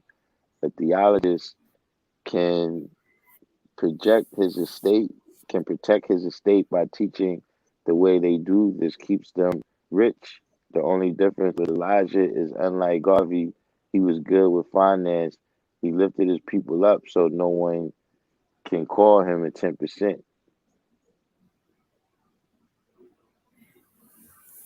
uh, so and tune with what we was talking about, right? So this book is called Muslim Conversion. There's a lot of sources in this book, a lot. I spent the whole 6 months going through this. So when Farag gets locked up in 1932, a lot of people seen that picture of him in jail and he has a book in his hand. So this is the book that he has in his hand, and this is the name of it. So it says fraud in 1902, they purportedly found in his possession a book called the Bible of Islamicism. The police report noted on page 354 of the Bible is the following quotation, which was underlined and which Farad claimed he used as part of his teaching. God is a liar. Ignore him and do away with those who advocate his cause. Farad stated that this was his favorite passage of his and that he used it often in his teachings. So I went back and I grabbed that picture, and that book looks kind of big. So I find it strange that there's 354 pages in this. So now we go down to him. It says no scholar has claimed to have seen a copy of this book, and there is no other known mention of it in any additional press report, government document, or even in any public available NOI materials.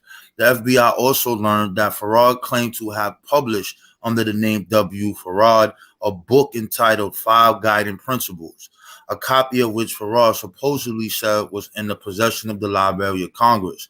This is something that Elijah also says as well. It says the FBI was unable to locate a copy, and like the Bible of Islamicism, neither any scholar nor any NOI member has publicly claimed to have actually seen this book. For me, I have one person who says he's seen the book. I'm not going to mention his name, but God, I think you know who I'm talking about. So it says, in addition, in 1934, police discovered the several as yet unidentified books containing what were clearly NOI teachings were being used as textbooks in the group school. So you see the source here, 44. This is that so-called Voodoo University raided by the police. And this whole thing. I got that as well. They describe the arithmetic books, the geometry books, trigonometry. These are the things that Farad was teaching in the school. This is what he was teaching these kids. So this is what it says that was in the school in this article. So if you want to get it, I'm underlining it. Go to newspapers.com and you will be able to find that. So it says, since in 1932, Farad asserted that he was working as a commission basis for a printing company, these various books would have likely been printed by his employer, and therefore Farad would have the power to keep the number of the copies very small. But now, this right here, the main text used by Farad was the teaching of the lost and found Muslim nation of Islam in a mathematical way, which consisted of 34 math-based symbolic questions or problems. The secret ritual of the nation of Islam, which was a collection of 54 questions split into one part that had 14 questions and another that had 40. Used to teach the group's core doctrines, a Bible and an Arabic Quran, which he reportedly translated orally for his followers. Today, the teaching text is known as the problem book and the secret ritual, which no outsider has reported seeing since the 30s. So again, we have these things that we don't have. I mean, and these are things that are written down that older members speak about, and we don't have these things. We don't know what it was. I don't know what's in them. I'm saying. So then it goes, which no outsider has reported seeing since the 30s. It is very close to what has generally been called, at least in the 1950s, lost or found Muslim lessons. Both are presently included in the book entitled The Supreme Wisdom Lesson, not to be confused with Elijah's 1957 book, The Supreme Wisdom Solution to the So-Called Negro Problems, which also contains 3 additional short doctrine lessons said to have been given privately to fraud minister Elijah Muhammad. Actual facts, student enrollment, English lesson. Together, these doctrines are today informally known as 120 lessons, or simply the lessons, although the teaching problem book appears to have remained unchanged since the early 1930s. We have 3 different 1930 sets of extracts and paraphrases from the secret ritual, and none of these completely correspond. I have all of this, I'm saying, and I'm not going to get into that, but there's something I wanted the God to see. And this is dealing with, as for additional text, according to Bayan, Farad instructed his followers to read the works of Judge Ruthward, the Jehovah Witness leader, James Henry Breasted, Conquest of Civilization, Hendrix Van Noon's Story of Mankind, and a miscellaneous collection of books of Freemasonry and symbolism. He also encouraged the Muslims to listen to the radio addresses of Rutherford, a Christian fundamentalist named Frank Norris, and apparently other millennialist preachers. Beyond these resources, Elijah has reported that just before Farad left the NOI for the final time, he gave Muhammad two versions of the Quran, both in Arabic, but one had the English translation alongside the Arabic. On the same occasion, Farad apparently also told Muhammad that he had written a book, although he had not given the title. Perhaps Farad was referring to the Bible of Islam, blah, blah, blah, blah. Finally, Muhammad claimed that at the meeting, Farad also gave him a list of 104 books to read on his own.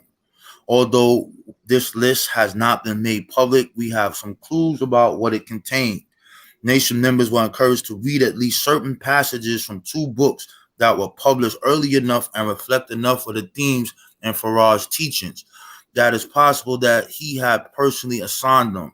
These books right here, I advise you guys to get this. I'm not going to say anything about it. I want you to get them. I'm going to blow it up and you do the knowledge for yourself. So, let me blow this up. Woodburn Morgan and Hills Are United States, and Thomas H. Nelson's The Mosaic Law in the Light of Modern Science. I'm going to stop there, God, because this thing goes on and on and on and on and on and on. This thing is crazy. But so you know, every sentence that you see here where a statement or a claim is made, see here, number 57, there are sources here. Report here. So this is not just a book, and this book costs $170, but this is not something that is just some made up, something that some dude is talking about. I mean, so this is real. So to add on to the conversation, what you was talking about is reflecting ideologies and themes of the time, and those two things that we just read about this specific book and this ritual. I like, yo, we don't know what this dude was really 100% teaching once the brother took over. I don't know. I'm saying, so that's another bill, man. But I Mm-hmm. base it off of these things. I mean, so what you think about that, G? Yeah, I knew that he made a lot of adjustments. You know what I'm saying? Just like Farrakhan made a lot of adjustments, but yeah, that gets down to the nitty gritty. Krishan Bell asks, with the info that you showed, is it possible that this or something similar could be real, considering weapons and planes the Caucasian has made? Could a more advanced people make something better, considering the Japanese are more technologically advanced than the Caucasian, just as the Caucasian has top secrets that are real? Could this be a similar case? I mean, yes, it's possible. You know, the thing is, we still got to do what the thing. Look, it's like Denzel Washington. You know, it's not about what you know; it's what you can prove. You know what I'm saying? So yeah, these things is possible. You know, but we do have to ask ourselves, where's the evidence? Of a half-mile plane by a half-mile plane that visits the planet every year. I mean, all, all of this, a half mile by a half mile, like that's gonna block out the sun if that, comes over you, But with all these things, like I said, we keep our minds open. I'm not saying that it's not possible that the pineal gland has, amazing powers. You know what I'm saying? I'm not saying that it's not possible that meditating on your perineum can make you levitate. You know what I'm saying? I'm just saying that so far in the history of Islam that we know about, these things have not been revealed. You know what I'm saying? And that if they do exist, right, then they're functions of the mind and body that we can gain control of. Just like we gain control of our mind through discipline, we gain control of our body through, working out, training, whatever it might be. This is going to be the way to it. You know what I'm saying? But that you're going to read a pamphlet that purports to be from Egypt or Samaria and master these powers overnight, or that it's certain specific people, you know what I'm saying, who, they got some type of holiness about them where uh, you know, you know, we all need to have a closer relationship with the Most High, and you just happen to have the kind of personal relationship with Him where you could introduce us. You understand what I'm saying? These kinds of things is, there's some things like you talking about right now, right? About you know technology in the Defense Department, technology and NASA technology, you know, with Japan, whatever the case may be, right? You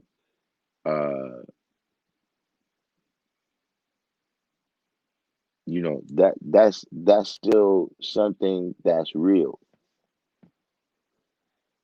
That's still not something, you gotta, you know, because see, other than that, what we doing is making statements.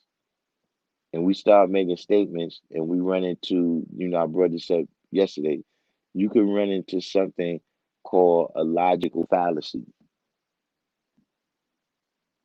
And that's in anything, you know, uh, a person could walk in a room every day and perform whatever action it is. They can move this cup from over there to over there. But on a particular day, it just happened that they had something to do. So they asked somebody else, yo, could you go in there and move that cup from right there to over there? See, that's something that you would just make that assumption that it's the same person that moved that cup.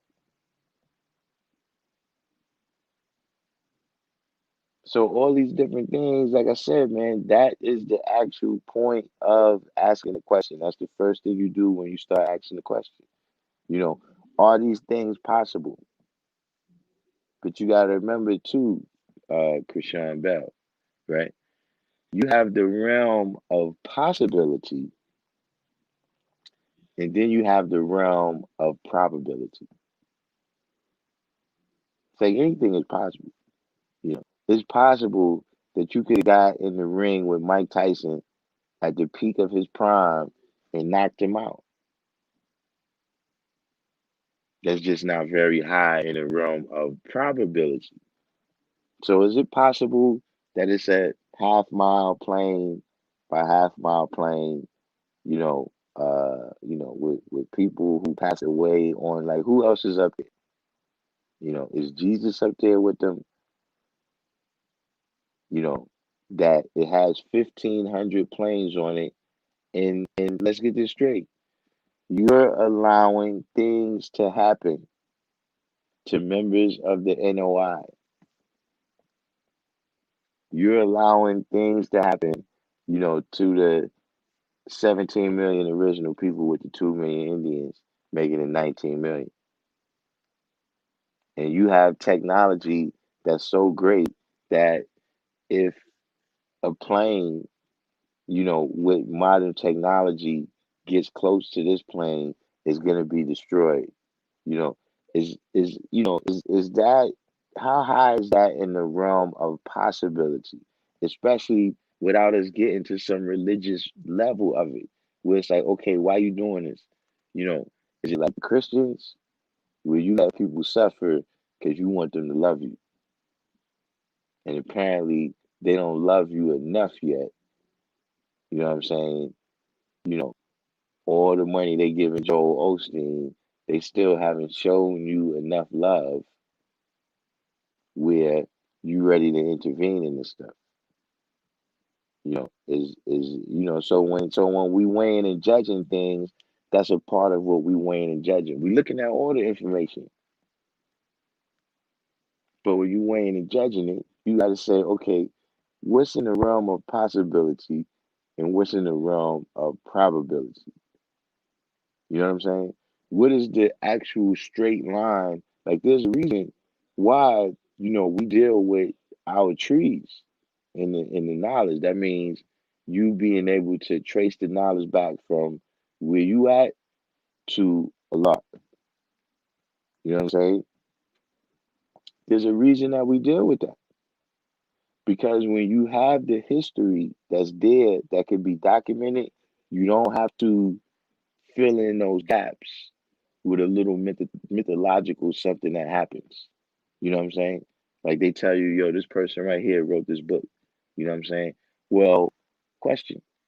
How did this person write this book when he was illiterate? Okay, now we got to fill in the space with a little bit of uh religiosity. Well, the person was divinely inspired, by the Most High. So that's how he was able to still do that, even though he was illiterate. You see what I'm saying? So when we speak about those things, like I said, never close your mind. Never close your mind. But at the same time, man, weighing and judging is an ability that we have for a reason. Lots of things is possible. You can get in a fight with a lion and win.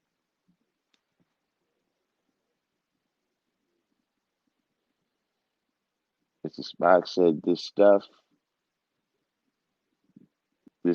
is not real. It can only be shown and proven through astrology, which is Islam. This also goes for a large part of the Bible taught as literal to 85%, while the 10% knows the understanding or meaning. Um, you know, Even with these things, you know what I'm saying? Uh, we got to be able to bring things down to the planet too. That when we going through books and we going, from the Bhagavad Gita to the Quran to astrology to the Bible, et cetera, and all of these books is kind of on the same level, of what they teaching. At the very best, esoteric, meaning hidden knowledge, knowledge and wisdom that can't be detected by the naked eye. You know what I'm saying? As well as, especially when you go back up into the medieval period, that was something that writers did. Writers used to plagiarize each other all the time. That was a how that was like a method of rhyme of writing. You know what I'm saying? All authors did that. So that's why when we look in these different books, even when you look in the Bible, you see different people from uh Enoch to Elijah to Jesus to John the Baptist, and these people all had pretty much the same characteristics. They just came at different points in the story where it was something different for them to live out. You know what I'm saying? But for is one of the things like this, man. You tell me you know all about astrology. You know what I'm saying? But if you're gonna build a house for me, I want to know how much you know about carpentry. I want to know how much of this down here in the realm of six, meaning this water is never drawn above 6 miles above the Earth's surface. This is where we living at right here. So we got to be able to, uh, like I said, discuss these things with all people. Yeah, it's cool to have some things, what I'm saying, that's, above the clouds that we able to see clearly, but we also need to know why rain, hail, snow, and also hear thunder above their heads. You know what I'm saying? And so to deal with that, yeah, we can start with our lessons. We start from there, would give us clues to where we could go and look for certain knowledge. But the same way that we know exactly where rain, hail, snow, and earthquake comes from, we got to know exactly, a lot of these other points too. or else, uh, in all reality, we become the 10% because we can never be the 85% once we have the knowledge. But if we just get to the point where, we're telling the same story based on how much we believe in the people who came before us and told the same story. If there's other things, like here's a logical fallacy. And this was something that when I was a kid, I this is something that I thought. I thought that the devil, right, in hell and him being underground, I thought that had something to do with the magma. You know what I'm saying? I'm talking about when you dig into the crust of the earth and you have the molten layers of rock. I thought that had something to do with the devil. But that is a logical fallacy. You know what I'm saying? So yeah, that's something that if you want to say is it in the realm of possibility, yeah, it's possible that could have been the case. But we actually have to be able to show and prove these things. You know what I'm saying? Just like look, I tell you all the time. You know, if a person tells you that, look, uh, I studied some ancient books from Egypt. You know what I'm saying? I looked at all the hieroglyphics, right?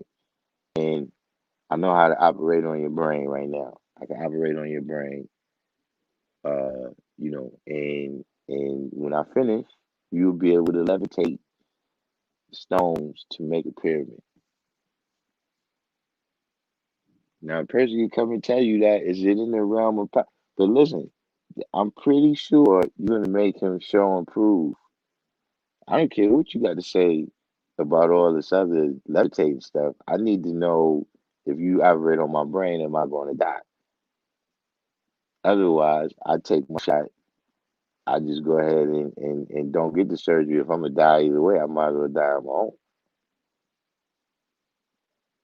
You know, you got to look at these things as actually being like that because this is what you know, uh, generations down the line from us. It may not be you. You may be wise enough not to activate on it, but generation down the line from us, people that misunderstand could begin to try to activate that knowledge.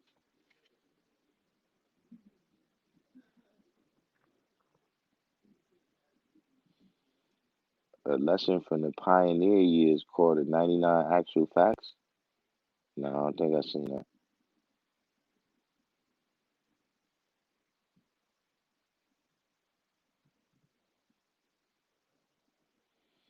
The Christian concept of hell comes from Dante. Well, actually, the first people to speak of hell was the Zoroastrians.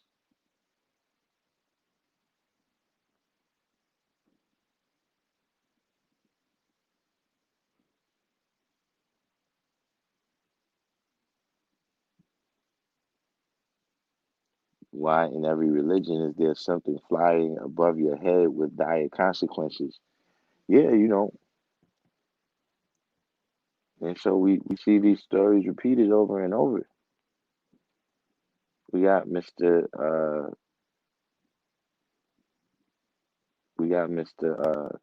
Don Bishop.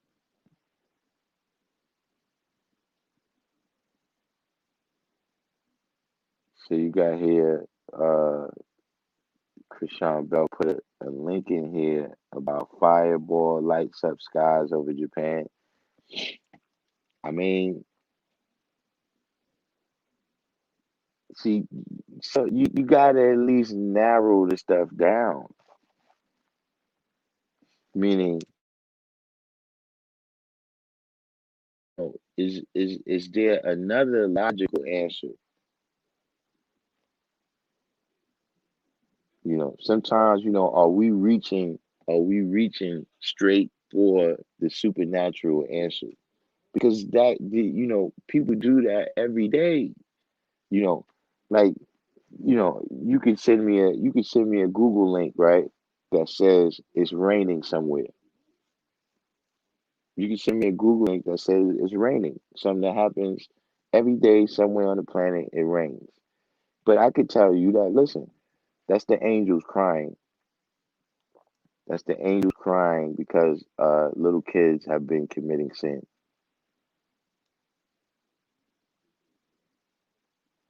But can we see other reasons that these are also answered. So then, how do we weigh that and judge that against each other?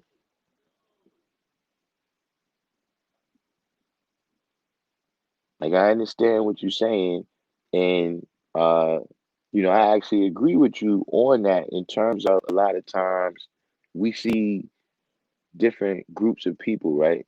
That they live in a primitive way. But the primitive way that they existing in right now is because of destruction that was brought to their civilization. So right now, we may look at Timbuktu, let's say just an example, right?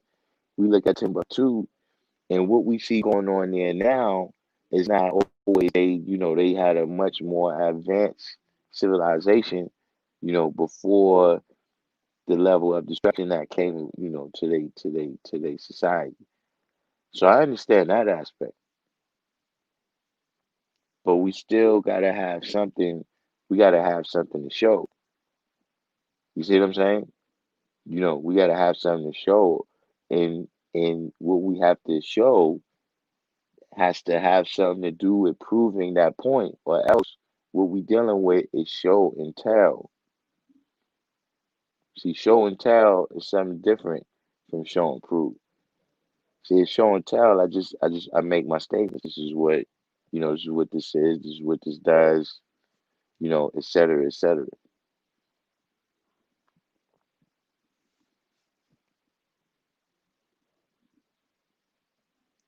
Right? See, the Indian controlling the snake with the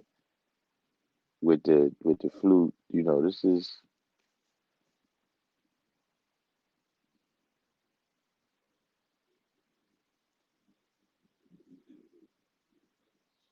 a book for you to check into. The Messenger, The Rise and Fall of Elijah Muhammad by Carl Evans. Actually, that book came up.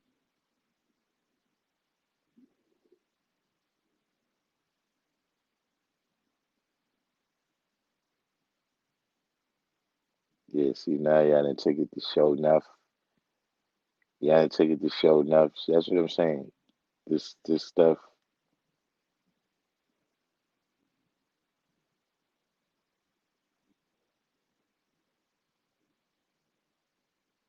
But sometimes we got to be aware of that. That happens fairly recently, fairly frequently on this channel, where you can tell me something that's true, but it's not really related to what you know what I'm saying? Like, that's like if I ask you, about, the price of tea in China, and you tell me that, speakers is on sale at Guitar Center, okay, I see what you're saying, but does that really prove the point that we're saying?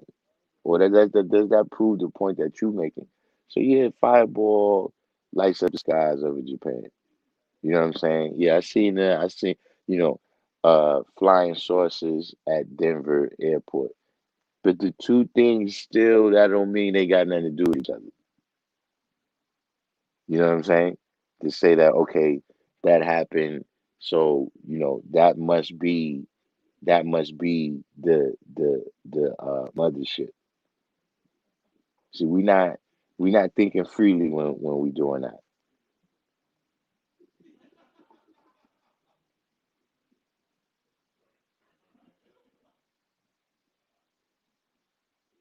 It's the green one.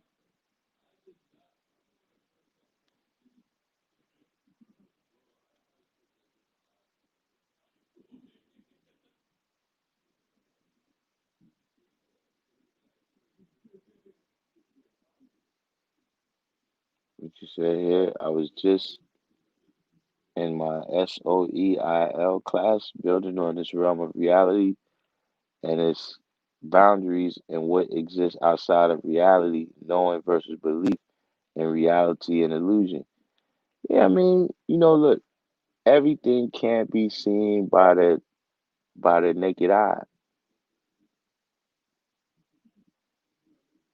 So right now, if you want to know how the blood is pumping through your body, right? You can't see that with the naked eye.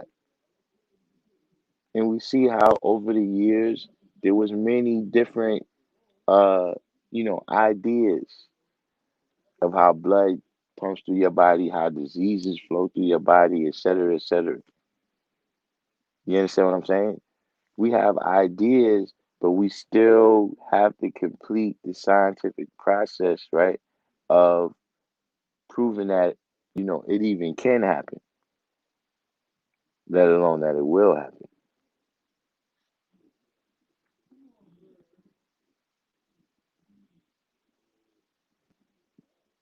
Mr. Spock is dead set on the Kabbalion,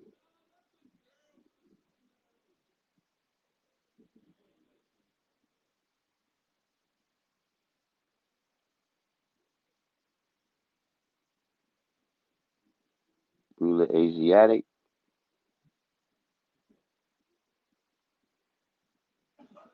What you said, why Spencer? Thank you for the term.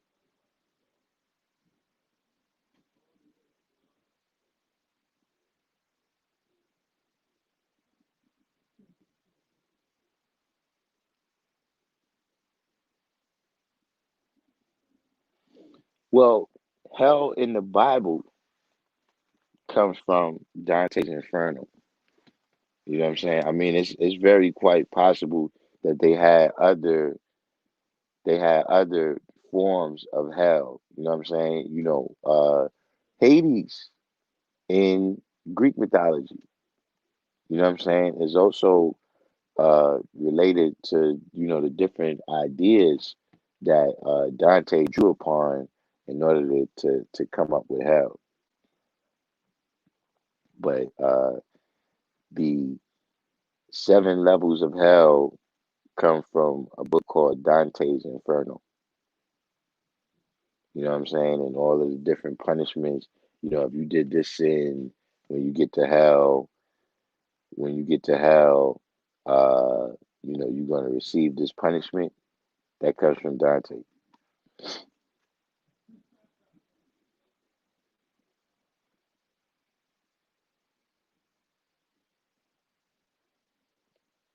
It is talking about the transits of the sun. The 40 represents the days from one season to the next before you feel the change through the solstices and equinoxes. Of course, these days is not actually 40 days, but just about. Yeah, now, see, you got to remember, a lot of this knowledge is coming from times when people, like right now, uh, you know, and this was something that started surfacing when I was a kid, you know, that you have children today that can't tell time on a regular clock with hands on it. They could only tell you, it's 12:43. Once upon a time, old people did not know what 12:43 was.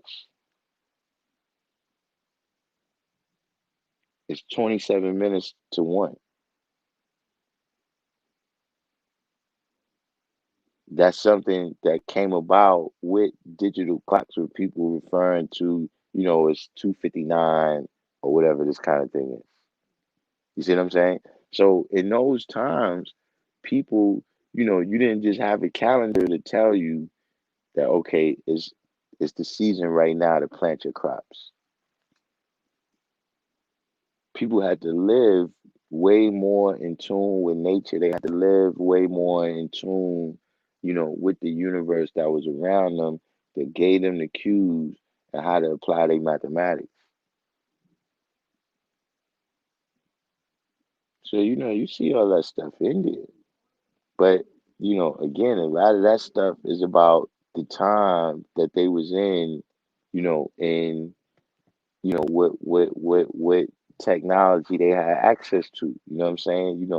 This this this level how you talking right now about the solstices and about the astrology, this is technology that they actually using. You know what I'm saying? To know when to grow their crops, to know when to uh when to make certain clothes so that they can be prepared for the weather. You know what I'm saying? Where to build your house. You know what I'm saying? To what it's gonna be um, exposed to. God Sanctity Divine says a lot of times dudes respond to a question with an answer. Doesn't mean they answer the question. If you ask me what time is it and I respond by saying blue, yeah, I responded. Born the truth, I didn't answer the question. Yeah, that's my point. You know what I mean? And so, you know, another thing about that is you can't, you know, uh, when this is why you don't want to believe in holy people because he could be right 99 times out of 100. But if on that 100th time you took it on face value, right? What might be the price you had to pay? Like 99 out of 100 times he told you the right way, but you didn't weigh and judge everything for yourself. Like that's what you got to understand is that look, the whole science of dealing with mathematics. Like when you dealing with knowledge, like look, everybody you first came into the knowledge, right? And first you just had a little bit of knowledge, but you didn't know how to manifest it yet. You didn't know how to build it. So to the people around you, right? You having some type of new knowledge was mystery talk to them. Like you talking about you got some new knowledge. You come around here talking about you got what the hell? What the hell are you talking about? Where you getting this shit from? But over time, as you able to live it out, as you able to express it in many different ways, now the people around you can see it to where even if they don't 100%, if they not witnesses, right, to what you saying in terms of you being God, they still when they say, "Yo, peace to the God," you know, the type of wisdom that they expect to come from you, the type of situation where they might not know something and they go to ask you a question, right, is based upon you showing and proving now. And so it's the same thing with all these other facts that we speaking. That it's not just about, you know what I'm saying, whether you're a smart person or I know you to do good research. It's about have you taken that all the way to born. You know what I'm saying? Like when you first get a woman pregnant, this is microscopic. You know what I'm saying? Just the fertilized egg, the zygote, all of that's microscopic. That can't be seen with the physical eye. But over time, you know what I'm saying? What is going on right there makes itself clearly evident even for the naked eye. And so that's what you got to realize when you're speaking to people is that there's some things that's clearly evident for the naked eye. And you got to realize what is those things. Some of those things in reality, that's the best part for you to keep reserved for yourself.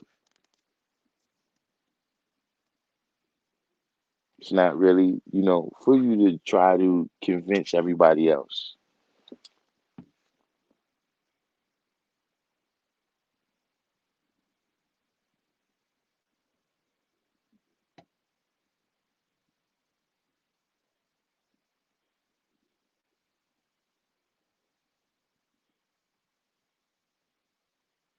What happened to my screen again? Got me looking over there.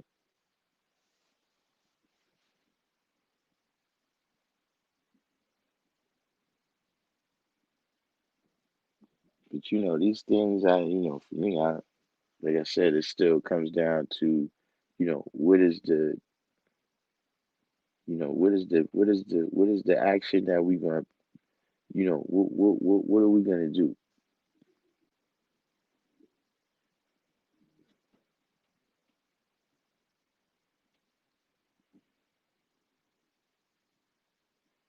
What's going on my screen?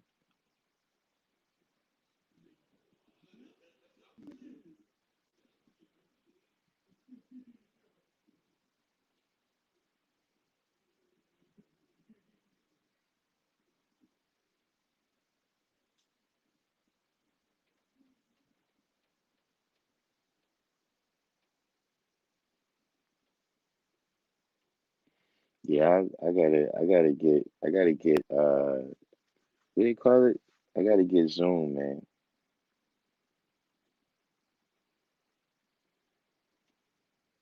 I think too many people is on the StreamYard now.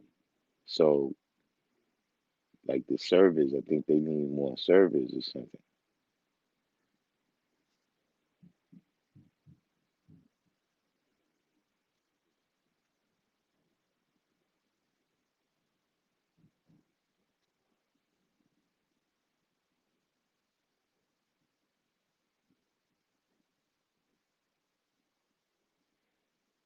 But yeah, logical fallacy, why Spencer, you definitely have to look out for those.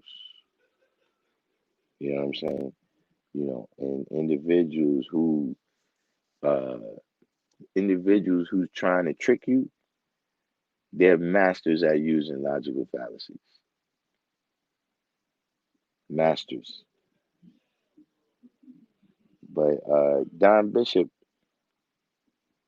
uh didn't you have a last topic you was trying to tell us about? I think something about DNA. Oh yeah, I remember. I called what it was now. But that was a little bit more of an arithmetic problem in my mind.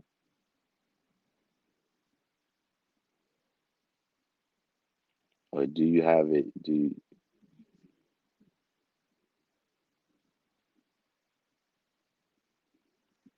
I mean, it could be because of big time.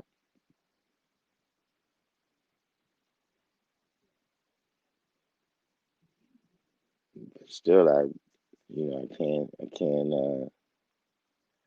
It's starting to be too much trials and tribulations every day.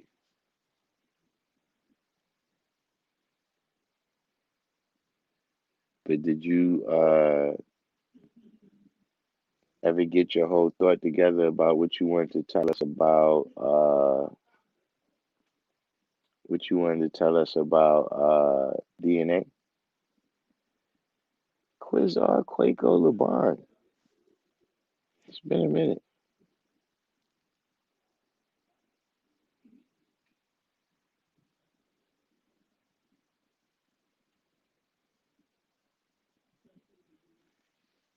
Think I'm gonna change your name, Quizar Quaco.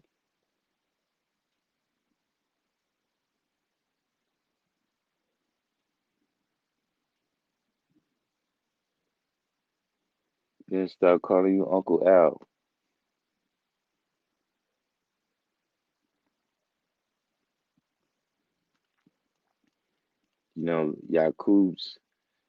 Yakub's uncle name was Laban.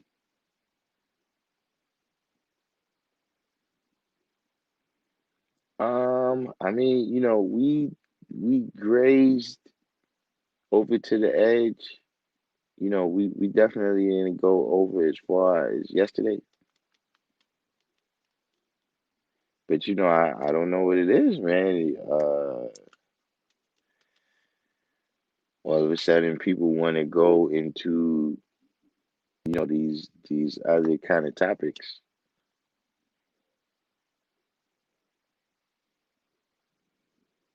We get into these things that kind of unfalsifiable. You can't really prove that it happened or it didn't happen or the person exists or that it didn't exist.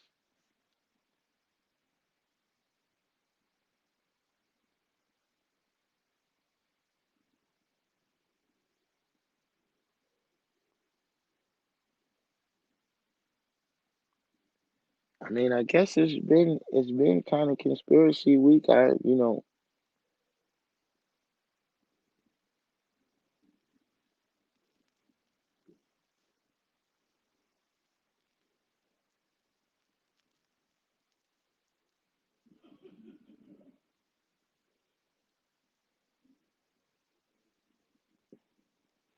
Yeah, see, God cyber divine, you see this what you not understanding of what I'm saying is we talking about a basic arithmetic problem. That what I'm saying is this: let's say you have a team, right, a football team, and you have 100 players on the team, right? Now, 10% of the players on the team is wide receivers. Now, how many wide receivers is that?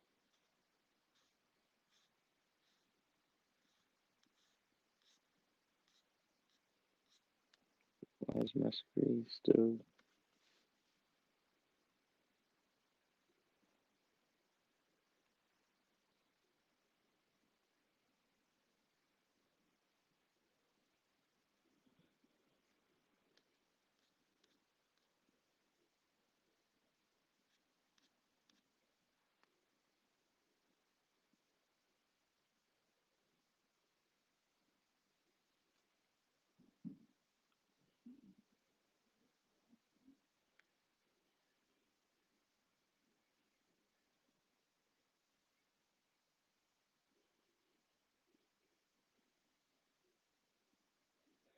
Yeah, this is. I definitely got to. I definitely got to experiment tomorrow with the Zoom.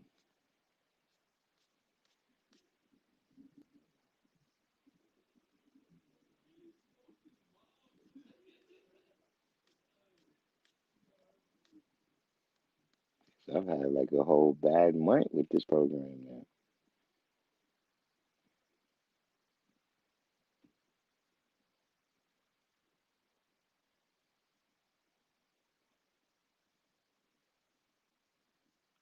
It kicked me out.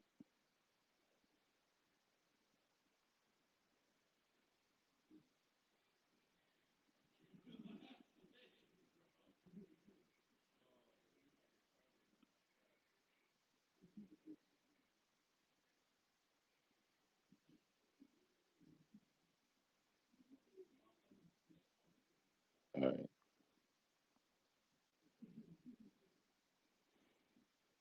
All right. Now, like you said, that's 10 receivers, uh, uh, or 10 players out of the 100 is receivers, right? Now, suppose if I say 10% of the receivers are injured, how many players out of the 100 is that?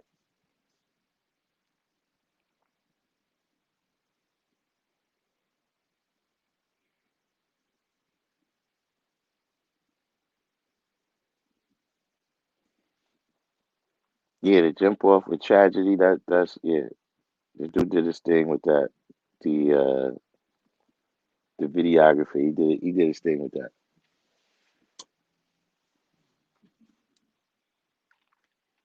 A couple weeks we'll be back with knowledge and wisdom.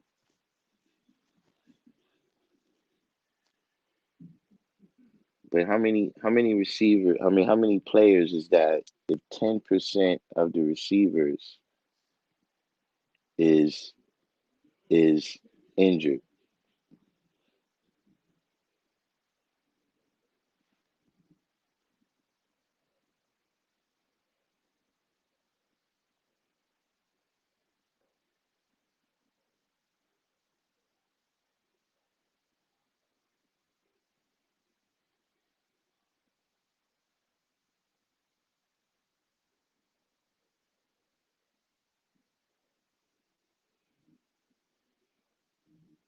Who's this we have back here?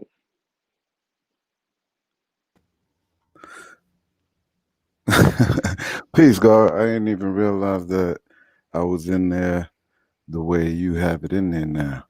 But that's positive. Mm. No, no. 10% of the 10 receivers is one player.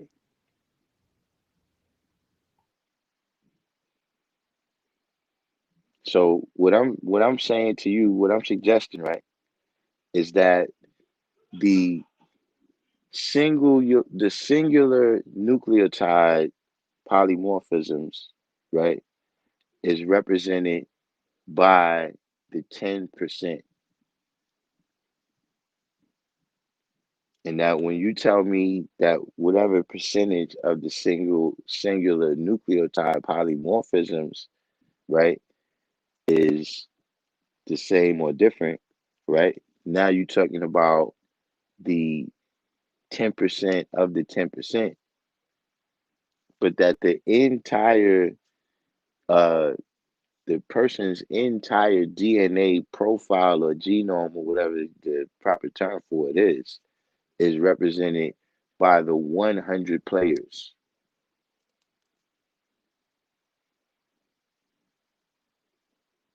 But you got to remember, we dealing with small numbers. We talking about billions,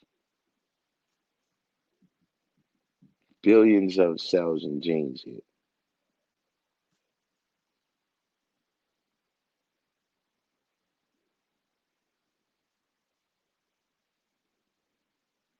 Yeah, the conspiracies, they take you up at the deep end and see, one thing we like to say about conspiracies, right, is when the colored man do it, we like to say that see, when it comes to conspiracy, you don't need no proof. See, right now you get arrested for conspiracy, they don't need any proof.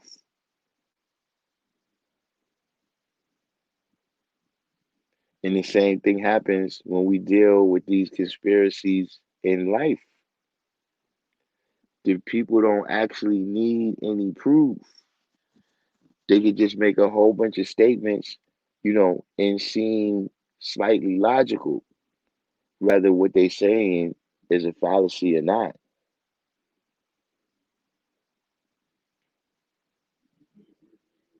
So, just my whole understanding of being a 5% is that all these different religious things, all of this was extracted out, and we got the purified science of supreme mathematics and supreme alphabet.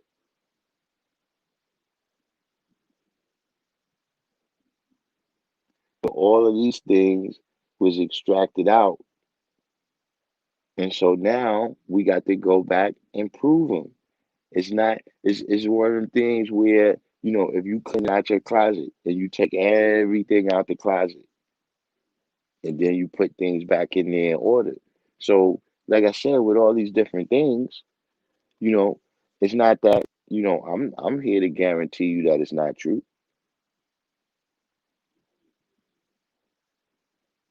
but we can't have it both ways. If we saying knowledge is infinite, that mean that it never is supposed to come a time, right, when we stop looking at things to show and prove that they true, because new things is coming to the light every day. David Cordona said, "Who did the supreme mathematics and alphabet come from?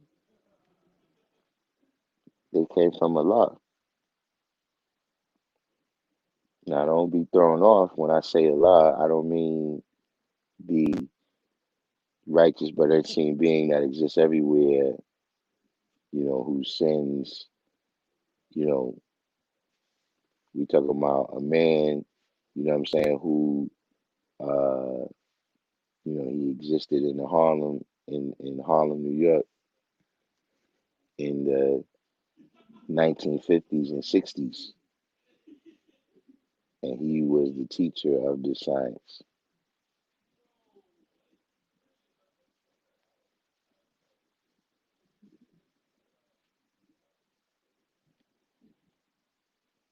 He said some groups have selenium as a basic cell structure, and some groups have sulfite in the center of their cells.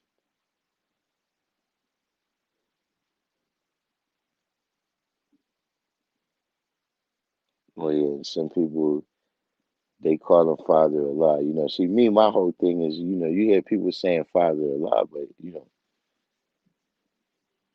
lot of people who say that he's not their father.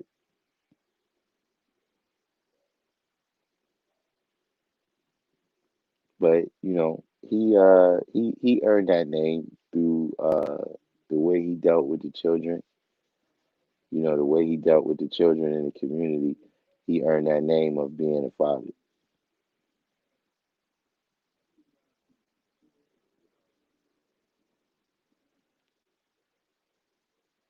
But yeah, once we did, that's another. Some groups have selenium as a basic cell structure, and some groups have sulfite in the center of their cells.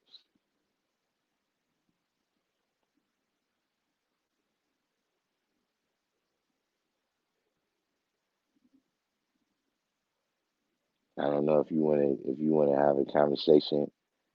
If you want to have a conversation with Born Mastermind about that, Born Mastermind says some people uh,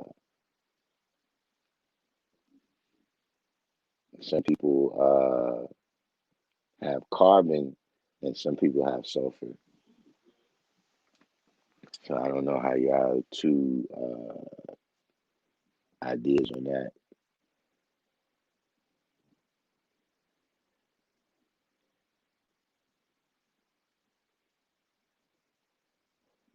Asriel called him daddy. Well, yeah, a lot of people refer to him like that.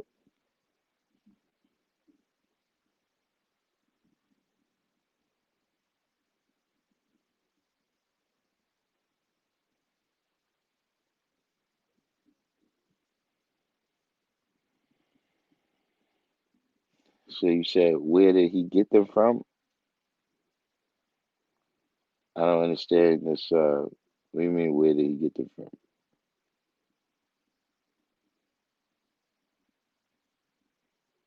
You said genetic diversity does exist past 1%.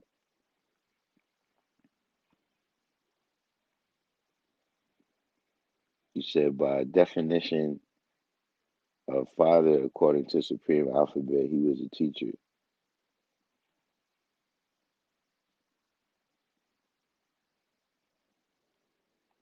I mean, this is what I'm saying. He said his name was Allah. He didn't say his name was father. You know, because he could see the furthest, of the 5%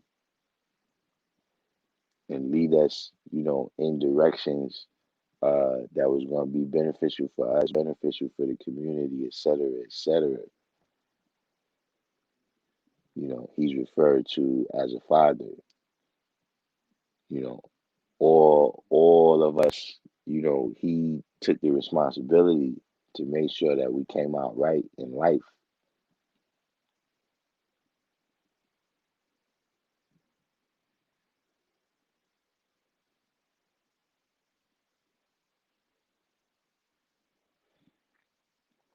I mean, Don Bishop, it's just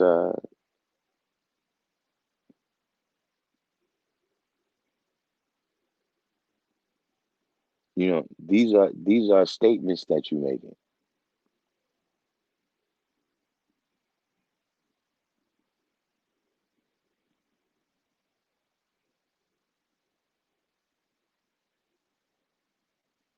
Mecca Munson, no doubt. Shout out for that super chat, Mr. Green one. Oh no, I was self I built. I mean I didn't record to give self I build a shout out as well.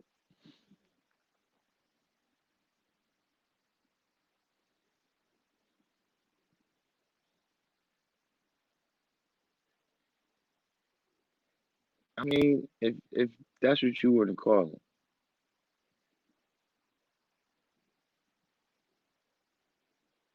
but with complete, when we say there's no big I's and little U's, right? That's including a lot.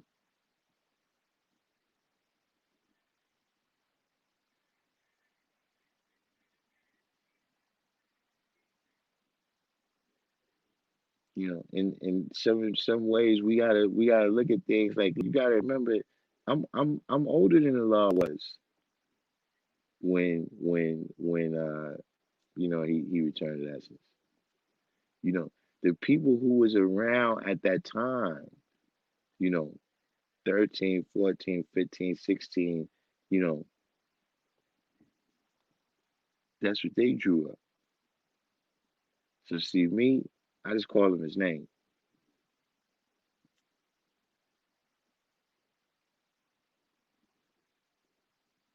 David Cordona said, I say I'm Allah and I show and prove that makes me Allah.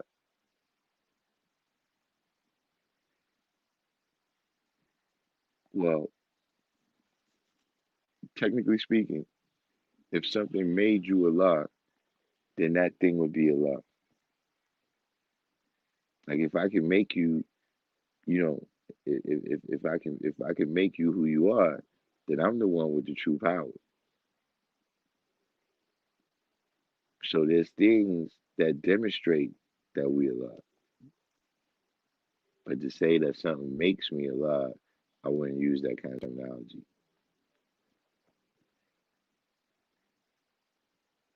You said Yakub grafted a nation from the original seed for 600 years until it was no longer the same. Correct.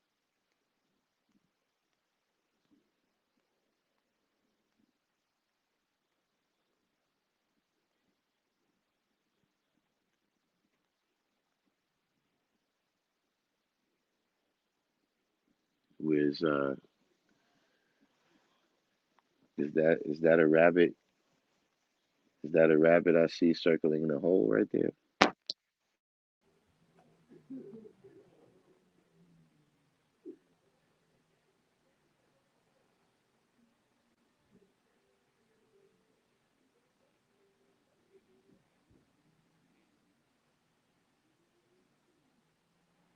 Allah is just the all in all.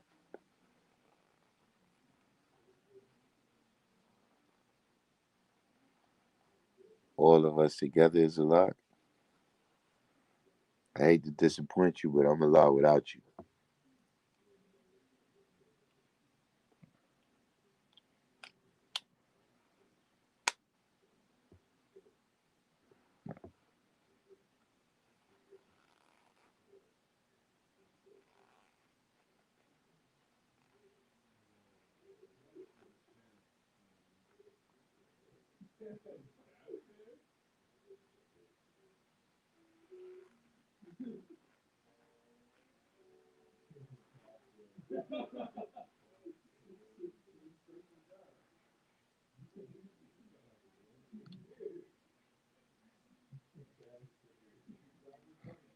Where we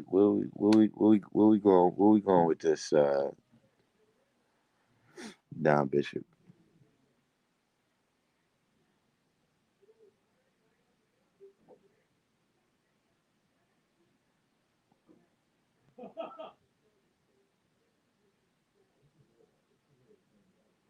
I don't know if the rest of y'all. I just noticed that myself.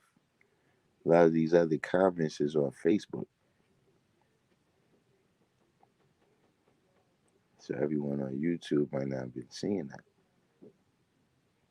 But we got David Cordona and complete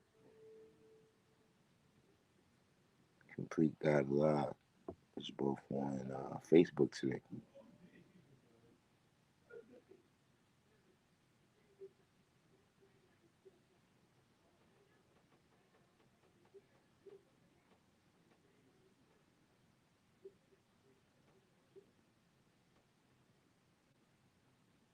True self.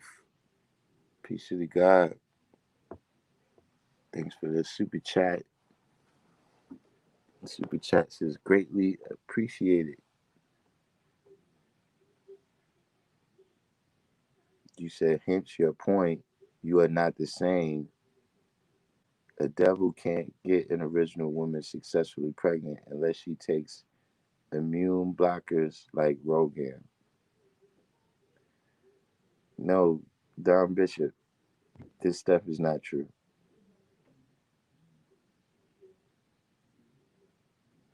Like, see, first of all, for you to assign a number, like to say it's 1% or 100%, right? To say if it's 1% or 100%, right, of uh, difference from the devil being grafted, you know what I'm saying? Uh, I don't know where you're getting those numbers from. You know what I'm saying? Now, the other thing here, this is what I'm saying. Sometimes, look, white men have been getting black women pregnant since before there was immune blockers. Like, what I'm saying is in the 1400s, the 1500s, the 1600s, the 1700s, the 1800s, before there was immune blockers, you know what I'm saying? There was plenty of half original people.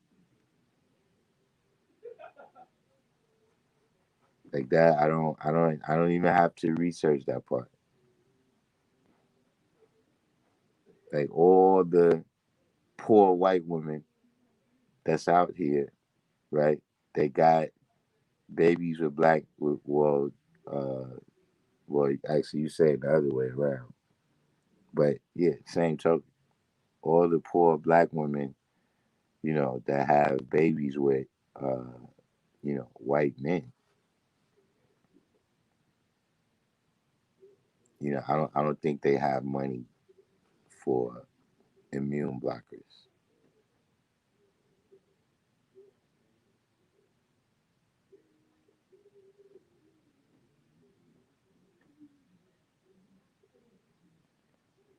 See, and this is what I'm saying is you know, at least for me, I'm under the impression that I have a picture, a clear picture of what's going on.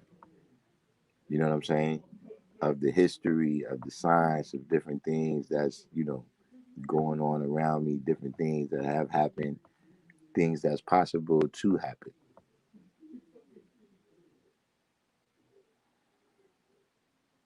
She said any colored man is a hybrid human being. Any type of human being can get any other type of human being pregnant. I wish it weren't true, but this is so. Um,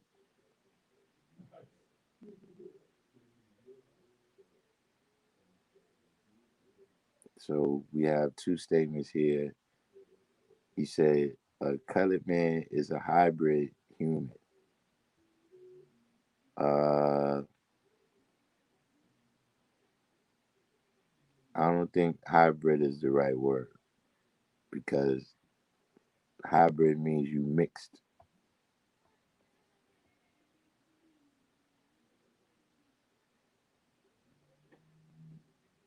Uh, you know, I think both of y'all might need to relinquish some of your racism. He said medical science isn't new. My aunt has a half original child, and I asked her, did she have to take that? She said yes. They told her it was just prenatal care. All right. Now you're talking about two different things.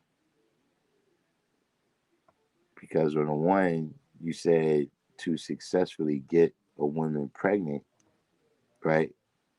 And then you said prenatal care. You know, these are two different things. Prenatal care is something that you get after the woman is pregnant. She gets prenatal care.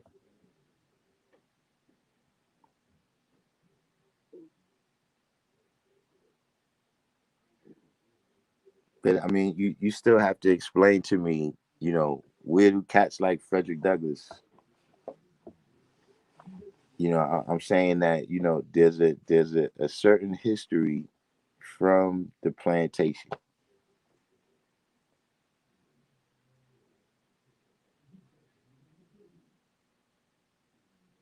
Like, wouldn't that drastically cut down on the half original people?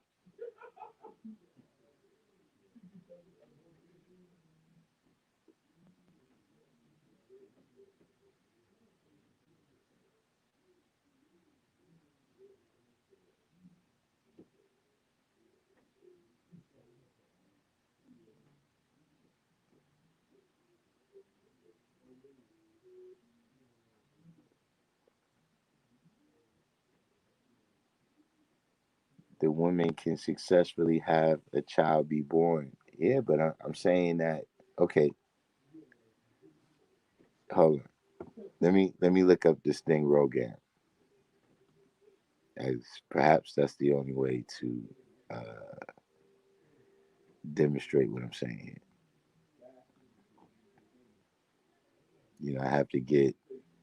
I have to get some type of date on when Rogan was introduced to the medical community.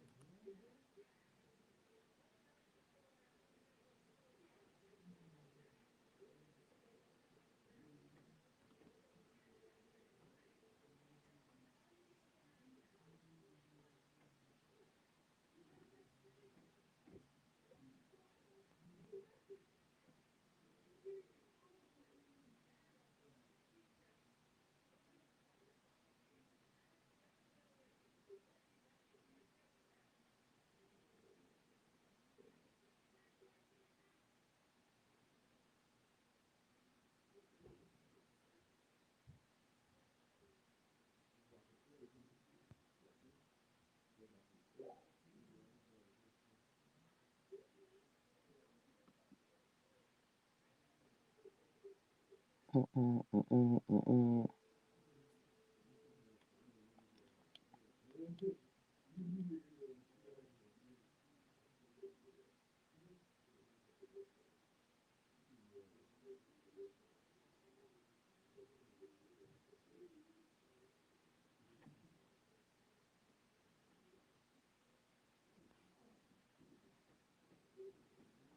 They don't have when it was introduced.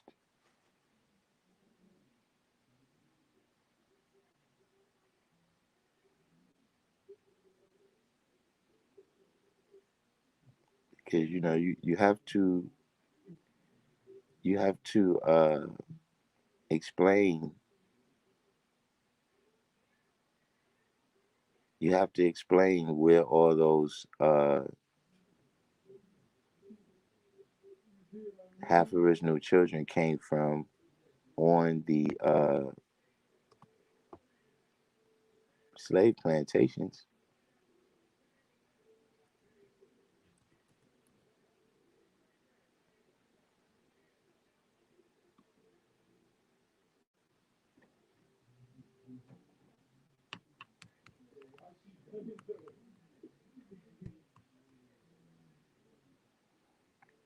Because it says that Rogan vaccine developed in the 1960s by physicians at Columbia University Vagelos College of Physicians and Surgeons. Rogan at 50. So we talking about 50 years. So how do we bring this difference? How do we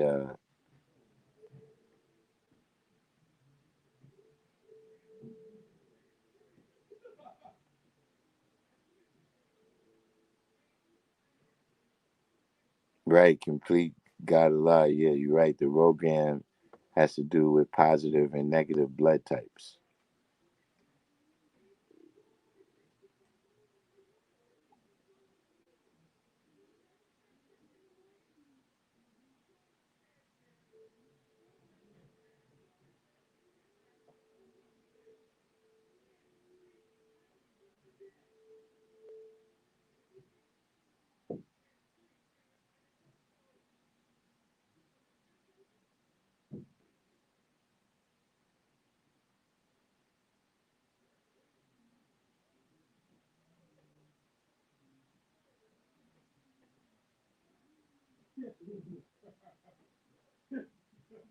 But this is not the same thing that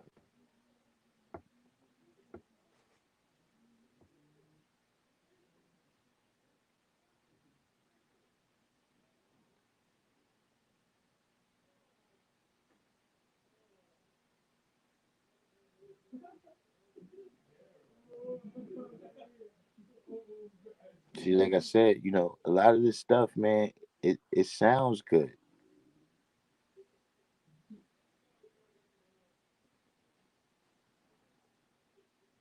You said RH, blood positive blood types. Okay, but what does this have to do with white people and black people?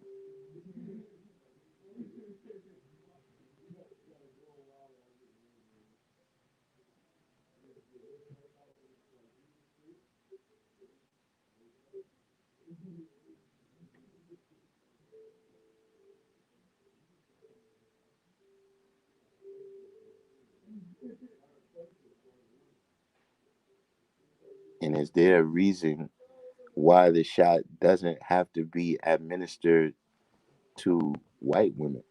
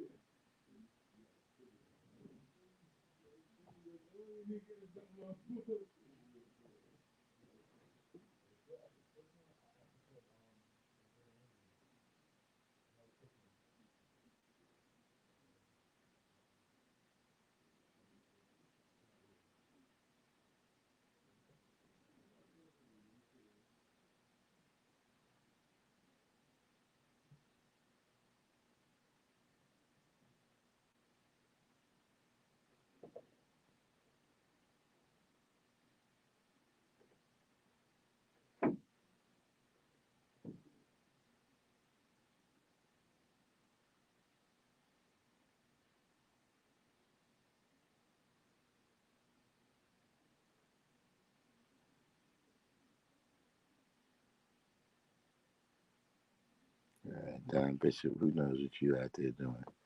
But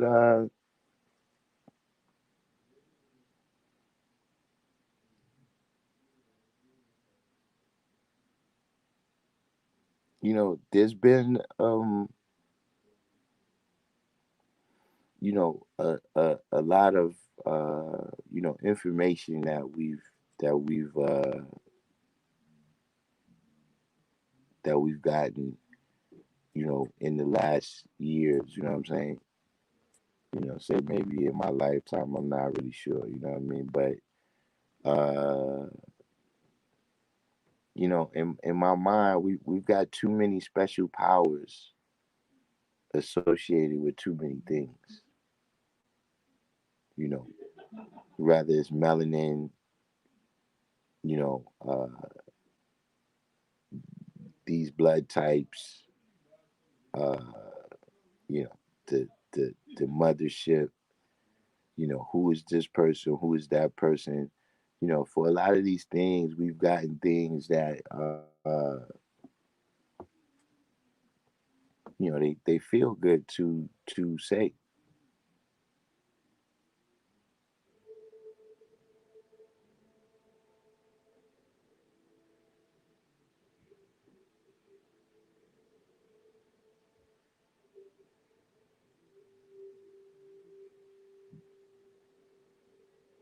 But what is the actual?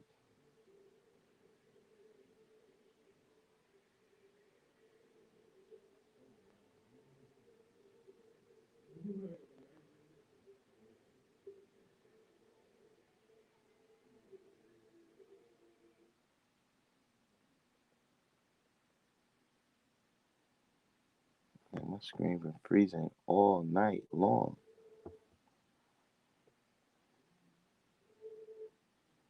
All right, knowledge. Yeah, I didn't even go in today. Knowledge. I thought I could avoid. I thought I could avoid. You know, the general crazy talk If I didn't go by the school today, didn't work.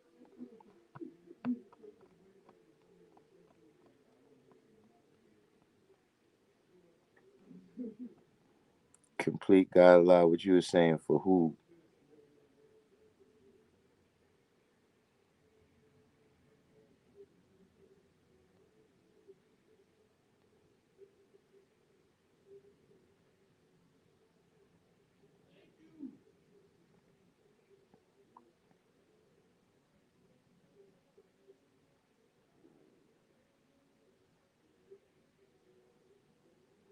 What you say here, RH negative and RH positive between both parents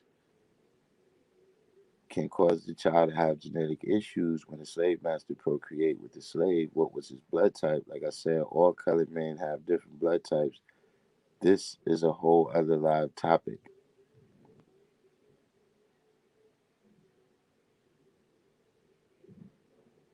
All right, but this is you contradicting what you're saying though.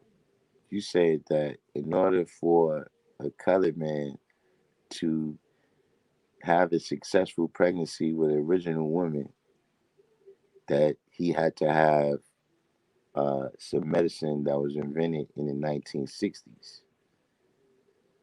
Now you're saying all colored men have different blood types.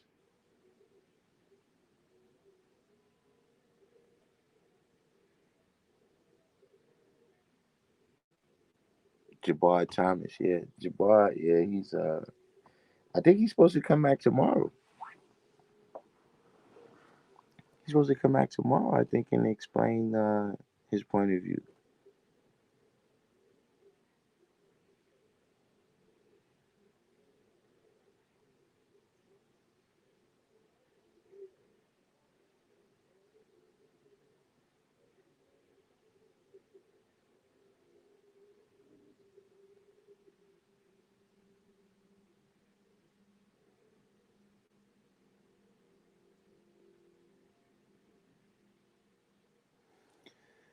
I seen something similar to this before. I can't say that that's specifically what you're speaking on, but I've seen this kind of thing before.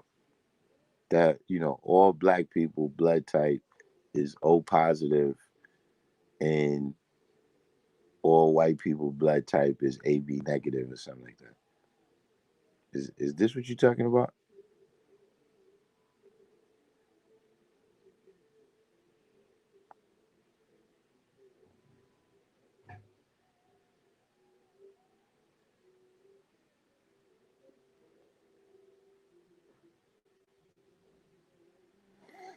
Yeah, complete. It's not just feeling good to say things that can't be shown and proven, but it just feels good. You know, uh, everybody wants to make it to the hereafter. Everybody wants to get to that magical point where everything's gonna be all right. You know what I'm saying? Where you in heaven and you sitting at the right hand of God or wherever you're supposed to be. You know, and so these different things that say, we have, different degrees of power just based on uh us physically being dark skinned. See, to me, that's a part of what misses the point too.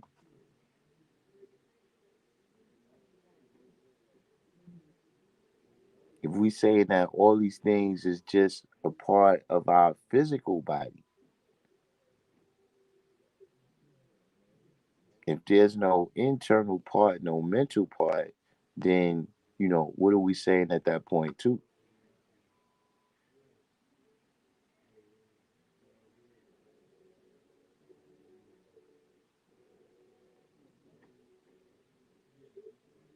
Like there's some things that's significant in part in as far as you telling the story, in terms of you, just giving the actual facts of what happened.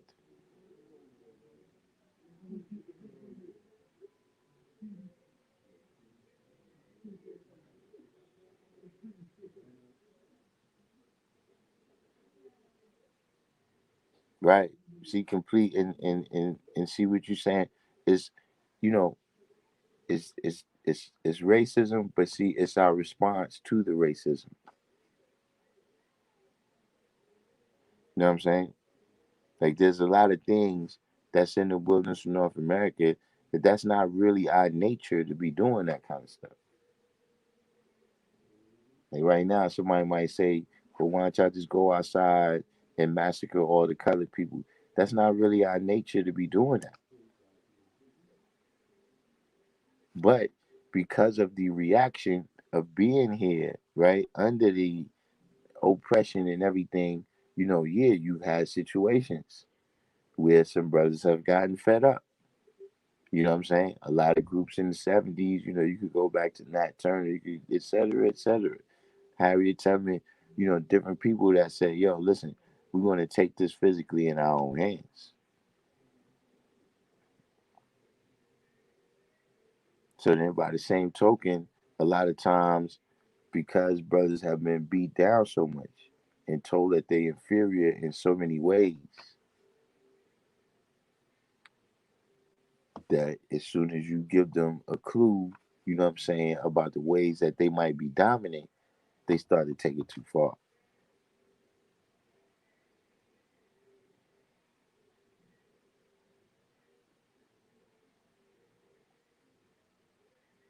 Yeah, but Don Bishop, where are you getting your numbers from? Like you told me that's you brought up the the uh the 30th degree and the 140, and you said that as if it proves that there's 1% or 50% or 100% mutation. That degree doesn't have any arithmetic in there that I'm aware of, you know, because for me, listen, man, something could be 1% different. And let me give you a good example. You can make me some food, right? And only 1% of that food can have onions in it. Guess what? I don't want it. It's not the same. And people that do that, they always that's their excuse. Oh, it's just a little onions. You ain't even gonna taste it. Yes, I am. You can make me a whole sandwich, right? And that sandwich can have 1% of mayonnaise on it. Guess what? I don't want it. It's not the same. This is not what I asked you for.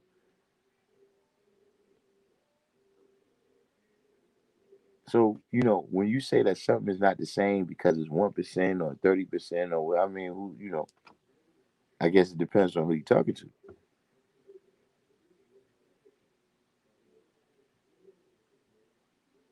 There's lots of things that's 1% different, you know, and it's totally this is something totally different.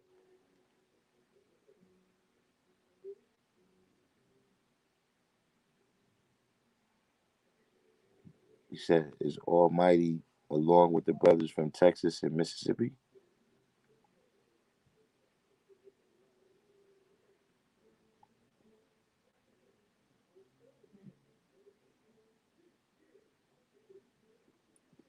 No. You gave a specific number when it first came up that there's 1% of genetic diversity between uh,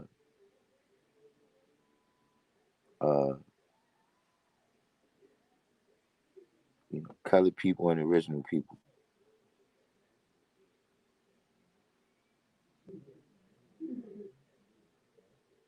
So when you said that no, it couldn't be 1%, I'm just asking you what is what's the science with that?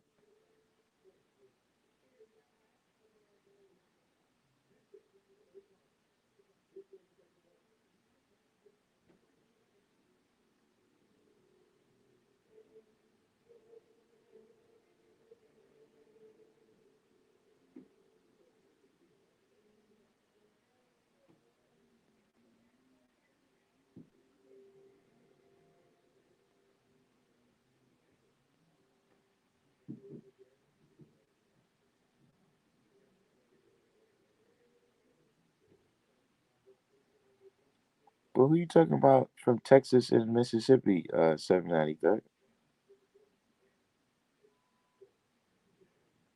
Almighty is you talking about Almighty that's supposed to debunk Almighty that's supposed to come and debunk the transatlantic slave trade? I guess that's what we got to do. The rest of this week, the rest of this week is going to just be debunking. That's it. I'm gonna have to find a title to just coincide with that. That debunking everything,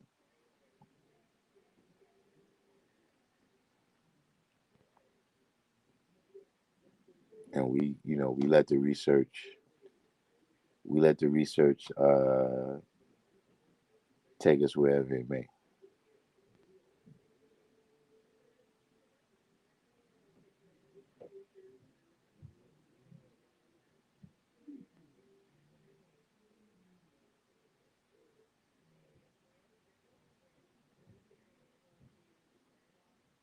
But I guess once again we back at that point.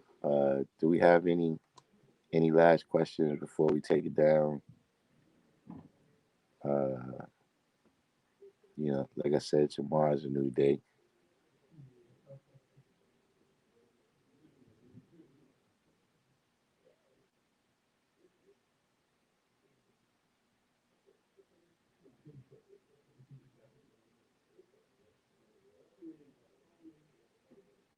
Anyone? Bueller?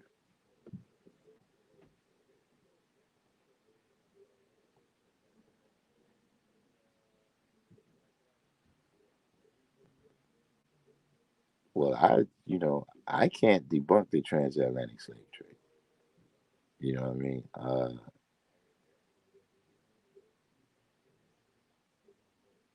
You know,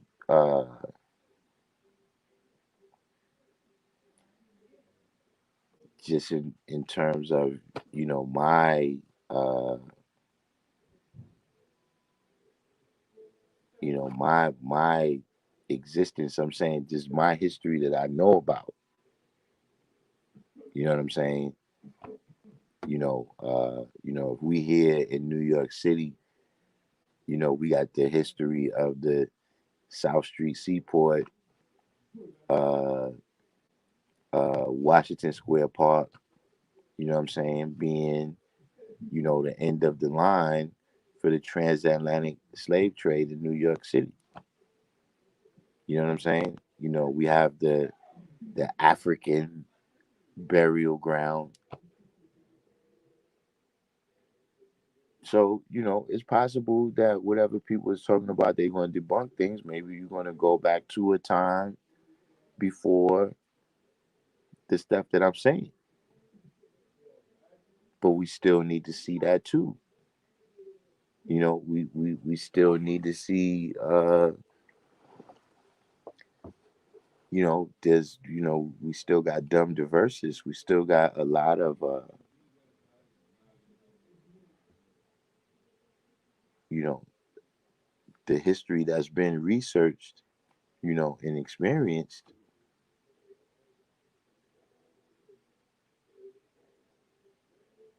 that would coincide with there being a transatlantic slave trade.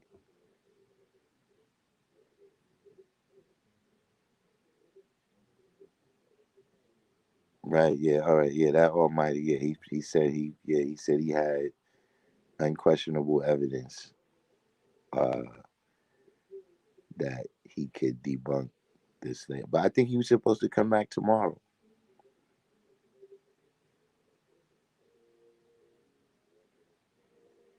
Slave ship revolts 500 recorded.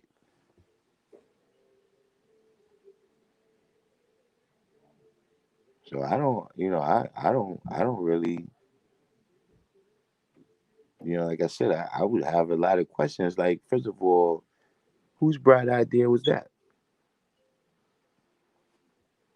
Like, they were sitting around the pub one day, and dude say, "Yo, I know what.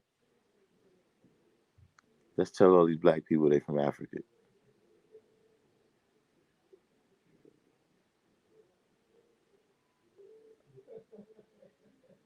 See who, what was the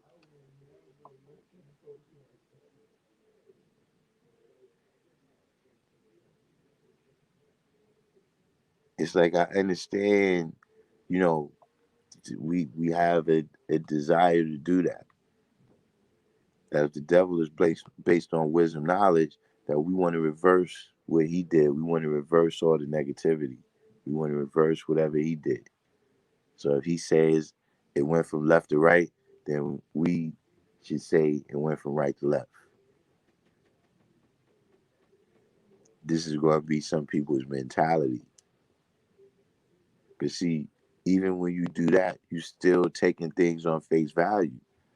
Whether you assume that somebody is right just because they said something, or whether you assume that they're wrong just because they said something.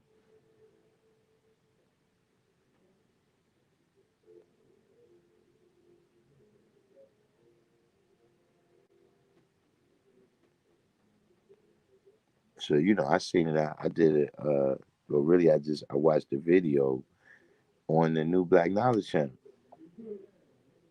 Where the brothers started speaking on, because that's what I'm saying. What I'm saying is that look, right now, the African burial ground is a place that you could go to where they tell you some of the stories of the people. You know what I'm saying? Seneca Village, all these different places where the people were saying they was African.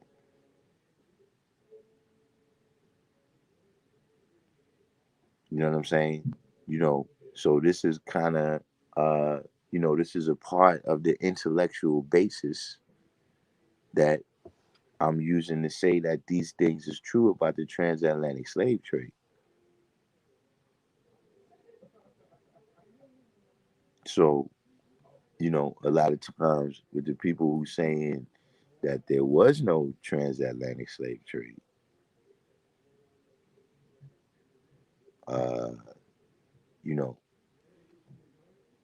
there's just, like how many original people are they saying was here, right?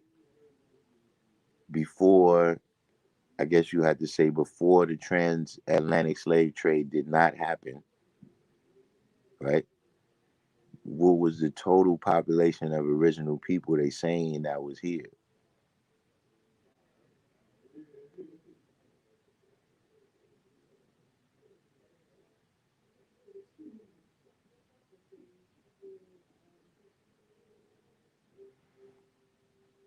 What you said here, Kendall Rowland, I don't know how we can debunk the transatlantic slave trade. I do understand that original people were already over here before that, but even Dane Calloway admits that there was definitely a slave trade.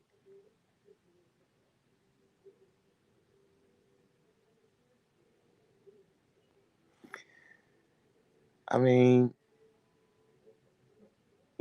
that there was original people over here. Uh, I don't know the name of these people. They do have a name, but there's a place at the tip of South America called Tierra del Fuego, where they got people that they jet black, and uh, you know, according to whatever research they did, those individuals was here before 16,000 years ago. You know, they even have. Yeah, so the people I'm talking about, Mr. Spot. You said Chile. You know, uh, they have cave art of these people. Where when they read the cave art, it appears that they got into wars. You know what I'm saying? With the newer arrivals that was coming from India 16,000 years ago. So if these, are these the people you're talking about?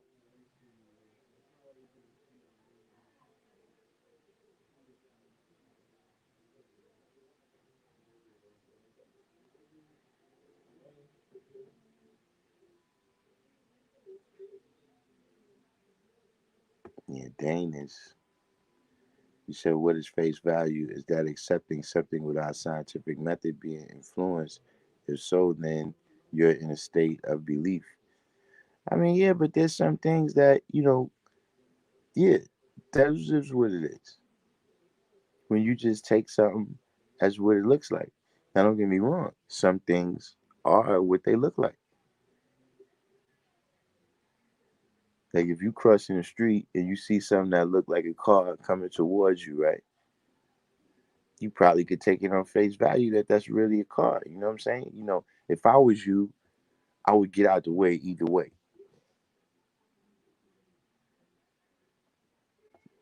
If I was you, I would get out the way. I'm not going to stand there and let the car hit me just to see if I was taking it on face value that the car is made out of steel, 2,000 pounds, you know. So, there's other things like that, yeah. But that's a whole rabbit hole. I don't know if y'all want to go down the rabbit hole with me of things that, yeah, I would take it on. I do. Yeah, I just take it on face value.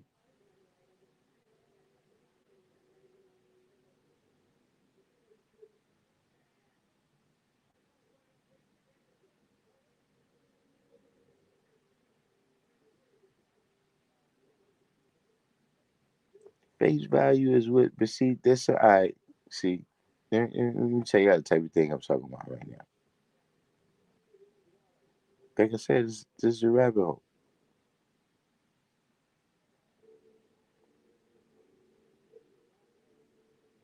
Now, let's say right now,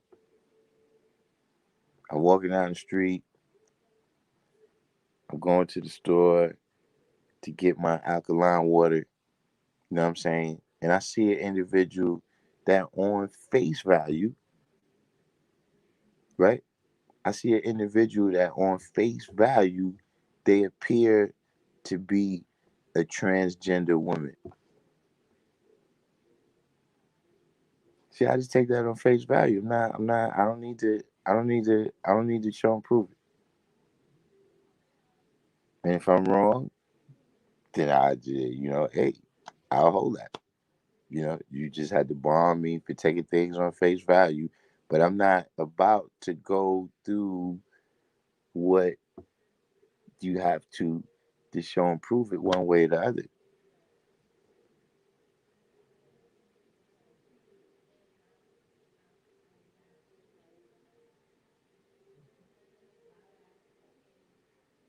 Things like that, it's okay if you take it on face value. You know, suppose if you know a person offers me some food, you know what I'm saying, and the food looks nasty,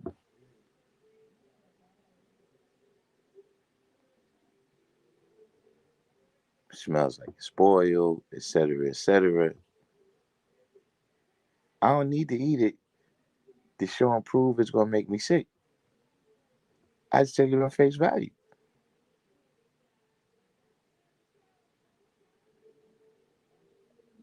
But all these things is these are particular these are particular circumstances. But yeah, I got things I take on face value.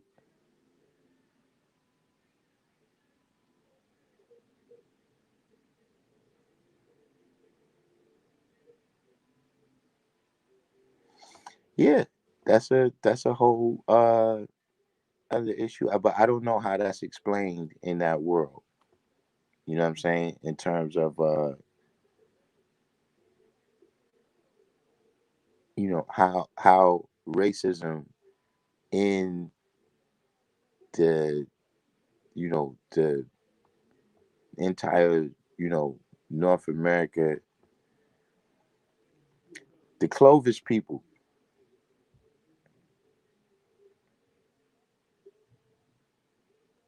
the Clovis people, uh, they supposed to be here, you know, like 30, 40,000 years ago, and it's actually been a lot of dispute on who they are. But the oldest people they found over here so far is those people down in Tierra del Fuego. But it's a handful of them.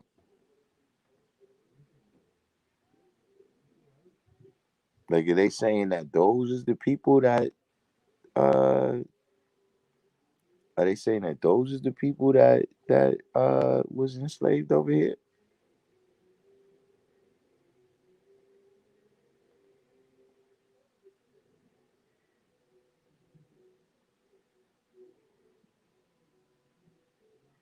Supreme Man, it's you up. It's your workout time already?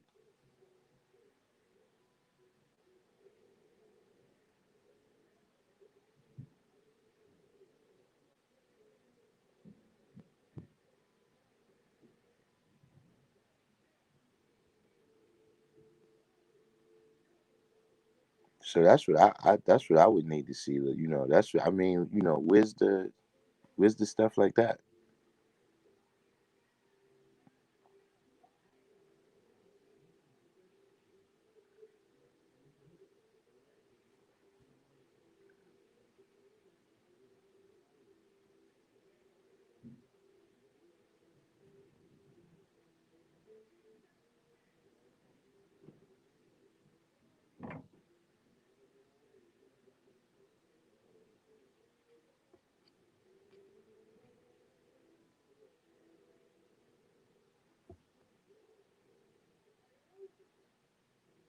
I guess sooner or later, man, somebody will be back to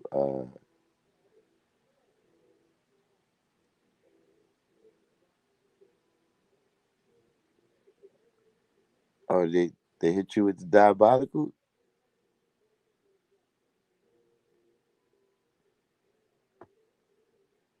but you still at the lab though, right? Are you in the hospital?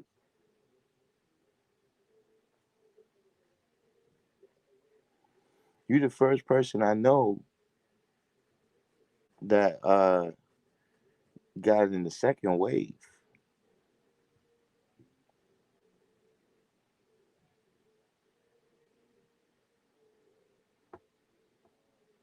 You still at the lab, or you had to check in?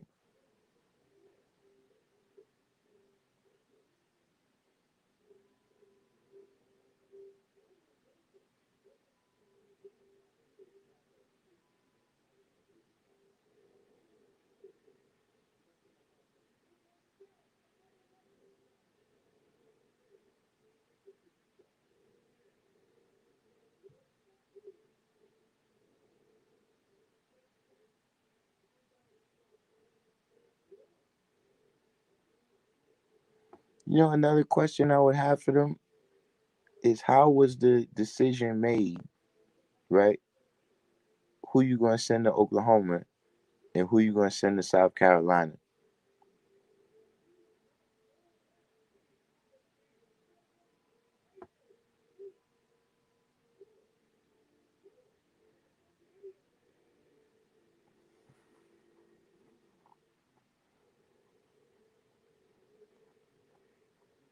Oh man,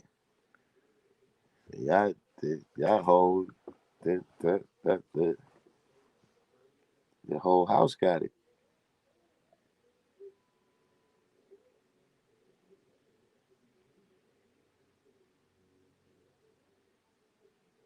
and she's breathing good too, cause that's what they said is the main problem, man. The brothers that had it, they was like, yo, they couldn't breathe.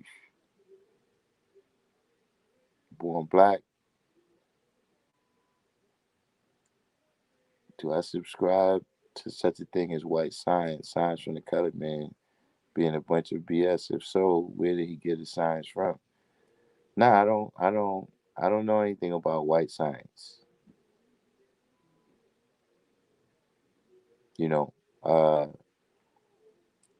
one of the reasons I'm against that type of saying is that I've seen a lot of good brothers, uh, affect their life in a real negative way. You know what I'm saying? Uh, you know, the white man's education, the devil's, you know, you know, all of that's.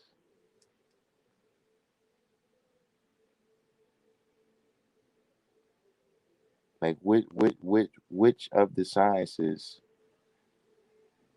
which of the sciences would you say come from white people?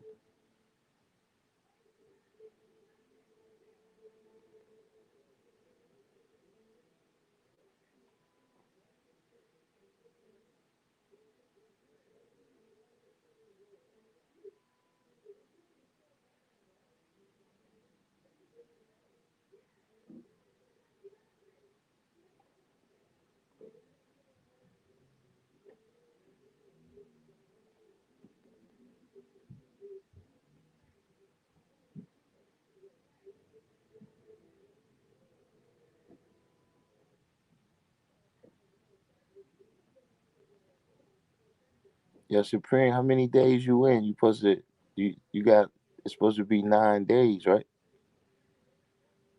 That take you to shake it off?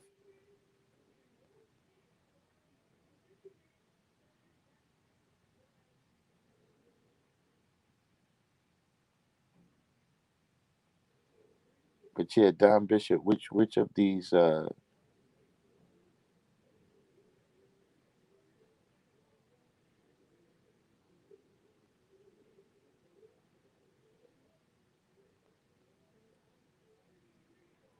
these sciences would you identify as science from the colored man?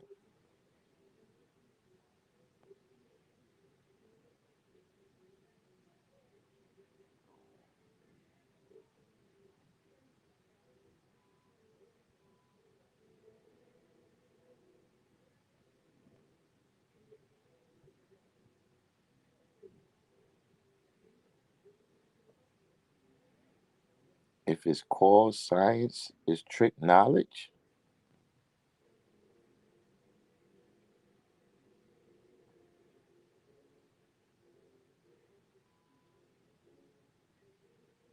Yeah, the little kids they don't catch it. 7-year old, he probably good. So everybody, yeah, everybody went down for the count, man. You said pseudoscience like phrenology. I'm not familiar with phrenology. What's phrenology?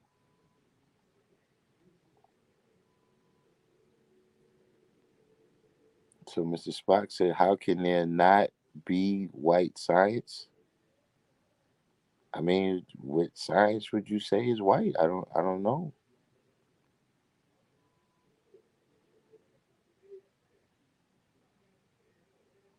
Which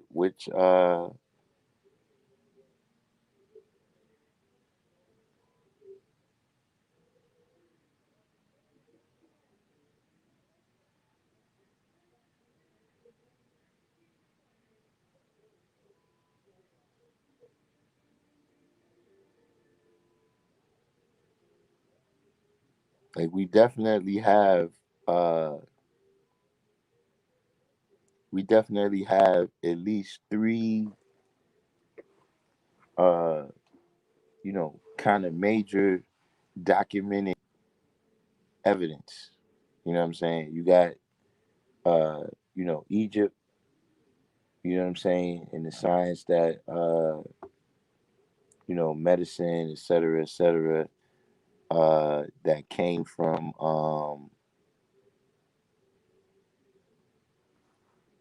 that the Egyptians to the Greeks. You have the Crusades where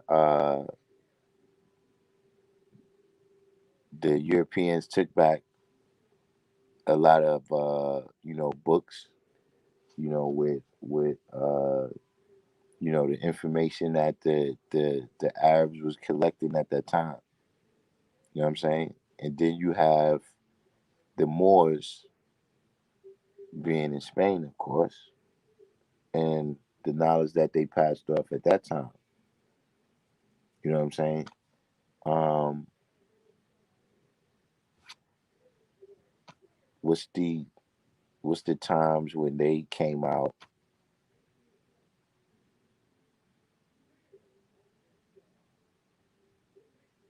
You said white science. is the use of science to turn truth into lies, like the bell curve and the false racial use of science in the early 1900s, like Lambo. All right, but now we loosely talking about what science is. You know what I'm saying? These things, and then even those what you're saying, the bell curve is about statistics. You know what I'm saying? You know, dealing with race, this is still biology. Phrenology is about bumps on the head, identifying personal traits. See, like I said, we kind of loosely defining science when we say some of these things like that. You know what I'm saying? Like uh, we can't lose the definition of what science is.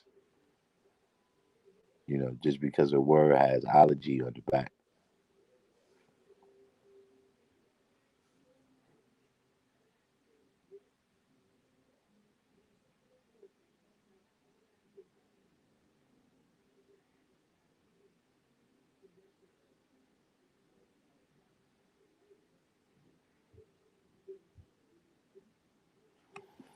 You said doesn't come from them, but they dominate your birthright knowledge. Two astrophysicists can have a normal scientific conversation and pack a whole auditorium. You can literally count the black faces.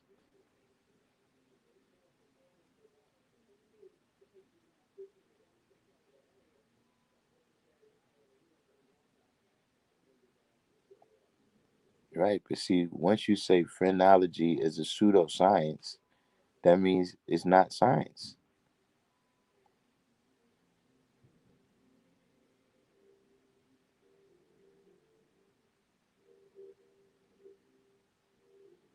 I Spring.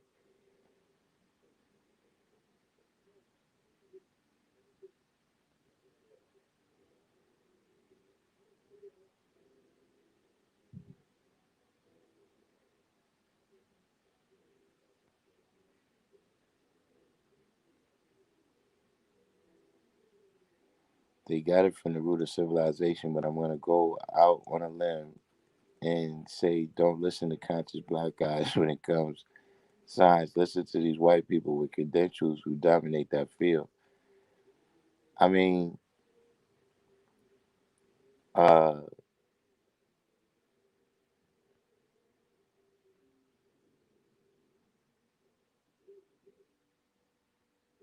they've continued.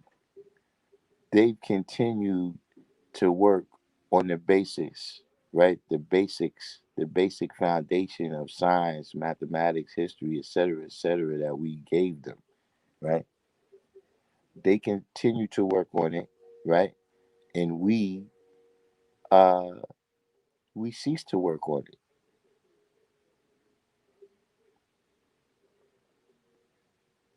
But that's what it comes down to.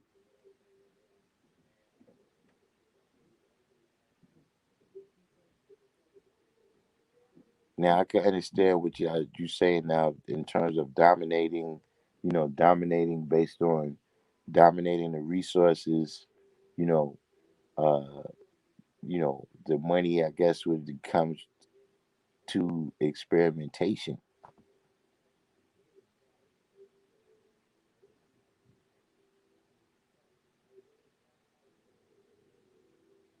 But I'm saying the entire scientific process itself,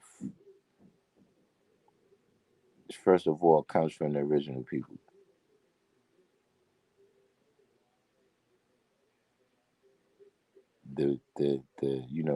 The basics of biology, the basics of chemistry, and all of these different things already existed amongst the original people.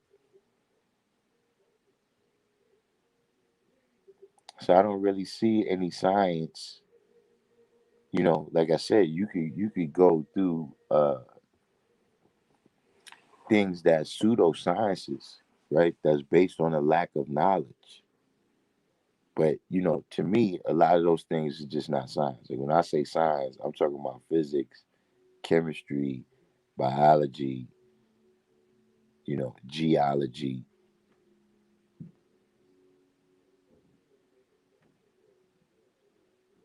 There's certain things called the hard sciences and the soft sciences. So, for instance, physics, that's like a hard science where the rules is definite. Then you have things like psychiatry, which is a soft science. So, in psychiatry, you can show up to this doctor over here and he tell you you got this condition. And you can turn up to that doctor over there and he tell you you got that condition.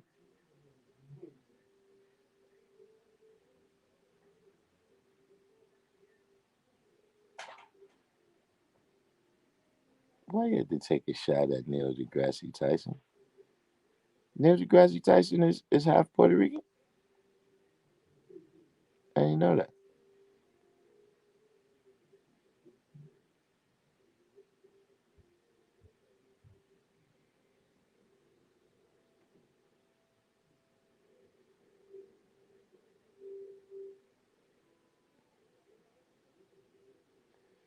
Yeah, I don't know. YouTube might not like your statements on the vaccine.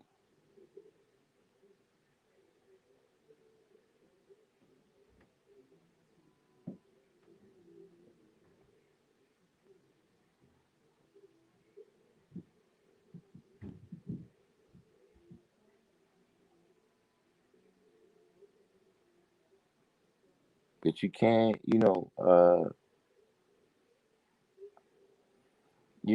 I mean, like I said, I don't believe in the religion of science either. And so it's not that, I don't think that any of the things that they tell us need to be questioned. You know, Science is not in the realm of things that I would just take on face value.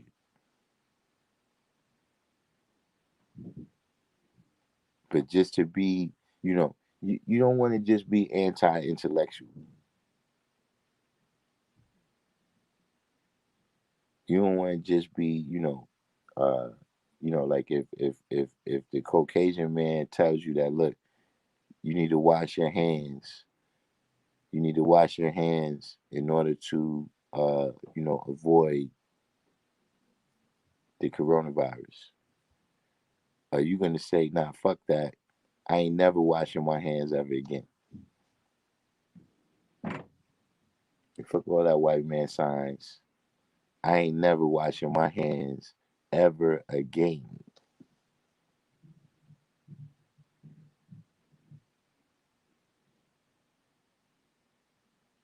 Like, where do you, where do you draw the line on this stuff?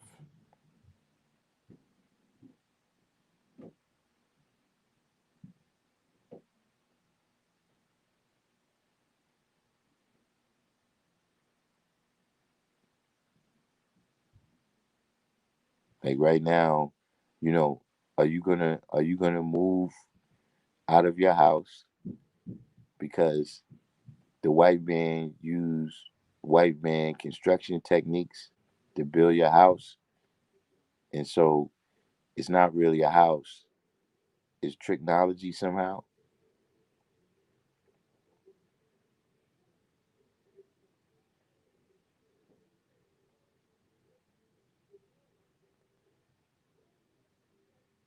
Like if you go to the store and you give the man a $10 bill for something that costs $5, and he give you back $5, are you gonna say, now fuck all that white man math? I ain't supposed to get no change back.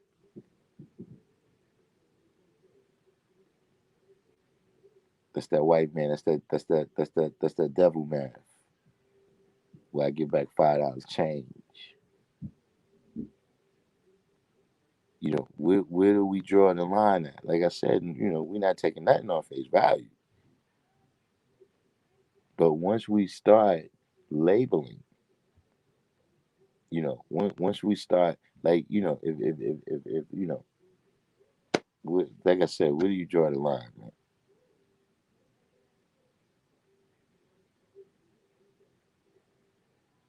All right, complete God. Allah said, publish your own findings and submit them for scholarly review whenever you can show and prove a scientific point.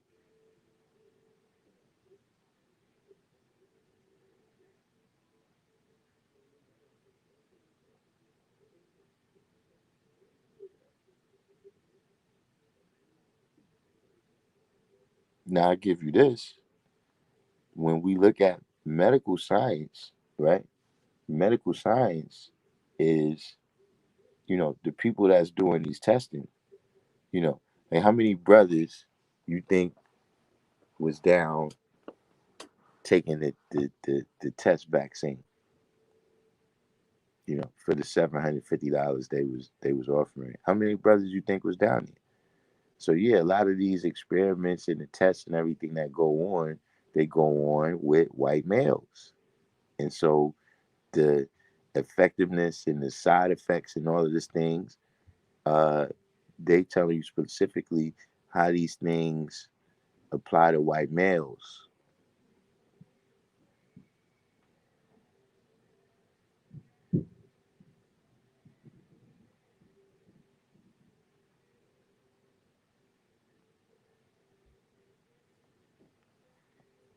What we say here?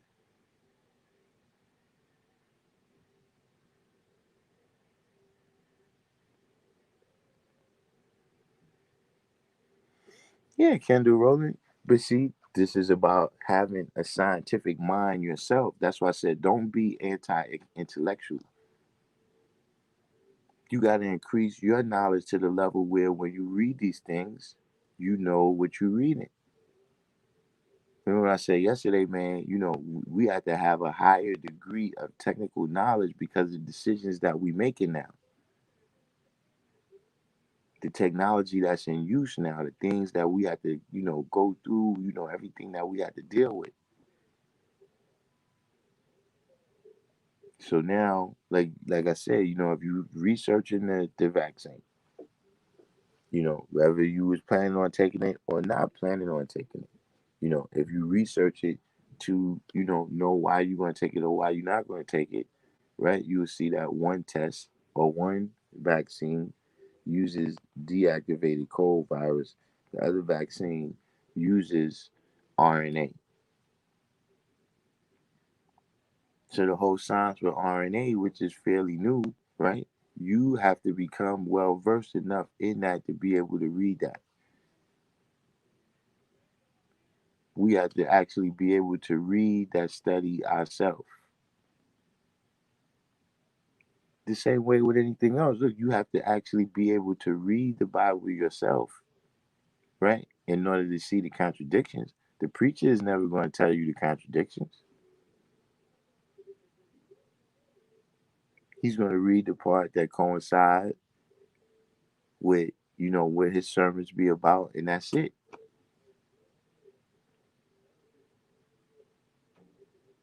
See, that was like a whole thing, right? When you deal with literacy, and once people have literacy, now they're able to have enough knowledge, right, that they gain on their own to make a free-minded decision about what they want to do and don't do. And that's around the world. Whether we talk about in Europe, once everybody had their own Bible, you know what I'm saying? When the printing press comes into effect and everybody got their own Bible, now they can interpret it even for themselves. That started changing the way people made decisions about whether they believed in this supernatural stuff or not. Whether you wanted to be Protestant, whether you wanted to be Catholic, etc., etc. So that's another reason why we want to be able to, show and prove things, and not just be in fear. You just in fear of the 10%. Oh, the 10% is giving this out. It must be this, it must be that. Because remember, it's not just, this is the vaccine right now. What's to say in 2 years, in 5 years, in 20 years, in 30 years, right? Another vaccine may come out. Just like right now, you know, uh, it's been 40 something, 50 years since the Tuskegee experiment ended. Knowing about that experiment, knowing about what occurred in this experiment, know about what the people was told, instead of the truth in that experiment, it's things that you can apply right now that come out right. But you don't want to just be anti-intellectual, where because it's written down and because it's written in scientific language, you automatically, you automatically saying no.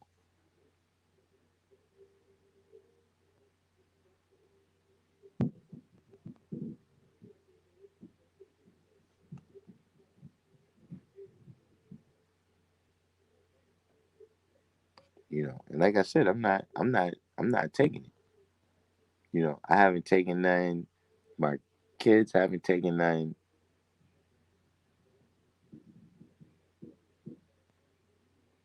So it's really, it's not something that I'm considering to say, we need to study it for that. But we don't know what else is coming down the pipe.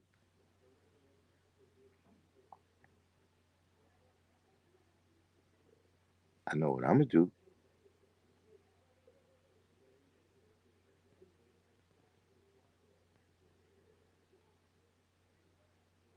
Right. You're right about that, Clary. One is that yeah, and see, everybody feel like they're intelligent. So yeah, we could fall back on just thinking we got supreme intelligence, but we haven't really had the education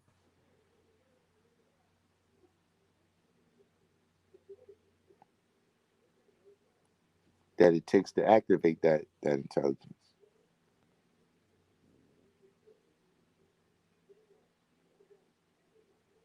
So we don't even have scopes. We don't even have interest in scopes. This is us. There is no testing, but I'm saying a lot of that is dealing with the value that we place on education ourselves.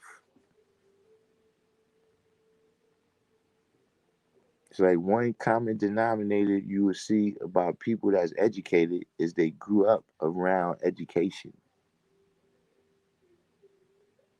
Their parents was always giving them books, introducing them to different topics. You know what I'm saying? They might have even had to do reports, you know, in their house. You know what I'm saying? Not just as a chore that you go over there and you do at school. See, that's when you come back home with the idea that this is all white man stuff. Because this is who's introduced you to all of this stuff.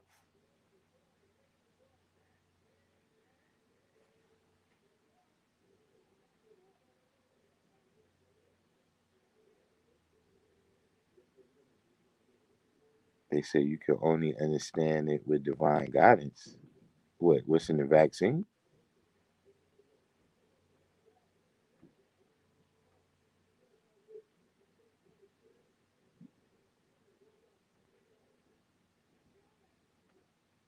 Which comment about not taking the vaccine?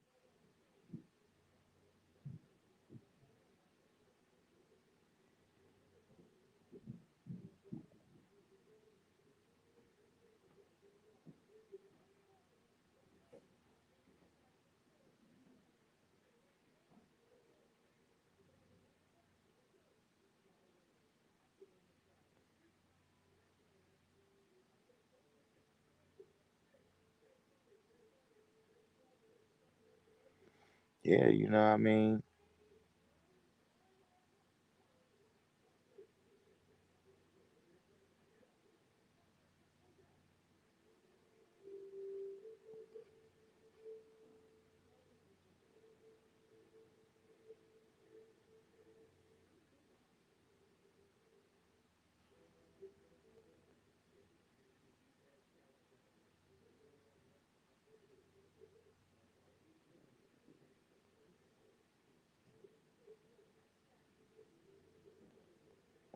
Yeah, that's. I mean, look,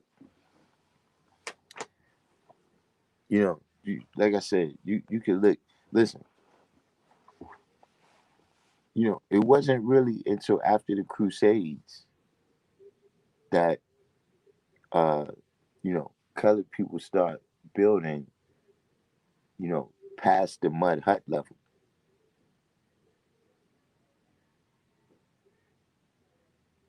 Like if you just look at the history, they didn't really have the stone castles when they left to go on the Crusades.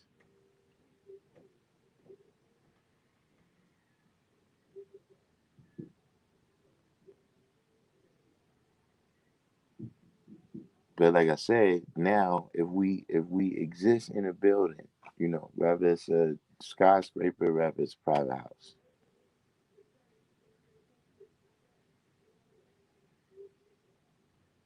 are you going to say now that building, living in this building, this is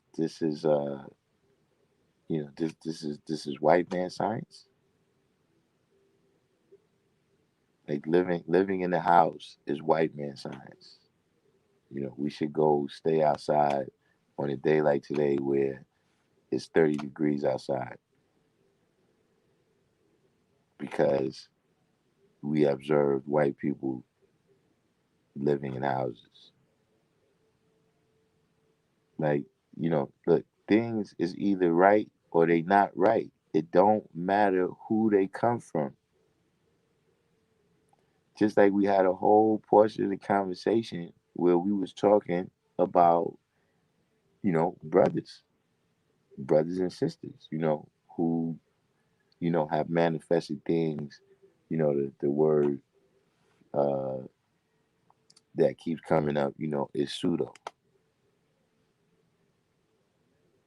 So just because the original man tell me in science, yo, you had some scientists that built an airplane a half a mile by a half a mile.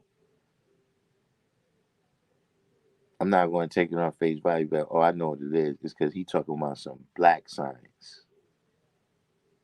That's how he was able to do that.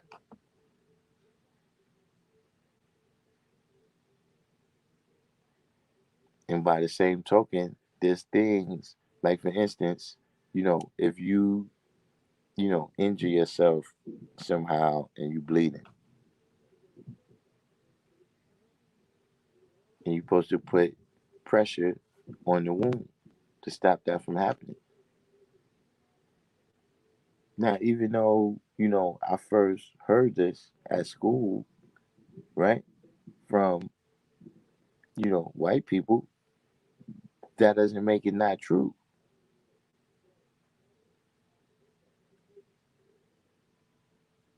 So, when you dealing with, well, this is what this question reminds me of, right?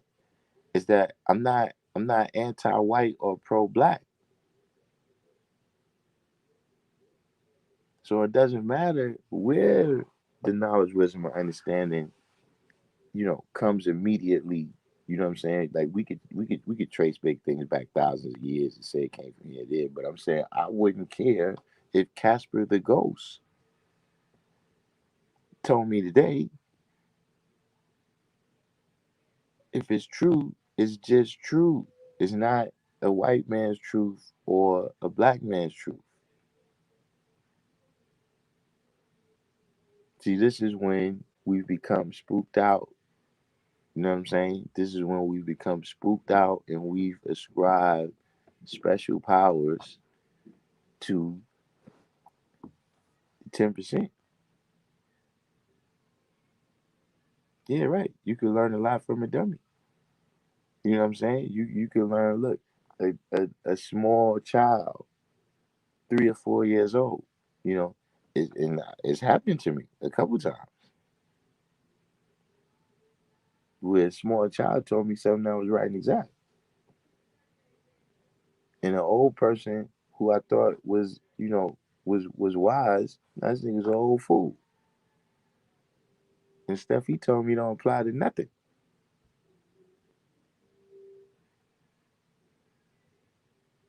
So, I don't think we can really be, emotional. We could really, uh, you know, prejudge this information that we get.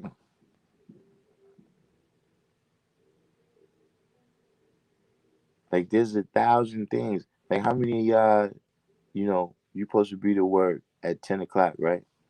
And you show up at 2 o'clock. You supposed to be there at 10 a.m. and you show up at 2 p.m. And when the man say, yo, man, why don't you get at 10 o'clock? That's the white man science, man. It's the white man time. Or do you go there so you can get your check so that you could do what you got to do for yourself and your family?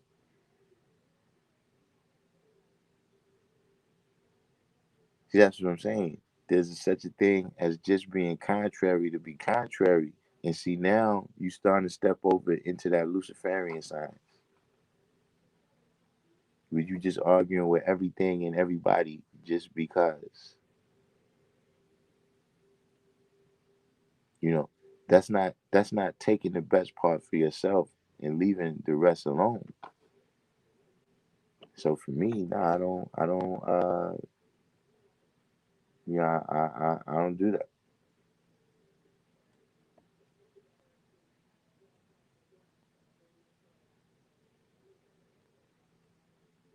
Cause like I said, we can take it on every level. Like right now, would you go outside without a coat on? Like it's 30 degrees outside, but you gonna say, man, fuck this coat, man. Some white man shit, some European shit. This white man coat on. What kind of material is this, man? It's the same lion fur. You're not gonna say nothing stupid like that.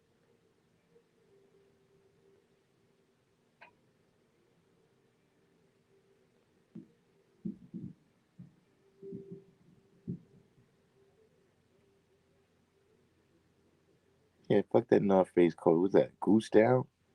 Do they even have goose? Do they even have goose in Africa? Say no black man, it's white man shit. That's what I'm saying, man. Look, things is either right or they wrong, man. And I don't care who you are. I'm going to activate on whether these things is right or they wrong.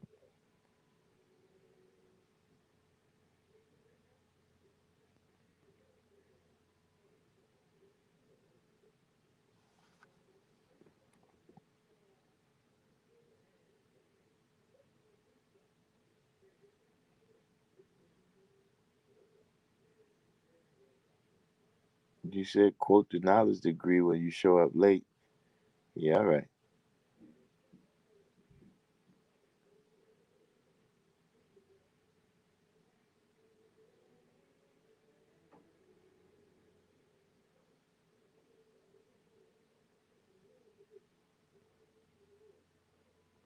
Yeah, that yeah, self bill. Yeah. Would you ignore that warning?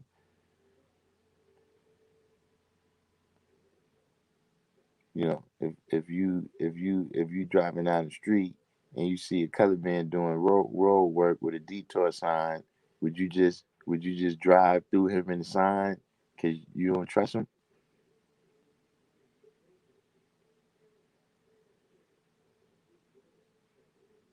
See, this is when the fear, this is a level of fear.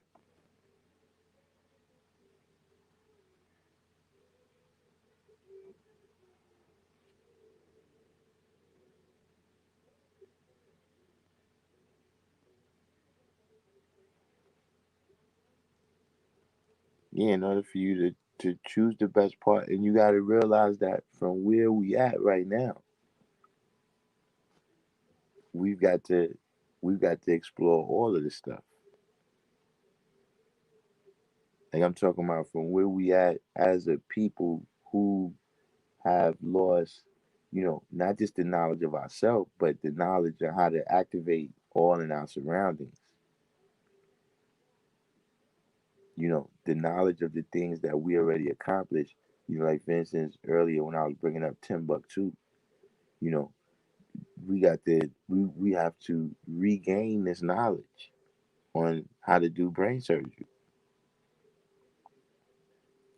Right now we don't know how to just go out there from scratch and build a pyramid to the exact specifications that we see the ones built out there now. Like for a lot of us, we don't even know how to, feed ourselves.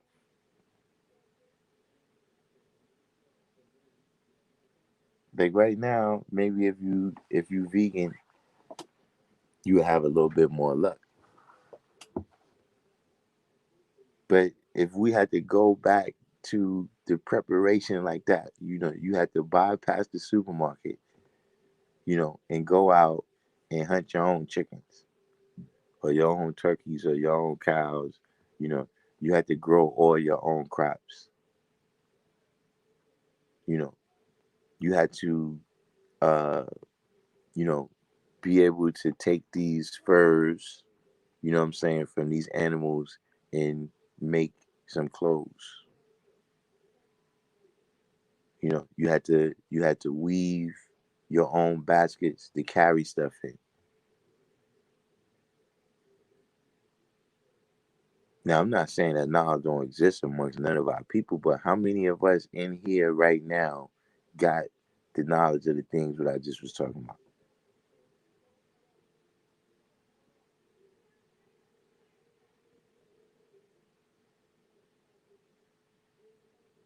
That's a part of what is, that's a part of the control here in the wilderness of North America.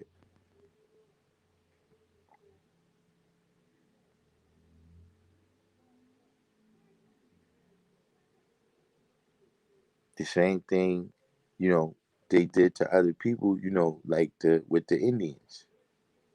You know what I'm saying? By destroying their livelihoods, how that impacted their society in a very negative way.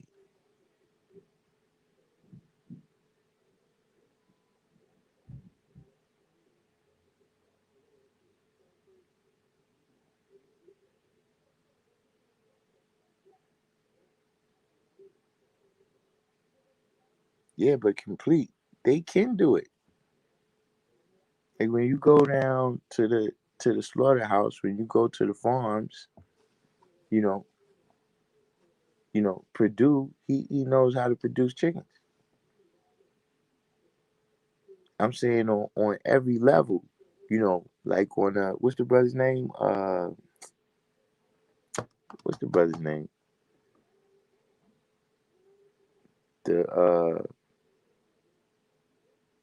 The brown skin brother that be talking the economic stuff.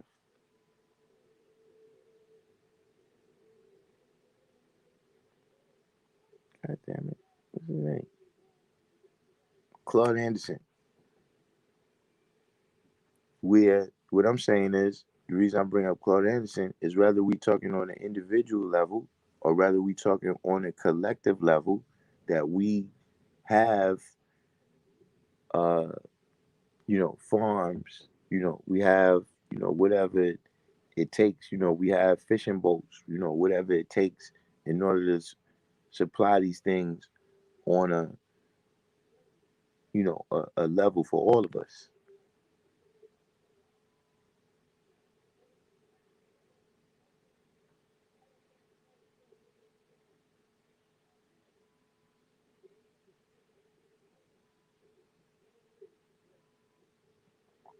That's what it is, true self.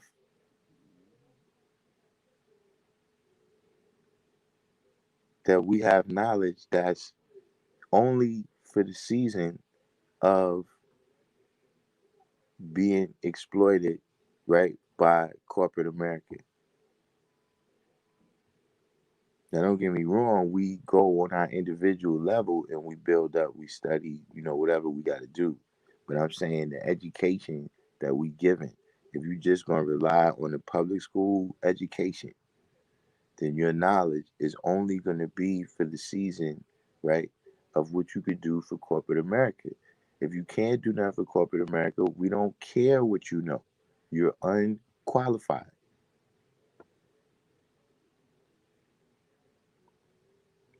But this is what we got to do. We got to have knowledge for this season, you know, of solutions that we need to accomplish right now.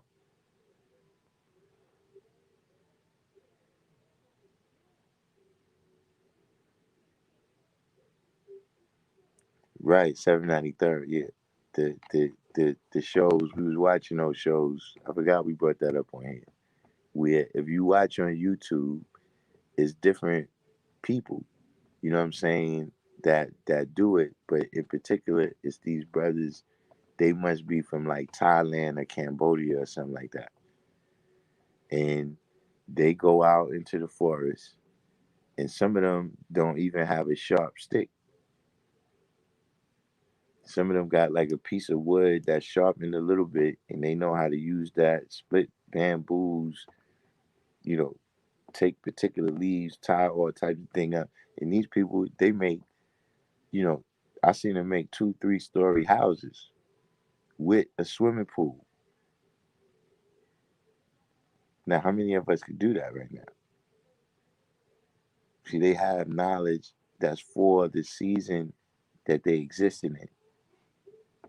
See, we don't have the knowledge that's for this season. We don't have the knowledge of how to, uh, you know, apply all the different things, all the different things what we saying is inequalities, right? In the society is mostly based on us lacking the knowledge.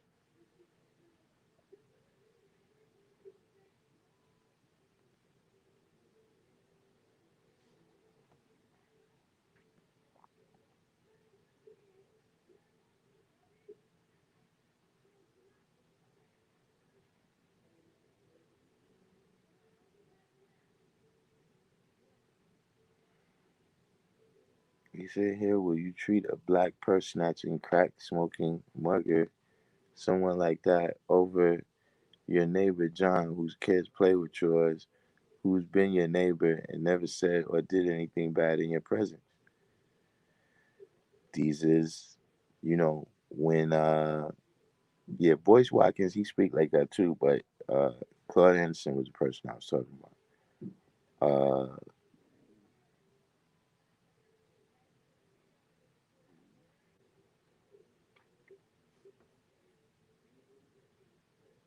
you know, it's also on the level, of every different type of literacy. You know what I'm saying? Like we already talked about, the law and that type of literacy. You know what I'm saying? Of just knowing what your rights is. You know what I'm saying? You know, you got financial literacy, of people knowing the language of, what is income and what is capital and all these different types of things like that. We don't have the knowledge, right? That's not taught in the well, not in the public school, not in New York City. Now it's possible, when you go to the private schools or if you go to schools in some other location that they are teaching that type of science. But that's the season that we in right now.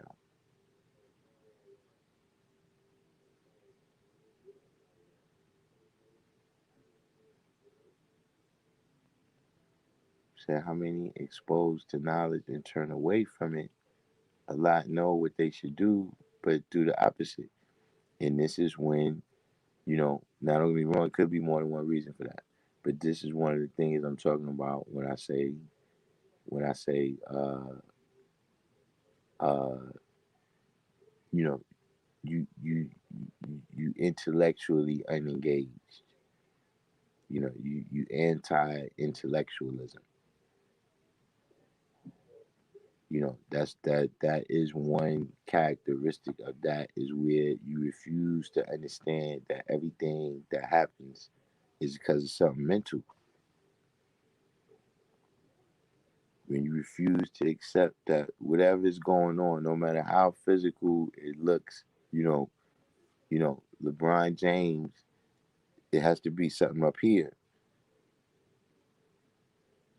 for him to know whether you dribble left, whether you dribble right, whether you pass it, whether you shoot it, whether you jump, whether you run, whatever the case may be. When you become anti-intellectual, then you think you could go out there and dunk it on every play and think you did something good.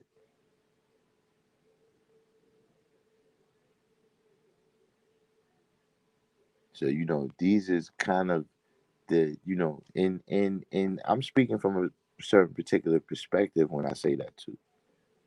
Just the perspective of uh we've we at a level where we ridicule individuals that's intellectual. I'm talking about our community. We ostracize the people that's intellectual.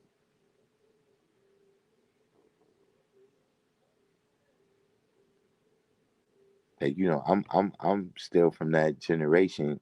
You know, that's changed a lot now. But I'm still from that generation where look, we tell somebody, look, you talk white.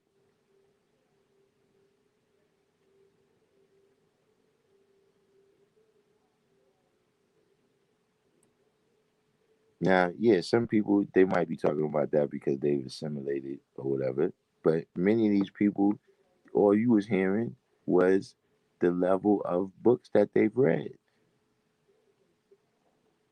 the level of ideas that they've been exposed to.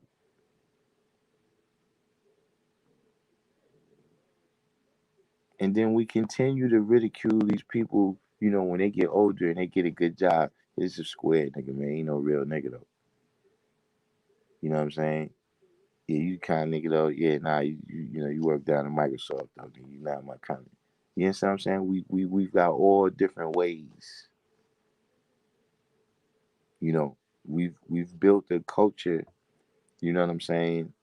Or we've allowed ourselves to, uh, just be a part of a culture where, you know, uh, and I'm not saying this is everywhere, but a lot of us, we in these major cities, keep it 100, son. A person could walk up and say they've been to jail. You know what I'm saying? A person could walk up and say they've been to jail, right? And that's more celebrated than the person walking up saying they came from college.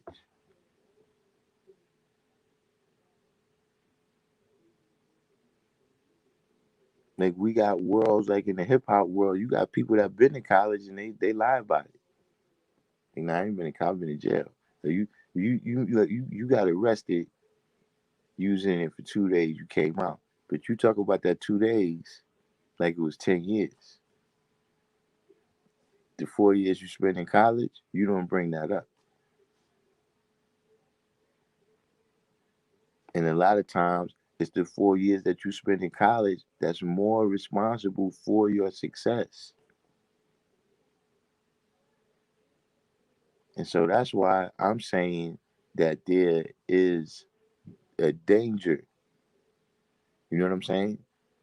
I'm not saying that we trust everything the colored man says, but what I'm telling you that is a danger to start identifying knowledge and studying as something that's white.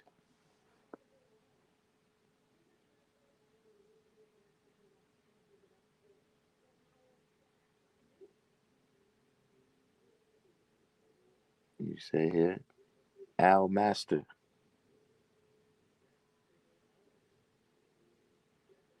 new to the group. Welcome to the channel, Al Master. Hit the like button and subscribe. Self Bill said I had to leave the city to realize there's other ways of life. I thought everybody fought, argued, sold, XYZ, etc. Been places where people had never been in a fight and it changed my perspective. Right.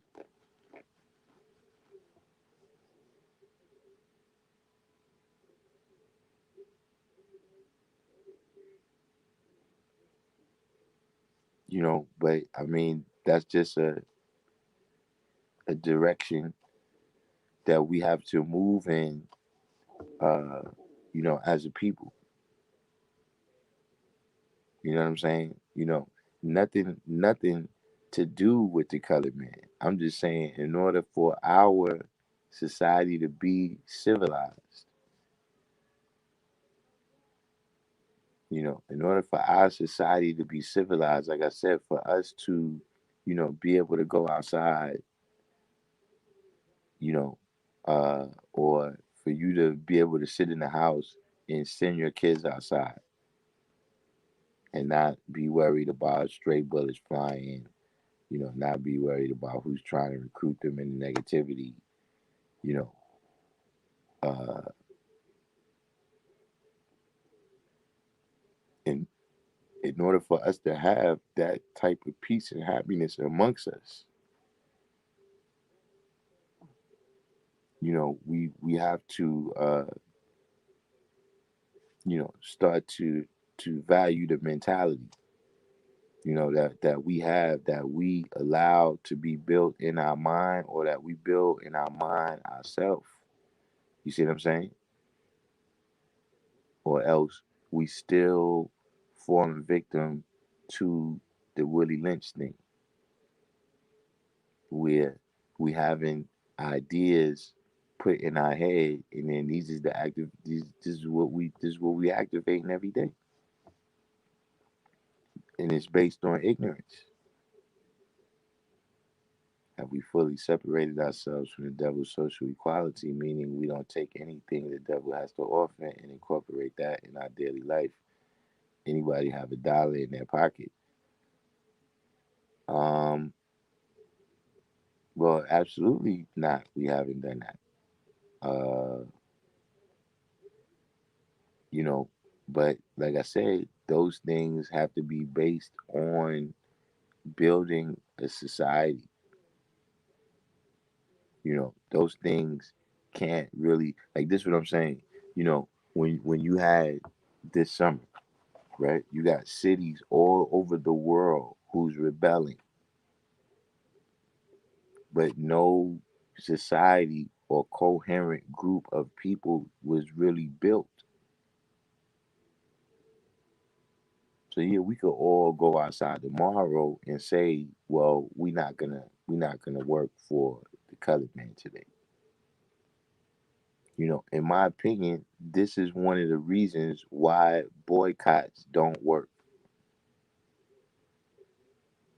One of the reasons why boycotts don't work is because, yeah, you could say you're not gonna buy nothing in the supermarket today, but just tomorrow you're gonna have to buy twice as much. Or the day before you have to buy twice as much. Because what you're gonna do, especially when you're dealing with things that's necessity. Now you might be able to boycott something like Jordans. But if we talking about, I've seen people say, yo, we boycott a supermarket. Listen, man, that's gonna be a rough one.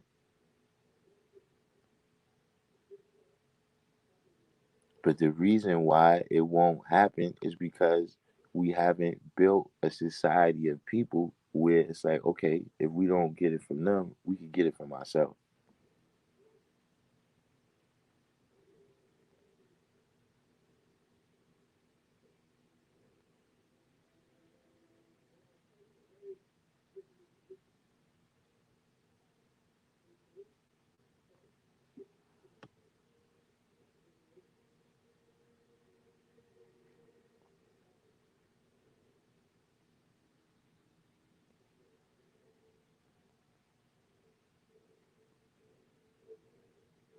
You say y'all gotta leave the country for a vacation and see what it's like in other countries, any country. I mean, that's that if that's what it takes, what I'm saying, for some people to expand their minds, you know what I'm saying?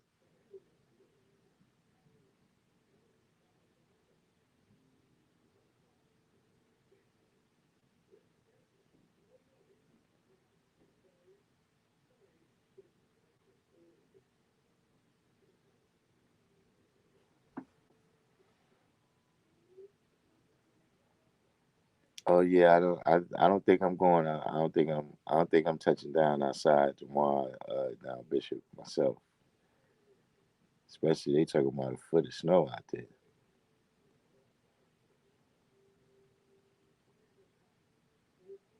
Right? You know why they couldn't leave Gucci alone for a month? Because they don't. That's still their. That's still their uh, value system.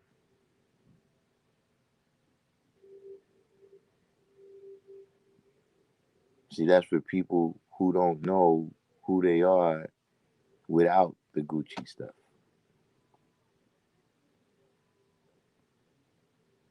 Because if you're just saying it's nice clothes, I mean, I'm sure there's many companies that have nice items, but because we've attached a certain value to it, you know, a certain identity to it, and so that's why I said, man, when we dealing with education, that has to start being our identity. It has to start being how we see ourselves.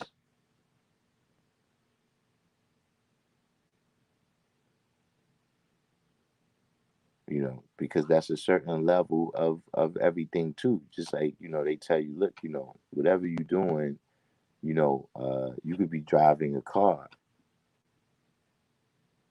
Over time, your confidence in driving the car builds up and it actually improves your skill in driving the car.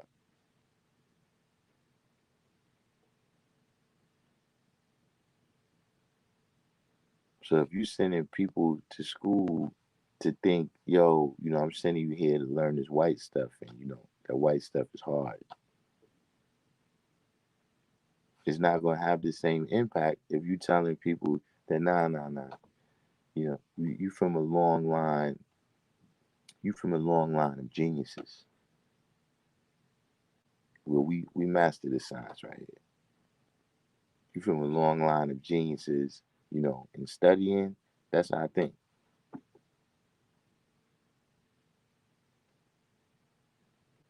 You're going to receive different outcomes.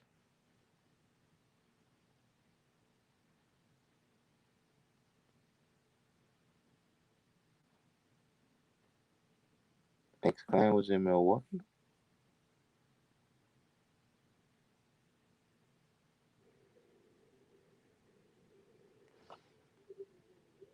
You said sheer ignorance. Even when people say the HBCUs are owned by white people, I'm like, man, go get a education. What's wrong with you? You around your people, probably teachers as well. People worry about the wrong things. Yeah, you know, that's another situation where you know, and I'm not saying that that situation is ideal. I'm not saying that it's not, something wrong with that picture with white people owning all the SHS, all the HBCUs. But I am saying that you a fool not to go get the best part of that education for yourself.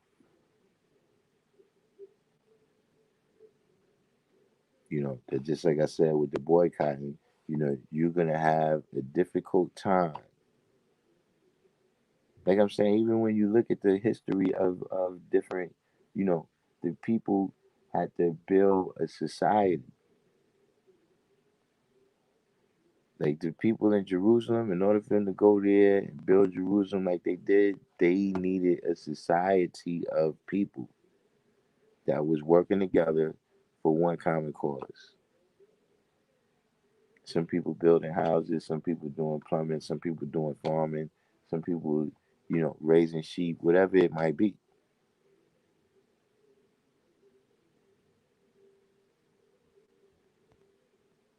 If you're dealing with the American Revolution, because the people was here, they had a particular society that was about what they was about. So then they could work with these people, even if we going against the the king who is the source of a lot of resources for us. Because we have our own society, we can survive.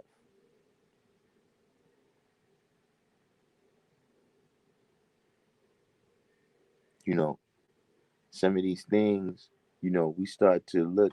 See, like I said too, man. You know, uh, some things it takes a while to see the victory.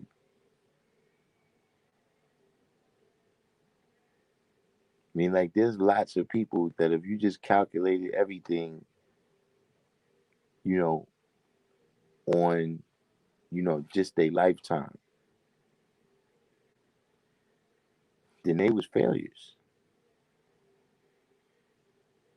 Like if you just look at Marcus Garvey from his lifetime, you got arrested, you got deported, you never got your ships off the line. You understand what I'm saying? But when you look at the impact that his teaching continued to have,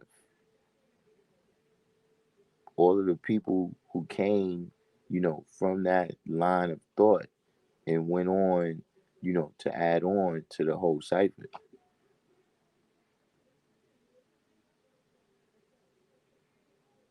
So, that could be an impact, where you look back and you see people like Booker T. Washington, who had this idea that, look, let's just go to the education and get whatever's the best part they're going to let us have. Let's get that and then use that to build our society.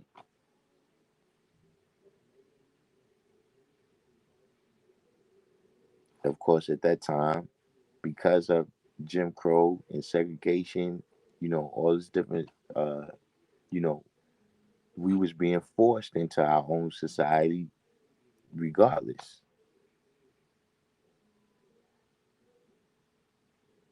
But in order to make that society prosper, we got to deal with knowledge, man. You can't, and like I said, it's something that I seen firsthand, with, good brothers, you know what I'm saying? You know, I can't say like they was geniuses or nothing like that, but good brothers, man, that went to education every day, you know what I'm saying, was about their education, and then they came into the knowledge and start talking about this devil education stuff, you know, and the white man science. Next thing you know, they going in and out of jail.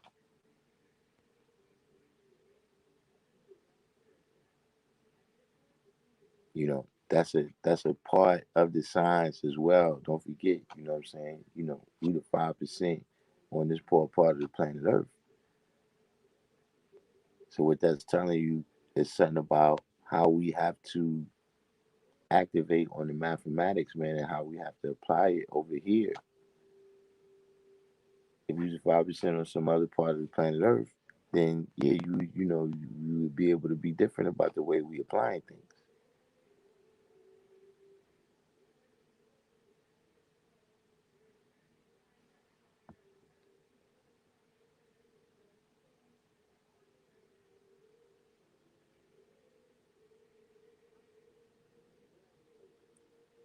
Man, I'm thoroughly fed up with this program.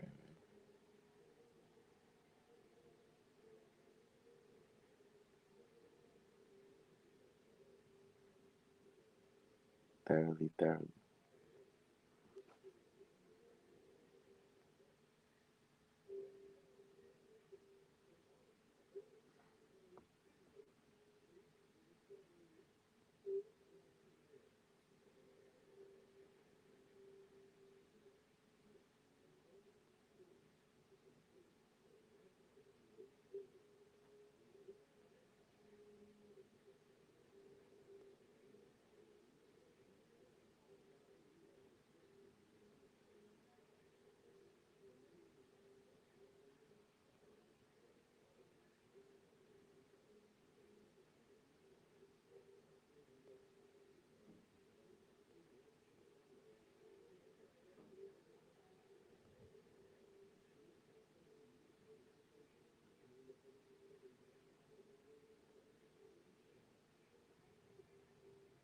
Um,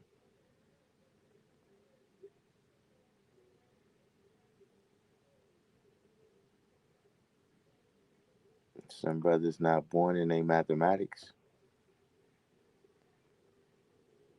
Uh, well, yeah, like you said, we already built on that. You know, uh, in living mathematics, you can't go from 15 to 6. In living mathematics, after 15 comes 16.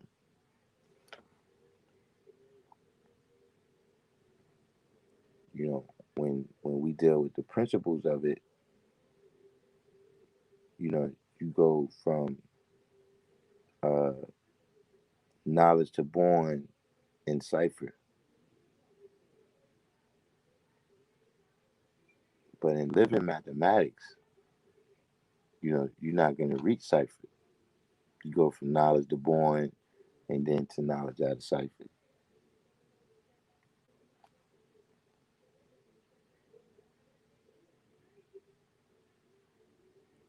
From knowledge to born in cipher, these is the principles. These is the basic elements that you use to make all of the different numbers that you're going to experience.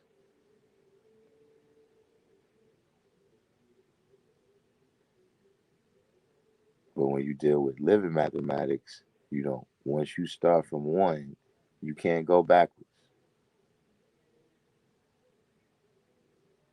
Like you're not going to be 15 years old and then be 6 years old. After you 15, you're going to be 16. So, individuals who learn their mathematics that way and apply them that way, they don't born it.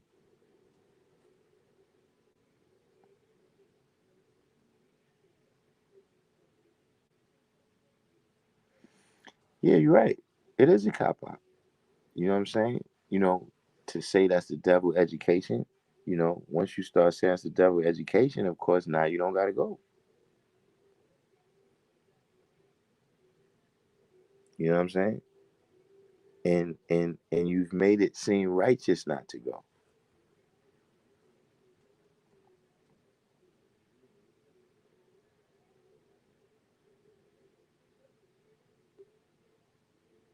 You know, and there's all different levels of civilization that's that way. Like this was about 10 or 15 years ago, maybe a little bit longer than that. And it was like a news story that they was covering about how they was talking to this black kid about marriage. I can't recall like what specifically, but they was talking to the black kid about marriage, and he was like, "Married? That's for white people." Now, while I understand, some of the things he's saying, it's a Hotep channel, so we won't get into that.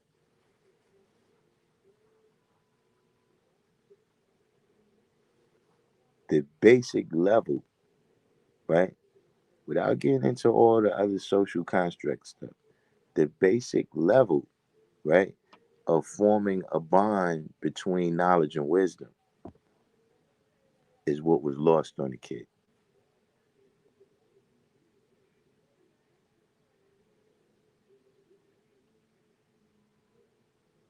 See, these is levels of civilization that we ignoring, you know, because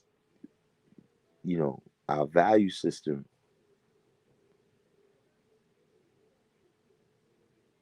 And this is not about, like I said, this is not about going to live amongst them.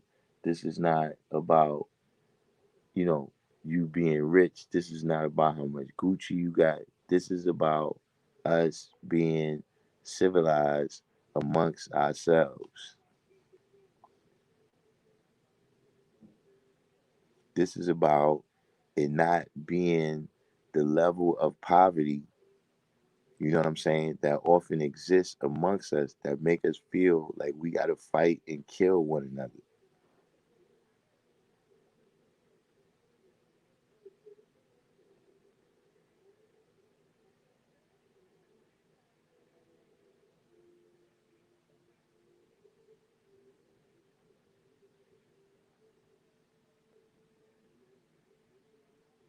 See, that's what ends up happening. Like you gotta look at those stories. Look at those stories. Of the people that's in the penitentiary right now, the people that's you know out there on Skid Row right now. All the different situations. Look at all those situations, right? And listen to those people's story of how they got there.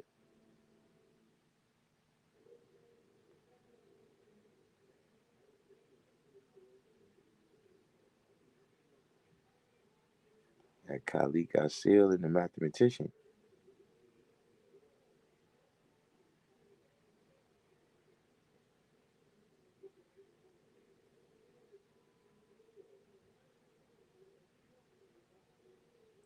I say all being born to myself.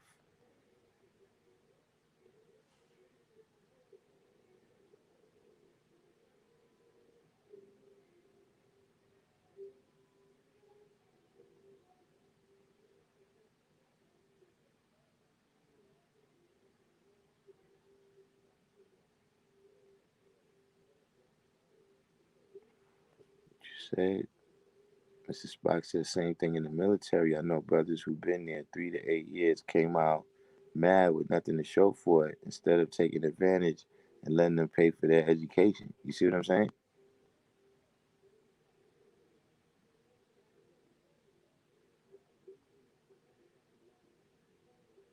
That's about a level of education too.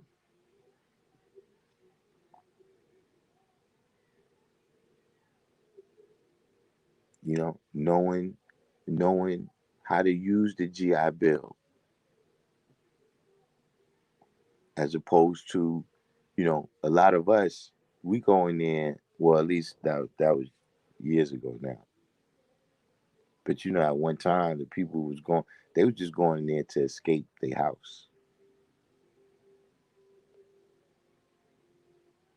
You stop wanting to hear your moms ask you what you gonna do. So you go in the military, but you not really going in there with a plan.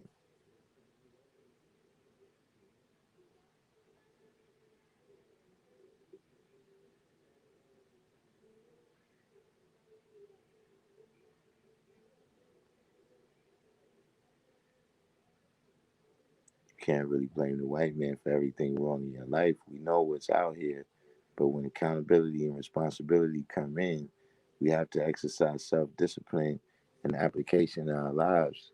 Yeah, you know, and what's to me the next step in that statement, right, is not so much that we don't blame the colored man, or we don't understand, what oppression is. We don't understand what racism is. Is that who's accountable for fixing it?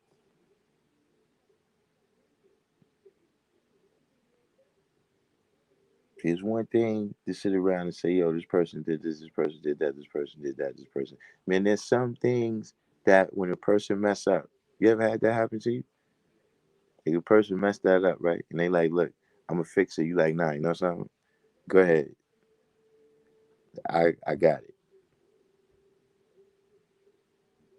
There's some things that's at that level where you don't even want somebody else to fix it. You want to fix that thing for yourself.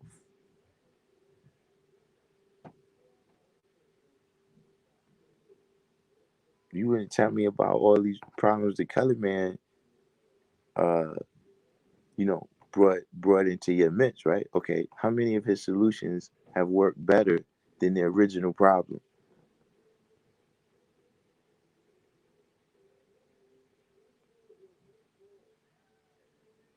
How many of his solutions have really worked better than the original problem?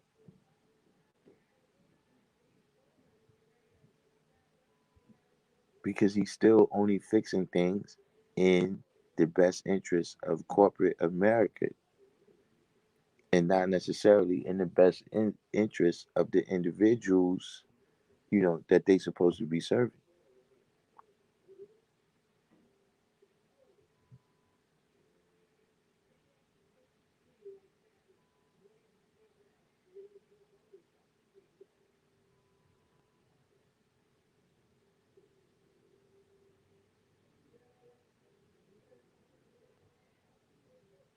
Well, when you go from knowledge to born, you don't add on a cipher. I mean, I see what you're saying, but see, you can't go from knowledge to born, add a cipher, and then back to knowledge.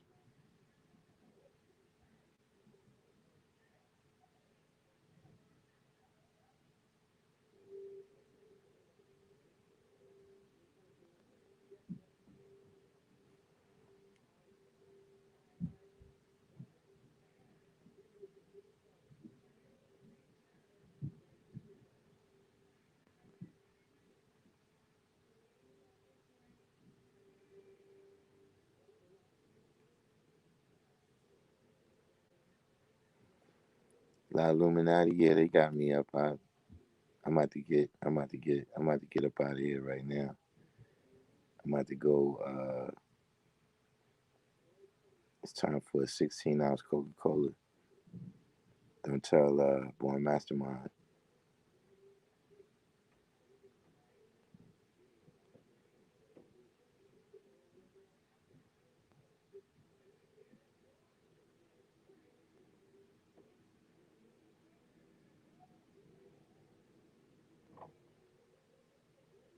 All right. So that's just the army. All the gang members go to the army. That's the easiest branch to get into. I wanted to go to the Navy at one point, but changed my mind. I mean, that's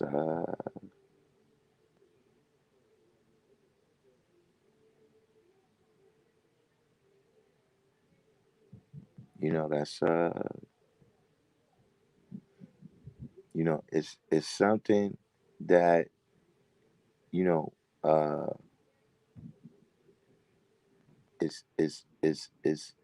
all of these different things. We're not using it for the step up that it could be. you know and maybe some of that is just the legacy too. Is that from the beginning when they came out with the GI Bill, they didn't allow the original man to use it the same way.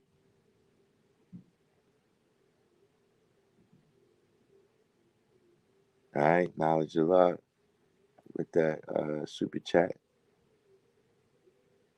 Very much appreciated.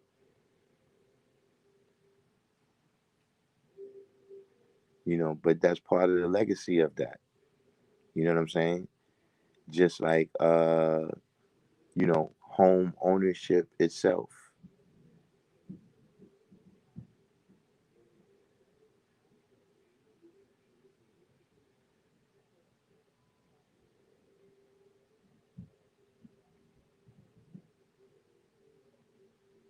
You know what I'm saying?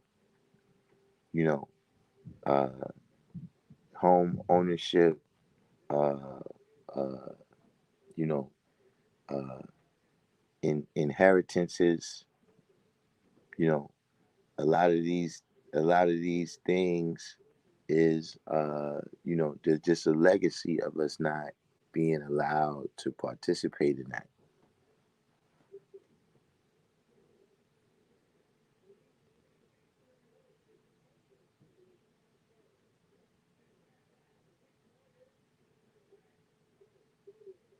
Your cousin was in the army and said he got pressed by brothers because his last name is Allah. Wait, and what kind of brothers? What kind of brothers was these?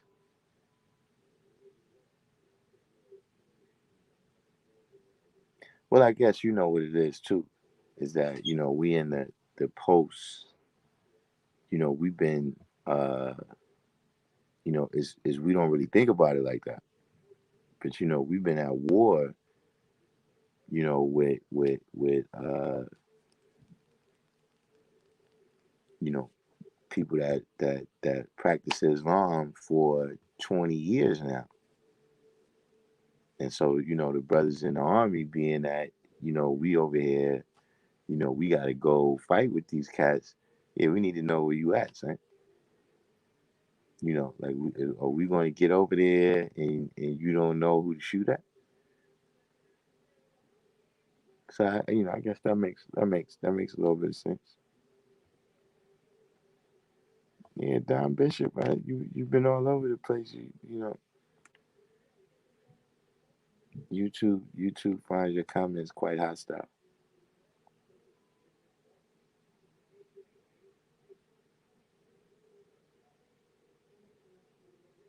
Shaheed Davis. It's been a minute. I remember Shaheed Davis. Let me see Shaheed in a minute.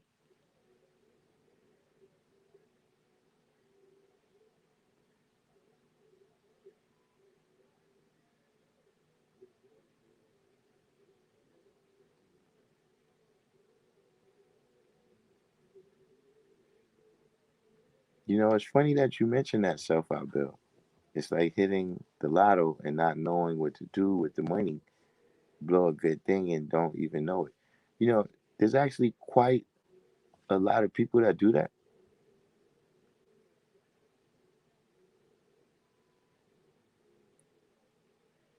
Like I seen whole shows. I seen whole shows, where it was about different people that hit the lotto, millions of dollars, lost it all. And one dude, he actually shocked me because he already had a business where he was making like millions of dollars a year. Like he was getting like $5 million a year, something like that, in his regular business that he had before he hit the lotto. Still ended up losing.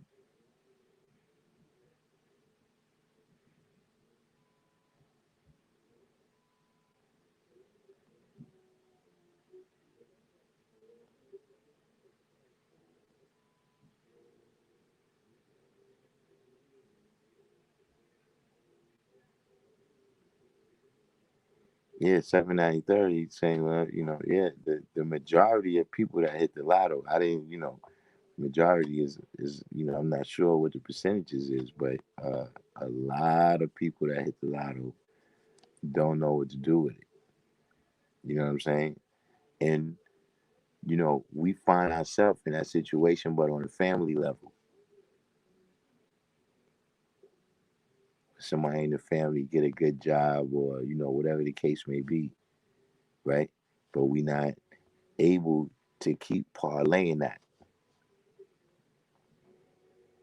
You know what I'm saying?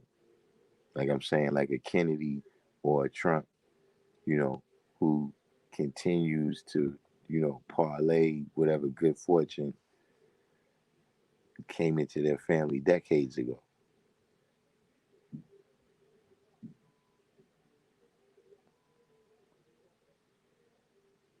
All right, Don Bishop, you all love it today.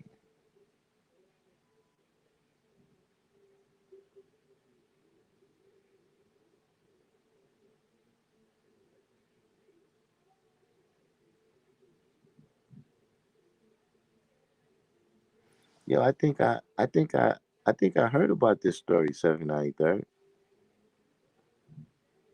A tug of war between the store who sold him the ticket, his friends, and his girl's staff at her school all got itchy palms and the grime came out. I think I recall this story.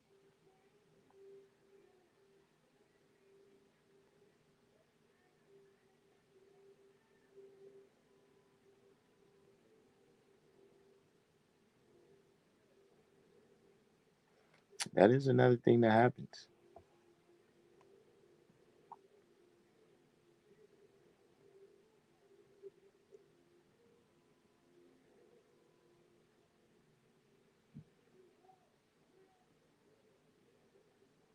But yeah, we did the we pulled close to an all nighter.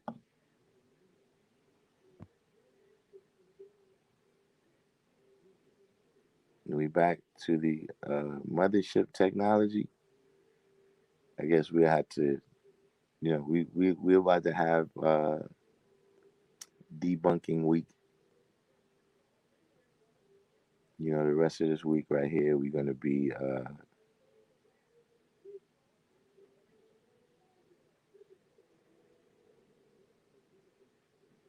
seeing which things we can show and prove. I don't even want to say, uh, you know, proving whether it's right or not or if it's made up, but just saying if it's something that's in the realm of not just what we know, but what we could prove, what we could show with the naked eye.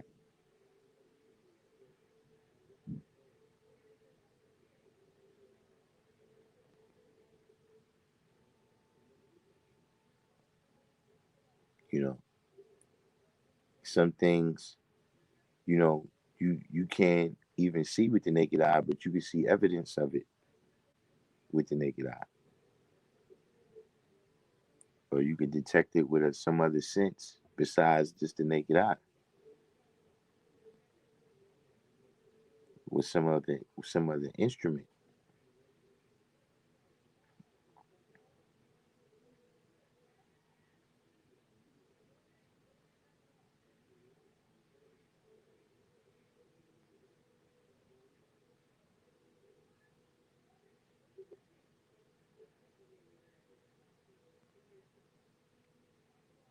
Mr. Spock, appreciate that cash out.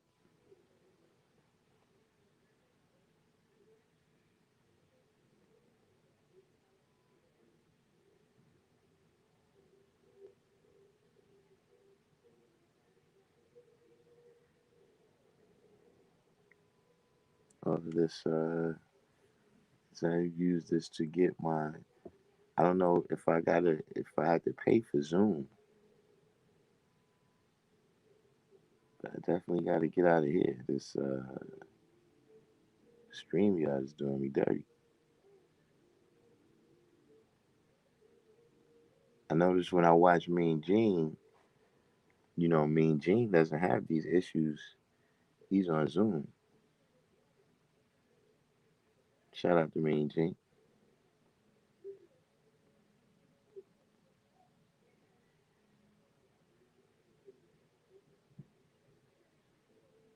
But I'm about to go get my 16-ounce Coca-Cola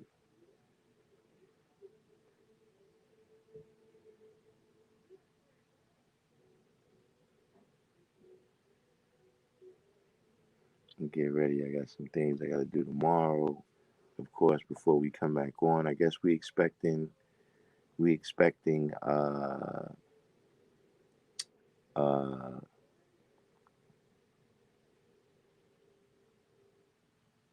what's the brother's name again? Oh yeah, Jabbar. We expecting the brother Jabbar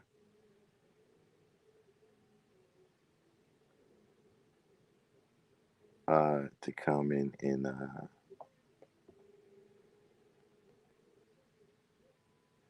what's he explaining to us again? Uh the transatlantic slave trade.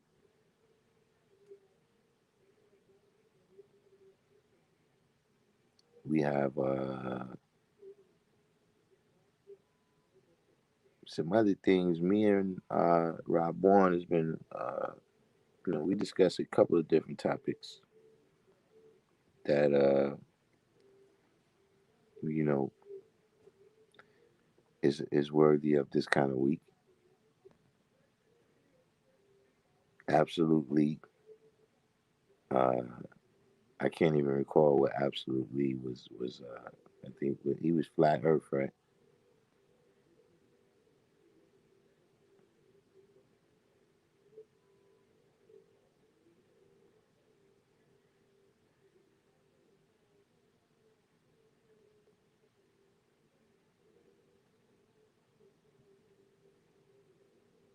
Yeah, transatlantic slave trade. Either way, man, we got to get down to the nitty gritty, man. Of you know, just taking the belief out of the things that we saying, because something you saying could be 100% right and exact. You know what I'm saying? But you're still saying it because of belief.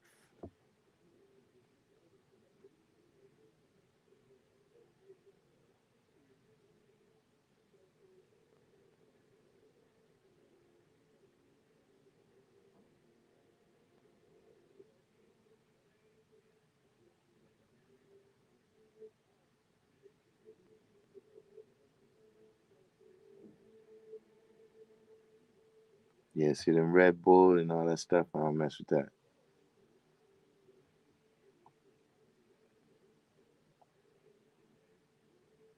My system is unprepared.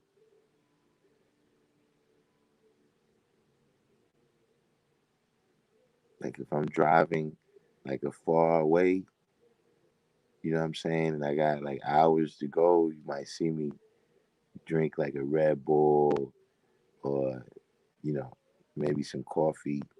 But regular every day, I don't mess with caffeine.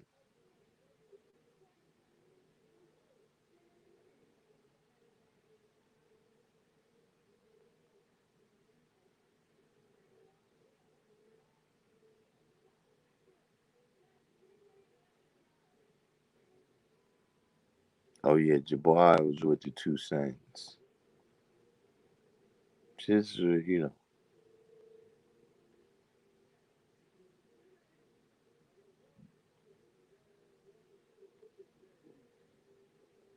once we get into the two sons and we gotta wait 26,000 years for whatever to happen. Look, I'm in the part where it says Allah come in His own good time.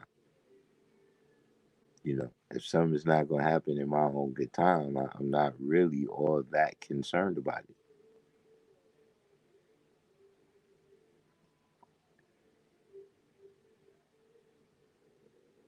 Like if somebody tells you, yo, look, you know, somebody's gonna give everybody on this live $10 million, but in 85 years. Okay, you could have just not even told me that. What you told me that for?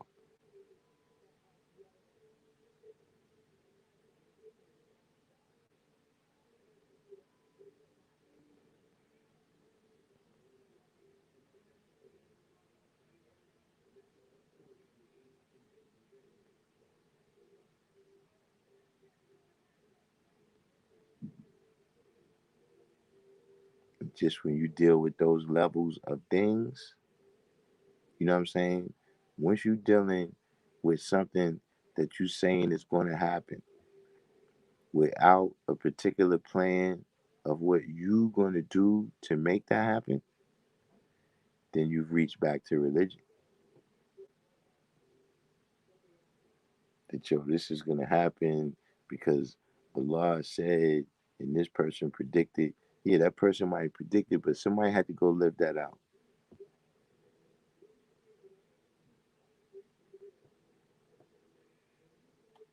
See, it could be predicted of Yaqub to do whatever in the year 8,400, but see, he had to live that out.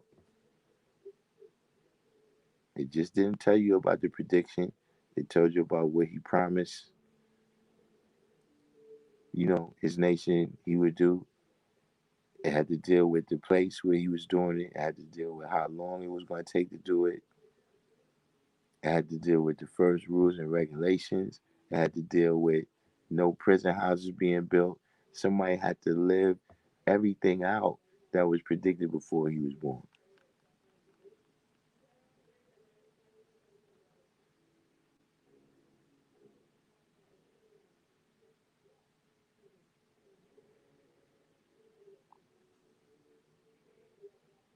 Yeah, those videos, because I mean, a lot of times I look at the same one more than one time.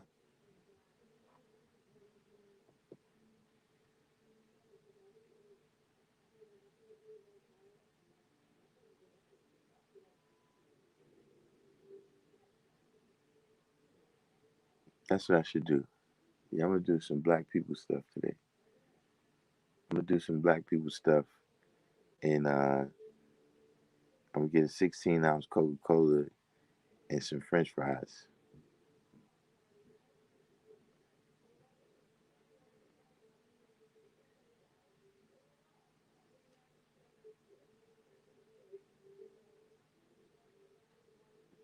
That's how black people eat in the nighttime. For all of y'all that don't know,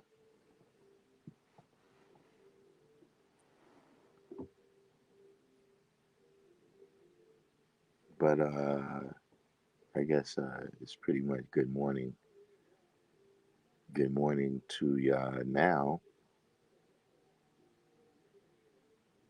Yeah, that's a good question, right?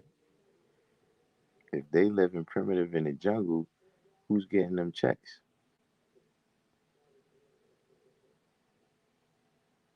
Now, I don't eat too much salt. Uh, the ketchup is enough salt for me. But generally speaking, uh, I don't get extra salt on my food. Hot sauce, ketchup, all that salt anyway.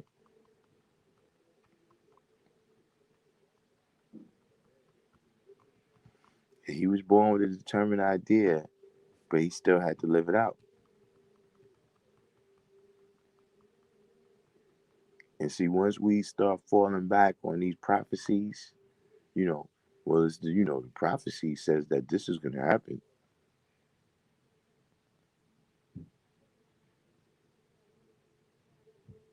I'm not of that type of mindset.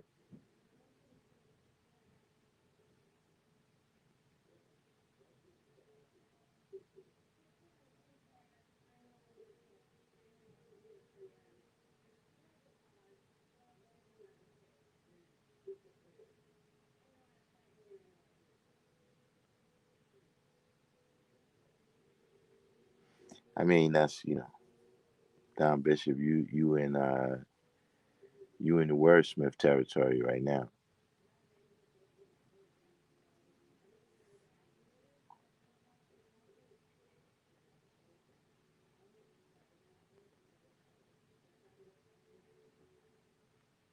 Yeah, that's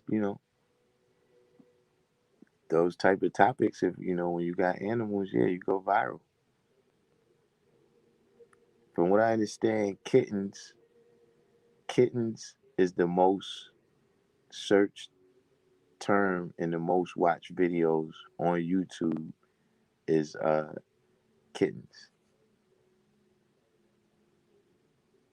So maybe I could just put some kittens up on the screen and then build on the math and we see what happens. I don't know.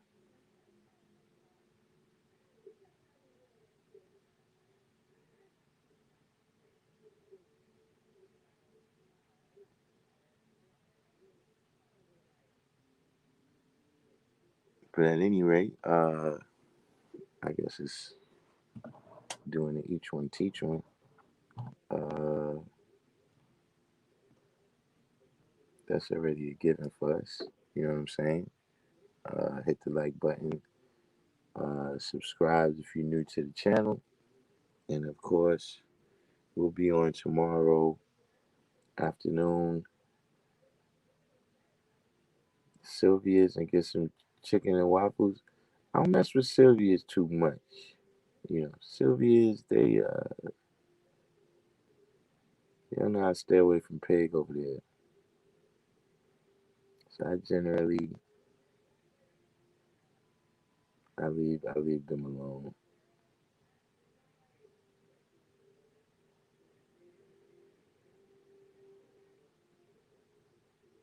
Oh yeah, cat that used to be in the back. I know you're talking about, yeah, cat. You know, cat cat is a little too calm for this. Cat is a little too calm. They want to see the cat doing something crazy.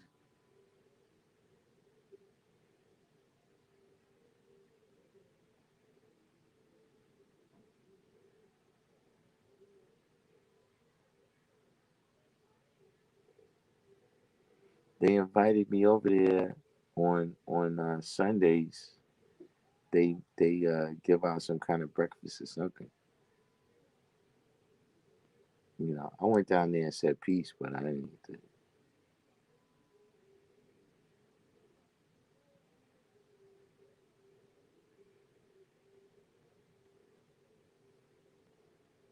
Oh man, you talking about the tiger? When you talking about the dude that had the tiger and the alligator, he had like a whole menagerie of animals up in his house.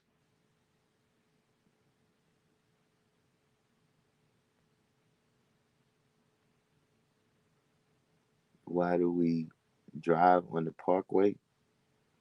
Well, parkways is is if you notice, whenever you on a parkway, it's always trees and grass. So parkways, it means that it's the way really like through a park. You know what I'm saying? Whereas the driveway is the opposite. You rest in the house. You're not going to a particular destination, but this is the way that you drive onto the property.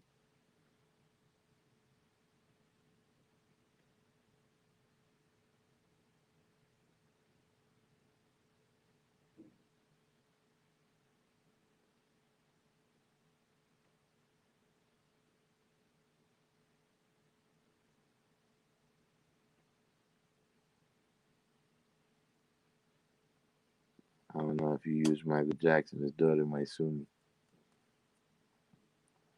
His daughter.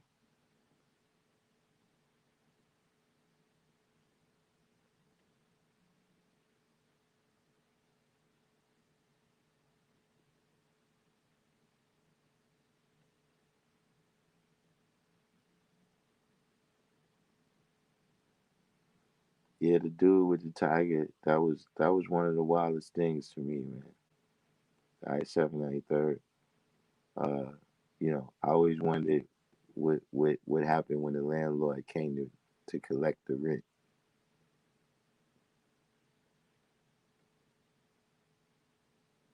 When the landlord come to collect the rent, I think I would have to answer the door with my tiger.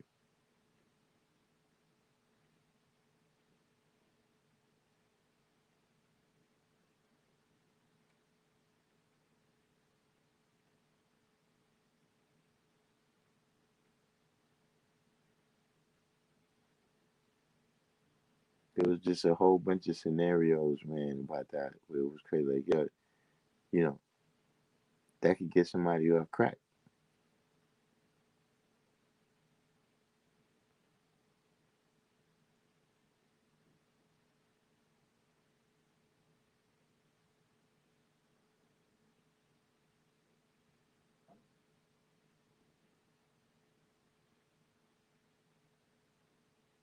You know, somebody in their house, and then the crack they already have people paranoid anyway. Take a little hit. Next thing you hear, ah,